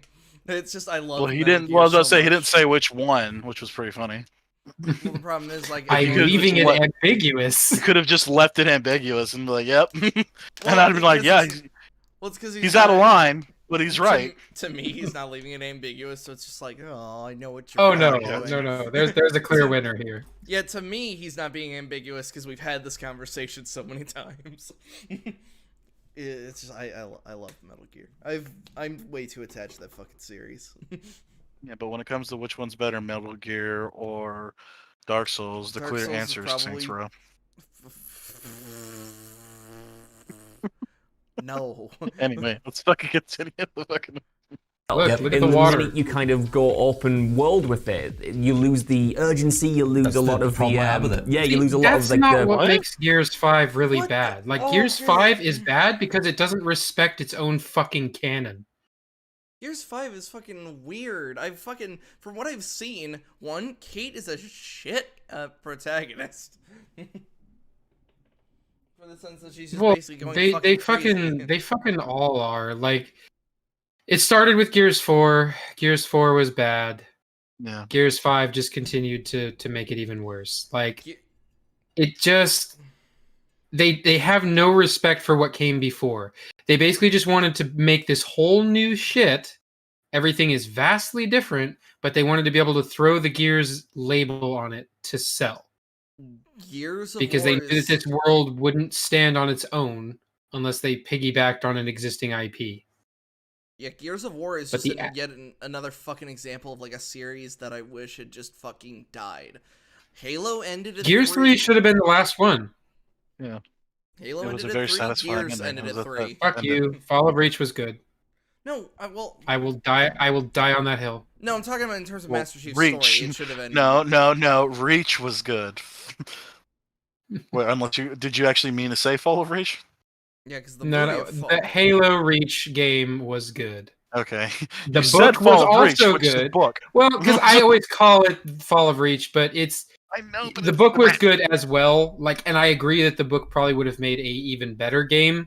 But for what it was, I think that they did a lot with Reach that, from a storytelling aspect, that none of the other Halo games come even close to. Oh, you should watch Wolf's video because he absolutely tries to rip Reach to shreds. He can try. He can be wrong too. Still love the guy. Lads, you want something fun that's an absolute complete tangent and has nothing to do with what we've been talking about? Yeah, let's do it. Yeah. Here's a list of slurs to use against white people. What? Oh. Are you ready for this? I'm Wow, one of, this I'm one took of a those fucking things. turn. I'm Yeah, one of those. punk. My last name is a P-O-N-C. slur. P-O-N-C? People of Ponce? no color. Oh. Melanin deficient mayo monkeys. Oh my god. Mayo monkeys? Snow roaches, snow rats, paper, crackers, colonizers, bleach demon. Bleach demon. I'm No changing my purpose identity flour? to Bleach Demon.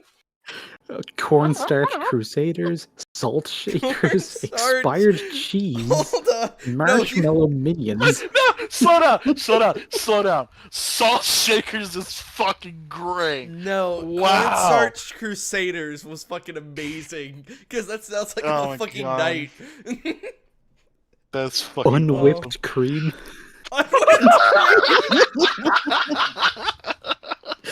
garlic goblins. That's just the French. No. Yogurt yodelers, lint leeches, salty scallywags. What do you want, That's just pirate? Pirate. That's a pirate slur. That's not Styrofoam slur. cups, unscented candles. What's that? What? Unscented I took candles. that personally. Unscented candles. That's fucking great. Pasty parasites, culture vultures, ice shrimps, vanilla gorillas. Oh no. Yeah, what was the other one with monkey in it? Oh, snow monkey. I No, feel like I'm some of not- these are Monkey. just existing slurs that they just pasted something to like. I was do, about like, to I say know some of these you. feel like a cultural appropriation, and I don't know how I feel about that. Yeah. 'Cause Okay, so we've got oatmeal, yeast maggots, tighty whities, and soup cookies. what? Soup cookies, crackers. Okay, so I know we're kind of off in the weeds at the moment, but there's something important on screen you all must see. Loudspeaker, in parentheses, on speaker, lift off. Look at the What? subtitles for the game. Loudspeaker on speaker On lift speaker off. lift up. That sounds some weird shit right there.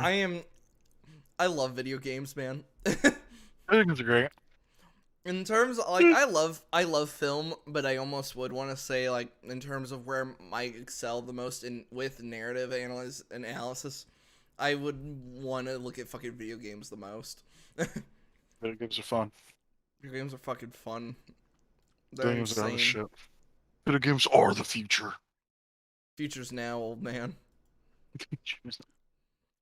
Precision that the storytelling had before then. You look at games like Mafia 3, which kind of starts off so well, and once it starts putting you in the gameplay loop of doing the same missions kind of like over and over again, completing X amount of activities before you unlock the next story thread, the pacing just crashes to a halt. And the structure of the storytelling is...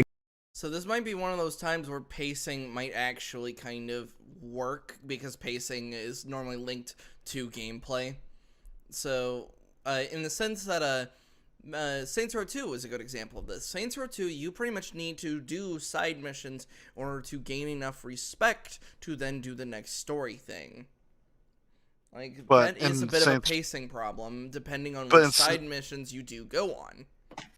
The thing is, those side missions have their own context in the game, though. You are undermining each area, and you gain respect by doing side missions in those areas. So you're Right, I'm the more whole talking... point is to take the whole point is to take over the city, and then you taking over those side missions and completing it for the first time takes over that chunk of the city. Right, I was more talking about with ones that have nothing to do with, like, UFC. UFC has almost nothing to do with taking over the city, because you can't take over the stadium. The stadium sits on its own island, if I remember correctly. What? I need to look back at the map of Stillwater. As far as I know, when you go in that little cage match area, No, you claim that area. The only one you can't really you claim the prison area too, which is weird. But yeah, you claim the prison as well. There's the prison and there's the prison and there's the stadium. And the stadium you don't take over until you beat Mara. that might be the problem, because the stadium is tied for that side mission. And I accidentally did that guy last, despite the fact he is totally supposed to be first. What makes you say that? In terms of how the narrative is structured, it makes it seem like I forgot the name of the dragon. The Ronins. I think it's the Ronins. Thank you. It feels like the Ronins, you're supposed to tackle them last. Can you tell I'm making a video about these? Honestly, the way that I've played that game multiple times over and over again, you can actually do any one of them at the same time. Yeah, you can't. But you however, can. It's just if you were to string it all in one line, I feel the way it was described to me like is you that could you could do it in many ways. yeah, that's the problem when it's the any order type scenario. Because yeah, you could be that one player that does them all at the same time, or you could be the player that's like me that focus on one particular group. And I did the Ronins first. When you killed Johnny Gat's girlfriend, it's like, oh, I feel like that was supposed to happen later. Yeah. That brings up an interesting question. Would it be better from a narrative standpoint to give the player the choice and say, okay, you've got these 3 objectives, you can do them in whatever order you choose, but essentially, regardless of the order you do them, it really doesn't make a difference? Or would it be better for them to just tell you, do 1, 2, and then 3? Well, here's the thing. Like I said, the overall objective is to take over the city, and the 3 gangs own the city. So. Well, the 3 gangs all have their own, like, sort of storyline as you Right, fight them. but see what I'm saying is one is presenting the player with the illusion of choice, because it's saying you can do them in whatever order you want, but ultimately the order does not make a difference on the story. Yeah, but like you still, I guess I guess you could say that. But like I said, you when you do that, you basically finish the game. Narratively, anyway. Right. There is like a chapter afterwards, but that's yeah. I was like going to literally say when you take on Ultor, you're kind of just you're not really okay. Zoom out. I'm not talking about that game specifically. I'm just talking about in concept. Yeah. Is one approach better than the other? Like if you were developing a game, which one would you prefer to use for your players? Honestly, I would want to do the railroading, but that's what they did in Saints Row 3.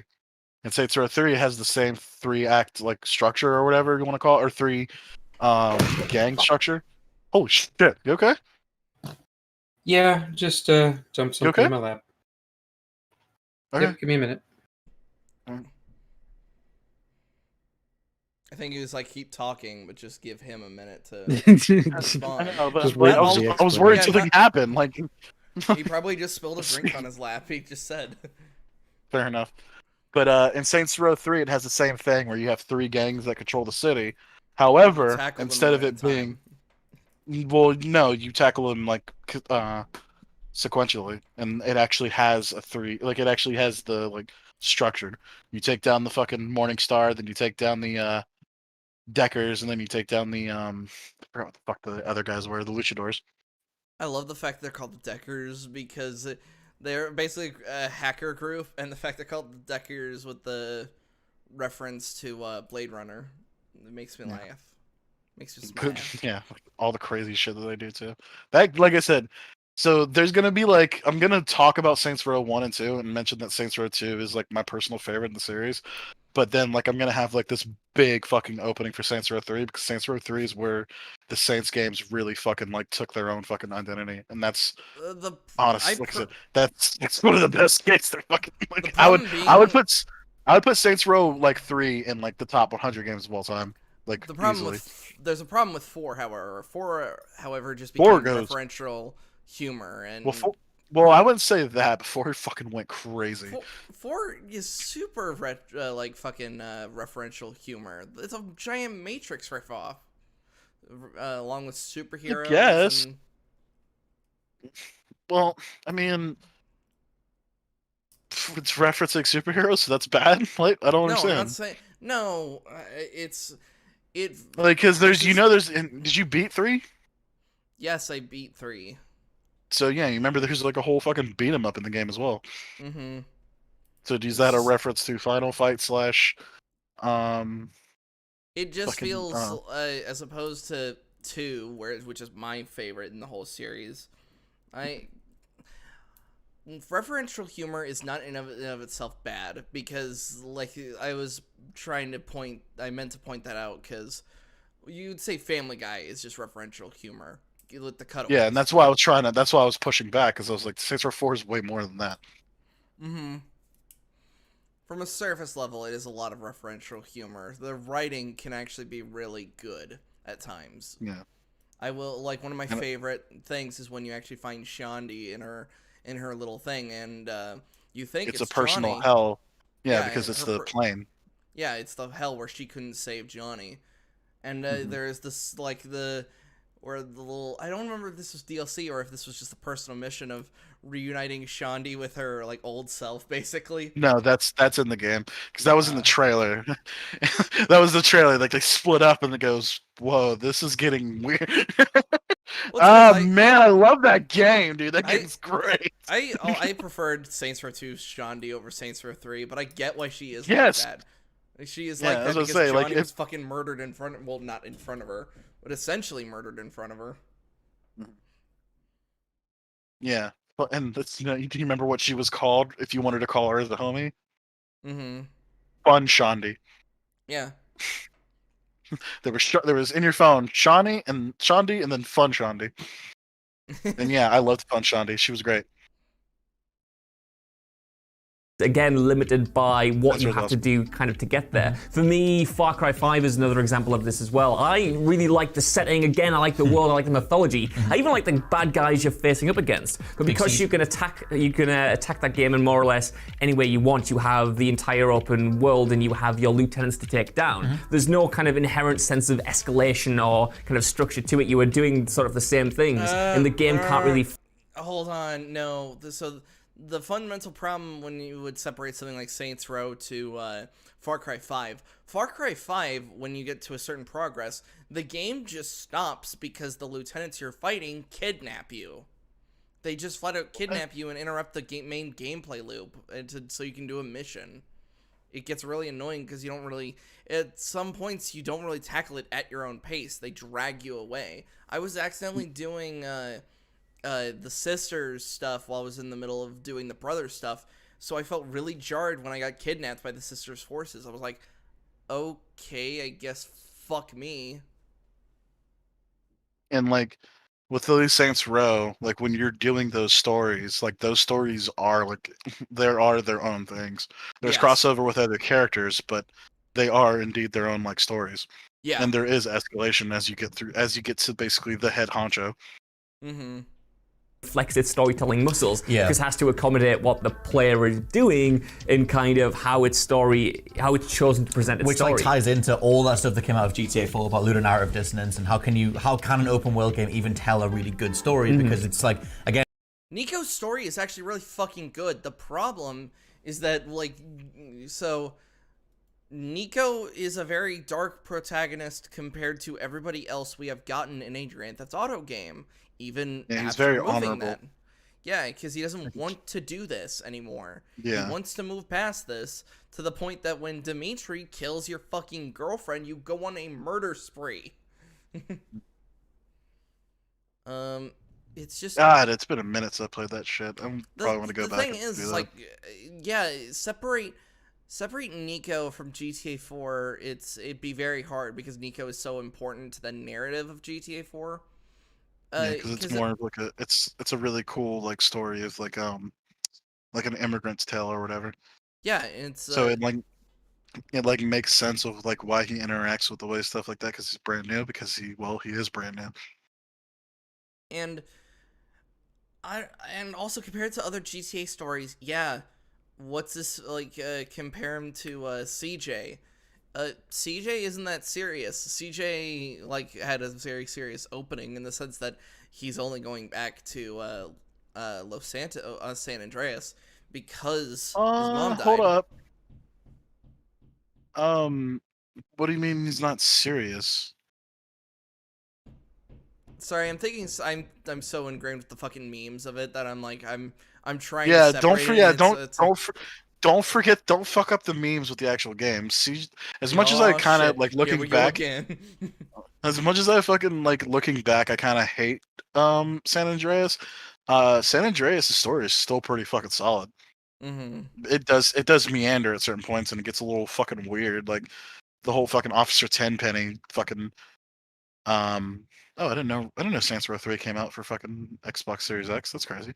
Anyway, Tenpenny being like in that one fucking shack where it's like, oh, Tenpenny's the source of fucking all of CJ's problems. Why didn't he kill him right there? But fuck it, whatever.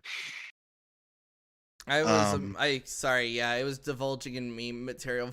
You put the wrong house, Yeah. fool! You picked the wrong house, fool. Oh shit, it's Thursday. See, Oh, we had all we had to do So was follow here's the damn train, CJ. So actually, I got into a spat because it's like, dude, okay, the story's fine. That game fucking sucks. Like, if you were to go back and play it, I fucking did. with I no played cheats, it on a PC. I fucking hated myself. I was just like, dude, that game is horrible on replay. Like, it's so fucking dated, dude. It's so bad. yeah, it's the problem of like it's a product of its time. Yeah. And like with cheats, it's very like serviceable, but like the way the game was intended to be played, it's clear that it's like, oh no, this fucking game is ass.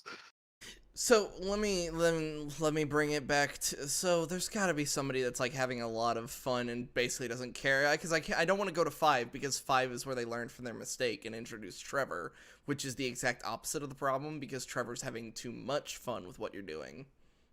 Well, but even then, Trevor's more of is a pretty like interesting character in itself. Yes, even Trevor though, like I said, I is kind a of hate. very interesting character. Yeah. And like yeah, and another thing is they fixed up the missions too, which oh my god, I'm so fucking glad they did that shit.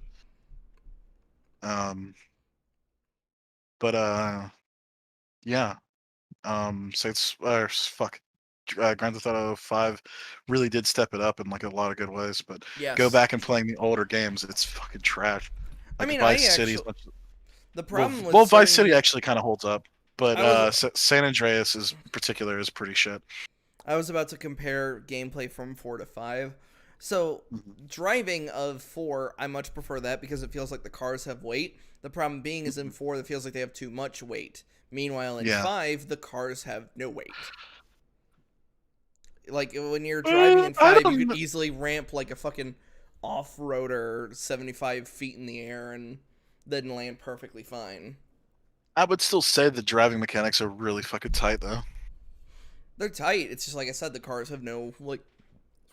They feel like they have no weight. It's the problem of like I said, you went from absolutely like 5 megaton style cars to to like supercars that feel like they're made of fucking air. Again, with the whole anathema, like opposite ends type thing, it's like you have a whole set of gameplay mechanics that you want the player to indulge in, but also you're trying to tell a story, which, you know, stories inherently have 3-act structures, or at least they do if you're trying to go towards some sort of satisfying finale or takeaway moment or whatever. You know, you're then kind of asking the player to sort of pick and choose the narrative moments or the storytelling moments alongside the gameplay stuff, and sometimes those things very. So I don't know how I feel about that. What he just said, that stories inherently have to have 3 acts. It's the more traditional thing, but you could have a 2-act structure, literally beginning, like, setup and then payoff. Like, there's 2-act, there's 3-act, there's 5-act, there's even like a 7-act structure for really long plays. What would you do with a? Okay, that's fair, because those are the old It's tragedies. kind of like a pattern of escalation, de-escalation, re-escalation, and then there was a fucking diagram. Yeah, if you can find that diagram, because the only Greek stuff The I 3-act is the most common. Yes. Yeah, and they're all simplified versions of the same thing, honestly. Mm-hmm. Ninja, are you okay? Yeah. Oh yeah, well, that's a complex answer, but mostly, yeah.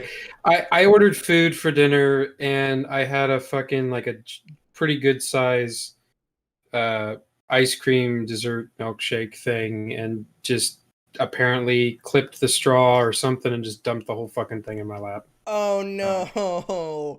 Yeah, I got it all over my headset, cord, all over my everything, my chair. That is I had to take a minute and get it all sorted out. Yeah. That is commit the self-die, because that's why I only eat like stuff that I could pretty much just get down without really that much fuss. Like, I'm eating a bowl of grits, which I could easily just go, whoop, okay, that's done. Well, see, I'm not doing that because I love myself.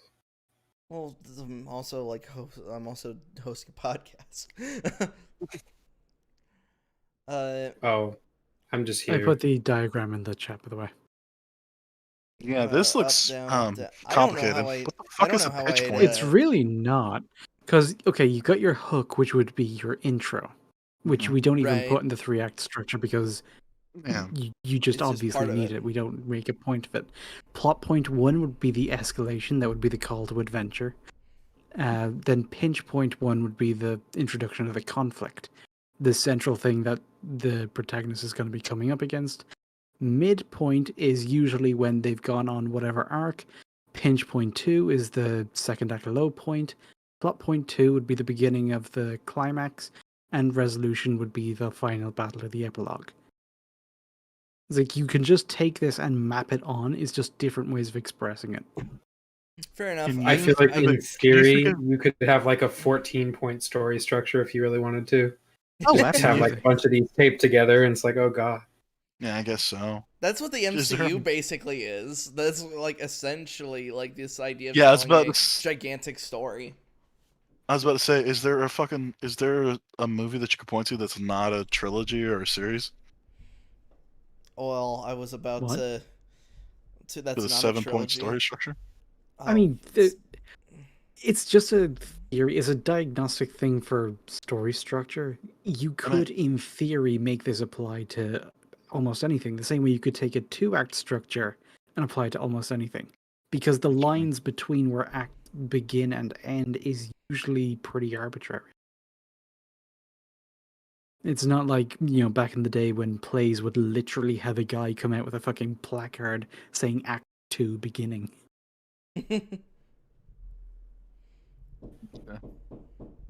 So I was going to say, are we enjoying this just because this is encouraging more conversation, or are we hating this more because at the end of the day? Well, these guys are fucking idiots. Like, they feel like fucking they feel like, or it's maybe too strong. They feel like the absolute definition of normies. Yeah, they're just very surface level. They're really not saying much. They don't really care about what words actually mean. Mm-hmm. I don't know. I'm not getting much out of them personally. It's a bit of a nothing burger, but the guy on the left looks really familiar. Game franchises. Is the guy on the left famous? I don't know. He looks familiar. very rarely match up. The only game that I can think of that is like humongous in scale but also tells a great story is like The Witcher 3. And as much as I love the lore, so this might actually be more interesting than whatever these fuckwads are talking about. I found an article about the 7-point story structure, and this guy's example that he chose to use of a 7-point story structure was A New Hope. What? Yeah.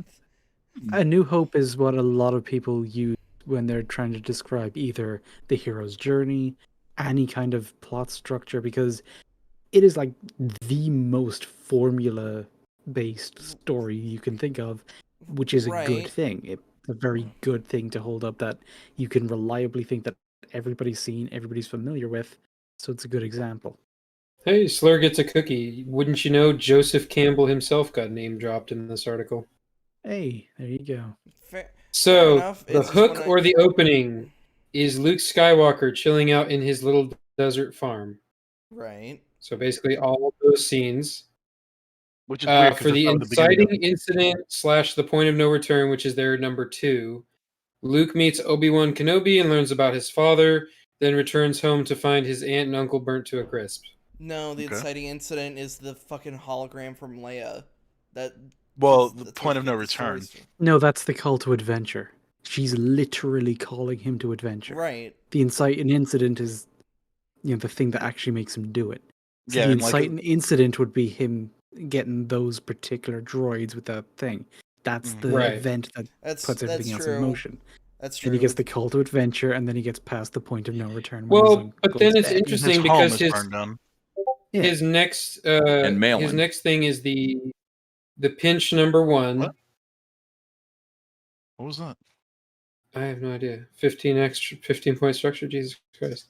So his 3 for pinch number 1 is Star Wars has a fairly subtle one, getting Han Solo to be their pilot and then escaping the stormtroopers from the Mos first Eisley. introduction of the protagonist to the central conflict or antagonistic force, which is the Empire. Wait, but I thought Correct. I thought the scene where we meet Han, like the cantina scene, is supposed to be what most people say is the belly of the whale. What? That's way too early to be the belly of the whale. This might be just I've listened to too many video essayists talk about this shit, so I'm gonna shut Very up now. probably. The belly of Okay, the whale, think so- of where that comes from. It comes from Pinocchio, and it's at the very end where the big, mysterious, monstrous thing, it's demystified and it becomes a very tangible threat to be dealt with. It's a whole different thing. So number 4, which is the midpoint, they say the crew of the Millennium Falcon are pulled into the Death Star, and Luke decides to rescue Princess Leia once he discovers she's also on board. Mm-hmm. For pinch 2, they say Darth Vader kills Obi-Wan Kenobi, so Luke goes from simply accompanying Obi-Wan in delivering the Death Star plans to proactively helping the Resistance fight the Empire. So that's basically him taking his own role in the drama, essentially. And keeping track on the hero's journey chart, which exactly like the 2 diagrams I put in the chat, they're just different diagnostic ways to talk about story structure. But this is the day of the Right. mentor. And then for the climax, they have Luke leads the Resistance fighters to destroy the Death Star before it can blow up the Rebel base. And then for resolution, although Luke can't go back to his life on the farm, he and his friends are hailed as heroes in the victory celebrations. So very simple sort of breakdown of a 7-point plot for a movie that we're all fairly familiar with. All right, Yeah, that's you fair. could take Fair that enough. exact same thing and then just apply where you think the breaks are for acts 1, 2, and 3. Oh, Yeah, and Or- it's funny because a lot of people say, "Oh, Star Wars is a great example of the 3-act structure." I mean, And it's like, well, it's technically, kind I of it guess. is. Kind of, yeah. Well, It's just cutting the pie in like a different way, I guess. But Yeah, it's still the that Yeah, you same still, pie. have, you still have the Yeah, same this pie, whole- like just have different more pieces. Yeah, this all seems to be just them bunching it in different manners. Also, yeah, I'm an idiot. Isn't going into the cantina, that's crossing the threshold, isn't it? Agreeing to go off with Obi-Wan, going to Mos Eisley, yeah, that's crossing the threshold. There's just some stories will have the crossing the threshold and that first introduction of conflict be more spread out. And this is Right. usually where you get your scene of the protagonist wandering through a magical world with fucking hog face because everything's just so amazing and magical and wonderful.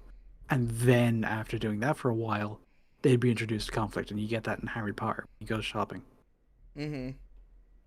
So yeah, in Star Wars, they're kind of rolled into the one thing, but they don't have to be. Neat. All right. Yeah, this is very neat.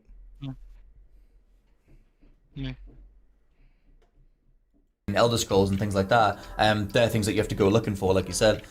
Which, like, it's a weird split because I don't think this is pure speculation, but based on what I said before about like the way that the sort of trends felt like they were evident in the 2000s, I think back then more companies were pitching stories and characters and like like an enclosed story. Whereas like once you had digital platforms in the generation as it is now, you can pitch a whole potential franchise. Like this mechanic will get played for 300 hours, and then we'll plug this bit in, and we'll slowly unfill the entire. Almost as if games are becoming a service, and also that's bad. Like, games as a service... Aw. Well, hold on. Games as a service is not fundamentally a bad thing. It can be used properly if, I was trying this. As long as it is effective with its narrative, I would almost say. If Destiny had actually leaned more into its narrative instead of doing the grimoire and all that stuff, it could have turned into a great game. And it would have been okay as a service. Story, hence something like Anthem, led with its gameplay mechanics and sort of gave you very little in terms of a story thing. That game ends. they the were post-credit shit. scene is Yeah, the problem is Destiny just like, I'm surprised we didn't immediately just yank you out of whatever you were doing when we said we don't have time to explain when we don't have time to explain. I don't have time to explain. That's arguably one of the worst lines ever fucking uttered in a game. I completely agree. Yes. Yeah. I had to be reminded that line even existed because I just got so fundamentally angry when I first heard that I blocked it out of my mind. Yeah, because isn't that at the end of Destiny 1? No. Yeah. It's the basically it's the end of the Venus. Traveler arc. Yeah. That's what? It's the end of the Stranger's quest line. Yeah, but like, what did you say? She's when we meet her at the end of Venus, I believe, is when she says the fucking line. You do like 2 missions, then you go fight the garden on Mars, and then it's over. End. Yeah.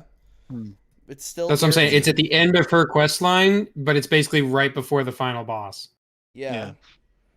I don't. And of course, I'm not explain counting why I all don't the. have time to explain.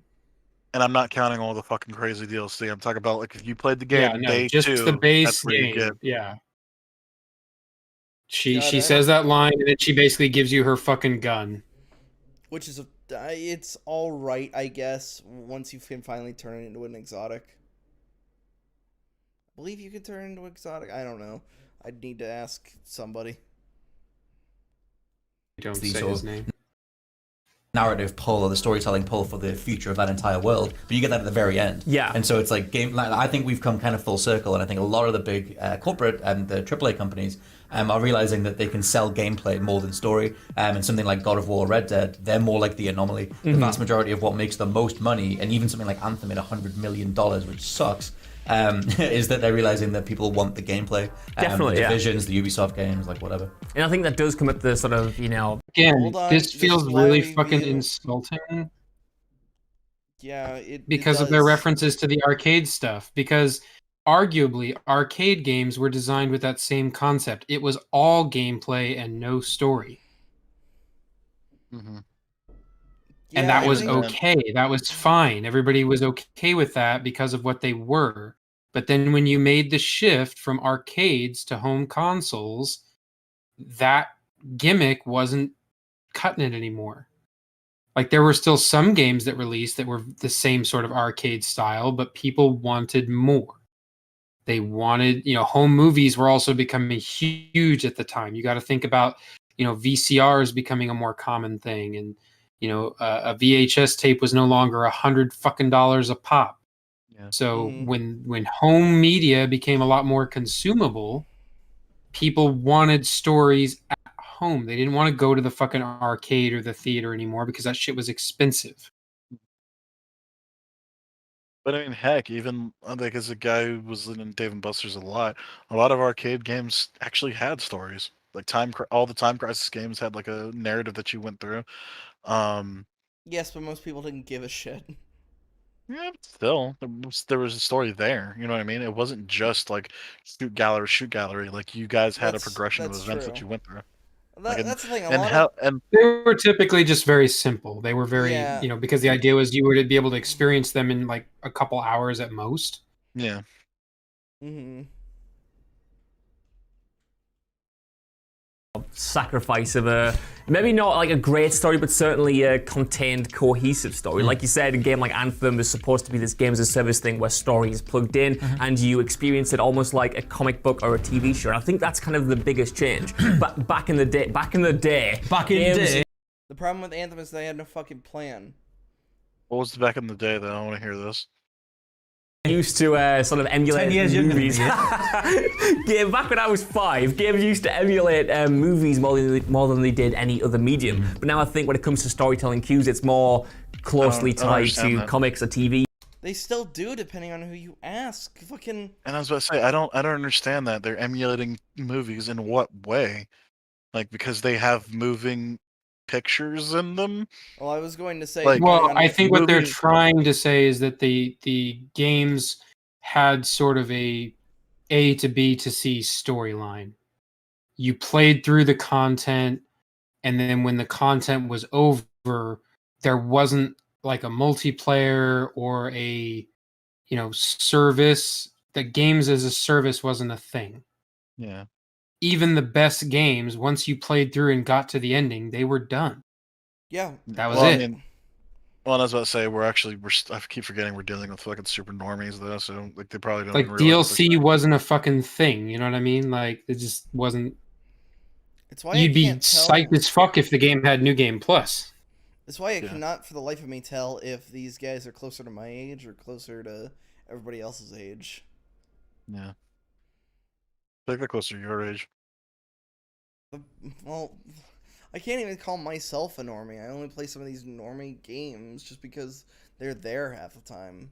Like I only got. Yeah, but the thing is, that's the difference is you can acknowledge the fact that you're a normie because of like the stuff that you like look into, but you are further than they are because you actually look at this shit more in depth than they do. These guys are just dropping like surface level things. It's like, oh, it was like a movie. You know what I mean? Like if somebody says that about a game, it's like, what the fuck are you saying? It's like a movie. Yeah, I feel like that's the surface level interpretation that most people say about Metal Gear Solid. I keep bringing it back to that. That's because like Kojima was like, Yeah, "All right, I'm it's- gonna have 7-hour cutscenes." I mean, It's yeah, like- he wanted to make a movie, but like he wanted to it's make a still movie, like, but he refuses to. Like the problem is, like Kojima could probably not boil. Like if you gave him a movie, he could probably not boil a story down to 2 hours. probably give him a fucking series. Which is why you give him a TV show. He That's what I'm works saying, the give him a best at series. TV, and yet he doesn't want to do TV. And it's like a kind of your movie's gonna bomb. Then you can't condense your stories. Unless he likes a trilogy, but I mean that would mean you give him a trilogy.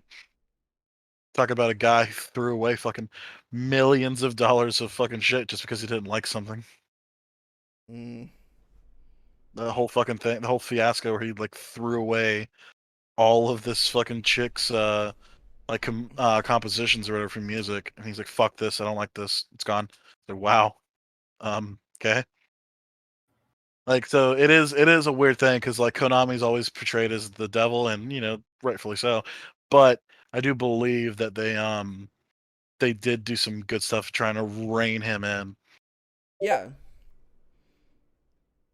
One could argue they were the only thing that tried to make Metal Gear Solid make fucking sense. Make it make sense. with this kind of, ever-evolving narrative that doesn't have a potential end point in sight, or we've just kind of come to understand as gamers that things will never be complete. Even when you get to something like Gears 4, that's the first part of a franchise. In Gears 4, very much feels like the first act to a larger sort of whole. I would never go back to play Gears 4 for its story as a self-contained thing. I would go back and play it as part of, the journey towards 5 and then eventually 6. And even Gears 5 to an That's extent. because you're a fucking feels like- child. Normie. Yeah, Oh and my each one God. kind of should be its own adventure, even if it's part of a larger overarching plot. Yeah, that was really weird. If you look at the first 3, that's absolutely true. They are 100% worth going back and playing just for the fucking story. Yeah, which I wish I they don't would- play Gears multiplayer. I play Gears for the fucking story. Yeah, I really Also, wish they would remaster 2 and 3. They remastered 1, but for some reason, despite the fact that 2 and 3 were their most successful fucking games of the trilogy, yet they won't fucking touch them. It's really weird. Fleur, you wanted to say something? Are we going to address the fact that he actually just used the word gamer unironically? That's what you had to say? It gives me cancer. It should have died years and years ago. How are the normies hanging on to it with an absolute straight face? Because wasn't it used Not a as, joke, not a by meme. EA? Wasn't it used by EA to basically derive people who played games or something? But no, it was made to pander. They like, oh yeah, gamers are gonna love it. As soon as it became a natural part of like corporate speak, it instantly became uncool. What So do you- most but- people stopped saying it outside of like jokes and memes, like how gamers are like the most oppressed minority and shit like that. Oh god, that shit.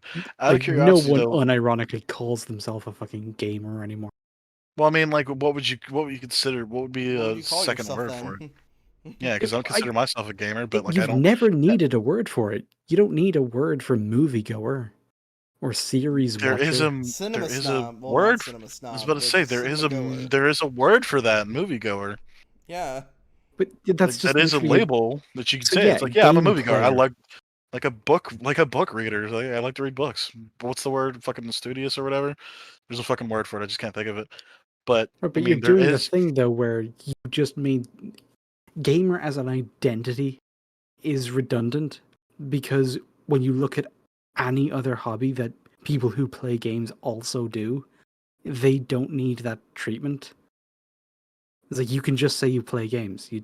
You can just say you read books or watch movies. You don't need an identifier for it. These are like hobbies or interests, not part of your core Yeah. identity. Unless you're trying to market to people, in which case you want to cultivate a sense of identity because it helps you sell things. Which is why it became a part of corporate speak and instantly cringe. We'll agree with that. Like, even like identifying as a gamer, even that I'm like, ugh, like I feel weird saying it now. But like, I always consider like people like this just to be fucking normies. Yeah, I just call these. But yeah, I yet just they call get them- paid money and we don't. Yeah. Yet. They get paid money to fucking say nothing. And fucking so do the Kardashians. Yeah, that's probably the biggest crime. Yeah. These That's what, guys get paid like to one say thing. One nothing. thing I wanted to. One thing I wanted to bring up today too is like talking about games as like a medium. It's like me and my boss, we both fucking game. So we were talking about it, and like this chick in the office was like, "Oh my god, you guys talk about video games like you like it's like a whole thing." And I was just like looked at her. I was like, "You watch the Kardashians?" Like unironically. I mean, it's when people fucking give Let's Players shit, or the people who watch Let's Players shit, they're just like, oh, just play the video game. I then just go, oh, just play the sport. It's the Yeah. same fucking concept. Are we nearly done with Like, these assholes? They've been talking for ages. Yeah, I feel like they don't say anything. This is like weird. I think Like, it's because like I said, I'm just. we've used Anytime we have a that- guest, we get really tismy videos. Yeah, it's like a Mhm. really bad streak of luck. Yeah. one of those. Well, the funniest part had to be when it was their own content. Remember, we got Cinematic Venom to watch his own Suicide Squad review. Yeah, that was fun. That was the That was- exception. I mean, I had fun with Shiny talking about the Snyder Cut. Yeah, but the Snyder Cut is video cancer. itself was really bad. We were doing That's- all of the editing. Yeah, that is true. Now there's like the meme that came out of it of like, we still don't know how it changed his life. I like that. That's a nice takeaway. I still need to fucking tweet at Brown Tables like, so how did it change your life? Oh my god. He's like, I seen your video and I'm still unclear. Such a weird thing. I need to know, Brown Table. Why did it change your life? I don't understand. Anyway, are video game stories getting worse? Middle They kinda chapter. are. It doesn't Also, hold on a minute. Days Gone is on the fucking thumbnail. We are 11 minutes in and they still haven't brought it up. That's Sorry, weird. Actually. that just came to mind. That just slapped me in the face. They literally haven't even shown any gameplay or said anything about fucking Days Gone. Now I'm kind of like, I'm like morbidly curious because I'm like, are they actually never gonna fucking bring it up? Yeah, because the whole reason why, like, Days Gone is the fucking thumbnail for this. I just realized. Oh my god! Eventually, we might just have to quickly have like a quick little chat about it, just to make the thumbnail make sense. I was about to say this is the first time we're fucking referencing Days Gone, so.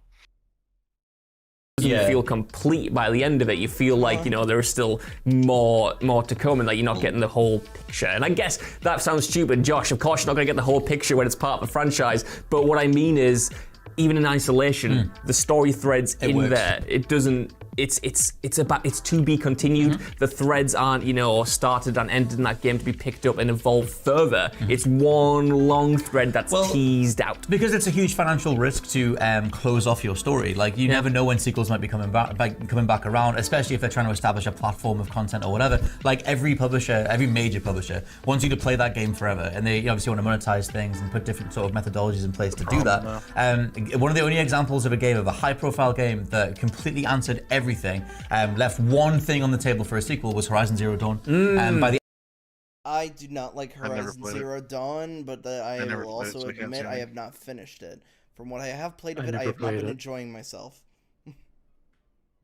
It's a repetitive gameplay loop, and the story is pretty fucking, like, I don't even know what they're trying to say as that it didn't leave things open, because it absolutely does. Yeah, it lets everything fucking open, because I had the fucking ending spoiled for me. Because I just guessed it. I'm not sure what they mean by it answers all of the questions, because it doesn't. Also, Alright, so Slur, do you mind spoilers? Honestly, couldn't give less of a fuck. I'm curious, what is the ending of Horizon Zero Dawn?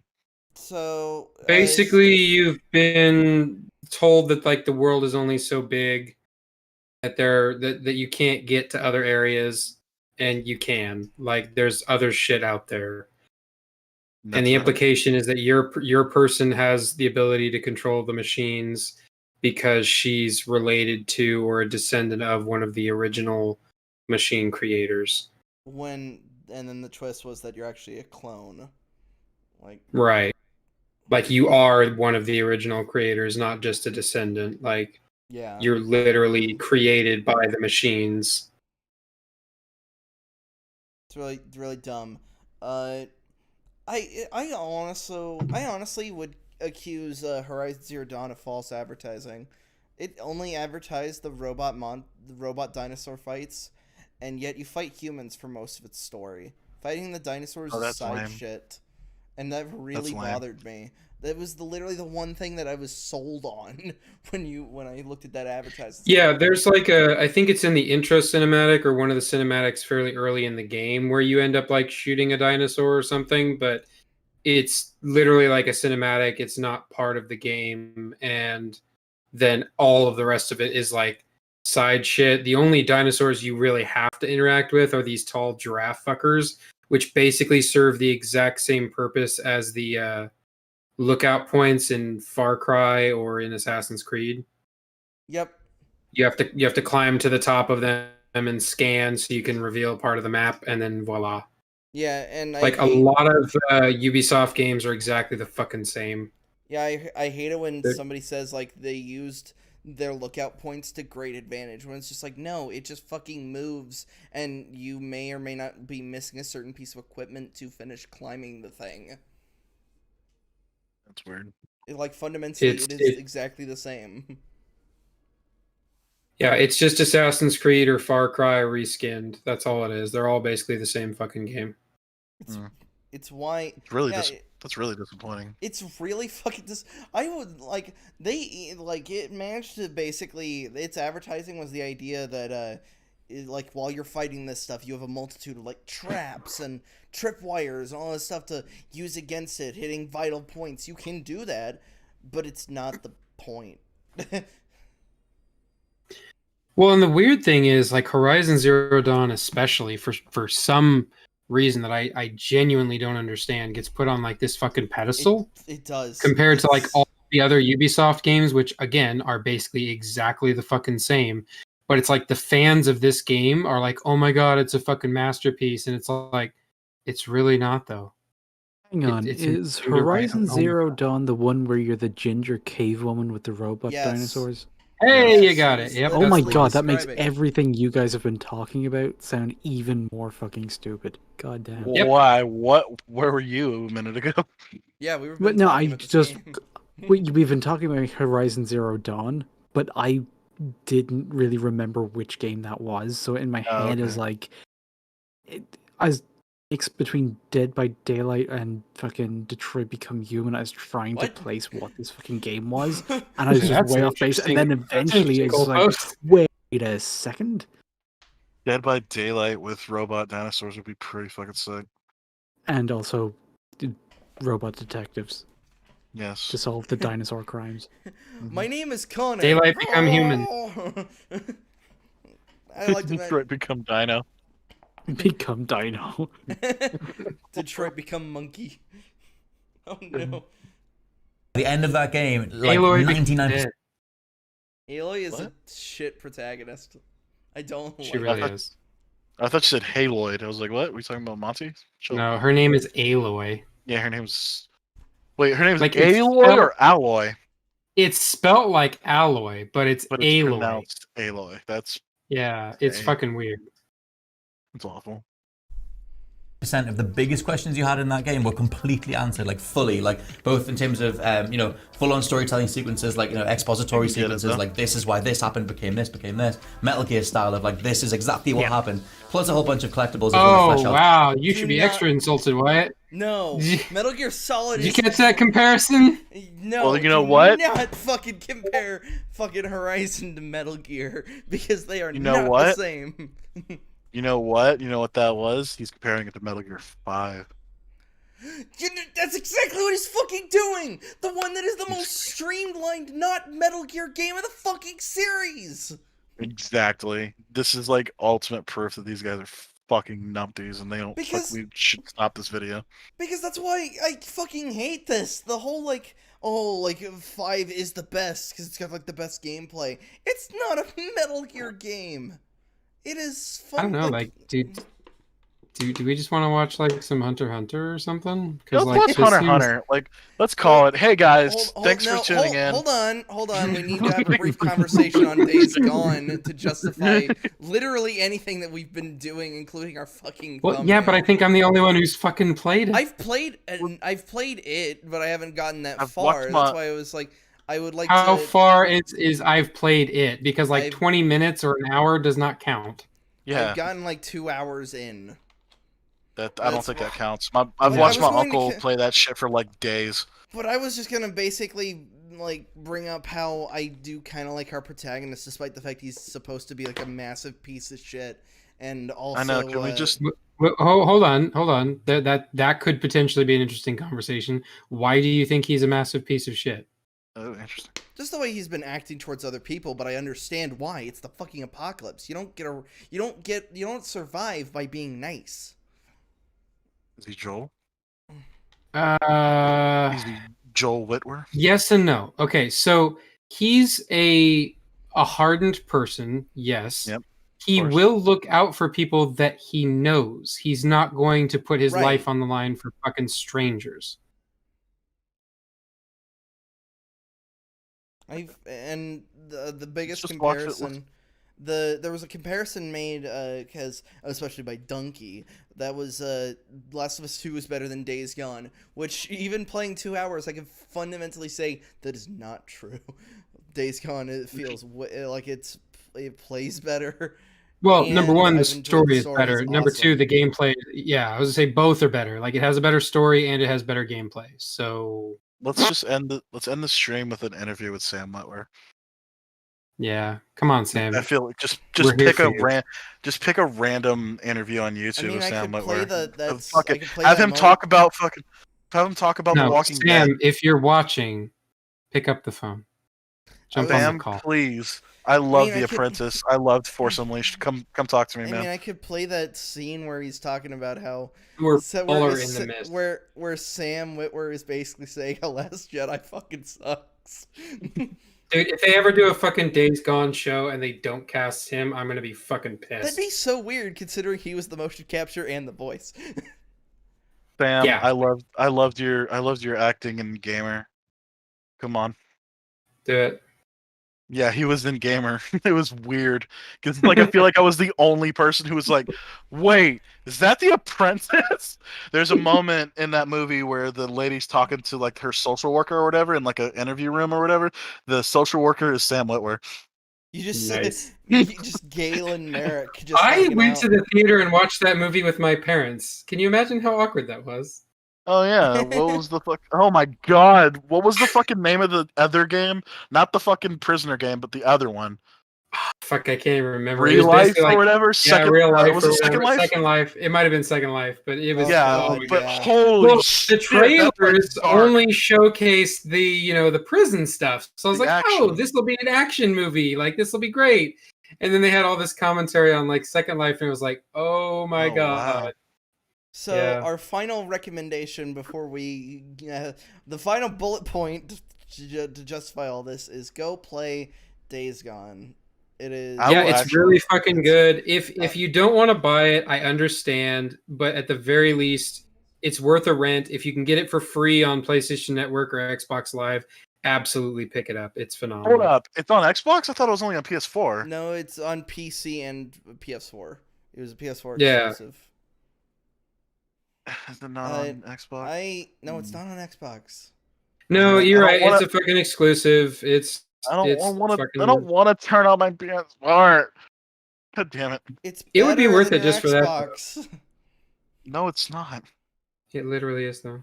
My Yeah. PS5 is my better than your Xbox. I was about to say my PS4 is not better than my Xbox. My Xbox has hundreds of games on it. My PS4 admittedly has way higher quality games on it. Comparing libraries is nothing when the fucking PS4 has had a lot of higher quality shit. I was gonna say it has Persona, it has Bloodborne. It's like, damn it. All right. Yeah. But well, fuck no, fuck you. Well, you can buy it on PS4 now, but Hey, fun fact: if you get a PS5, you can get Persona, Bloodborne, God of War, and Days Gone for free. But I already have those games. Yeah, but then you get them on PS5. Yeah, But but now you I'd can have to get them buy. for free. I'd have to buy a PS5, which implies I'd have to find a PS5. Which implies you'd have to have money. I know. Yeah. I'm broken. It's true. We're all broke. Goodbye, everybody. All right, love you.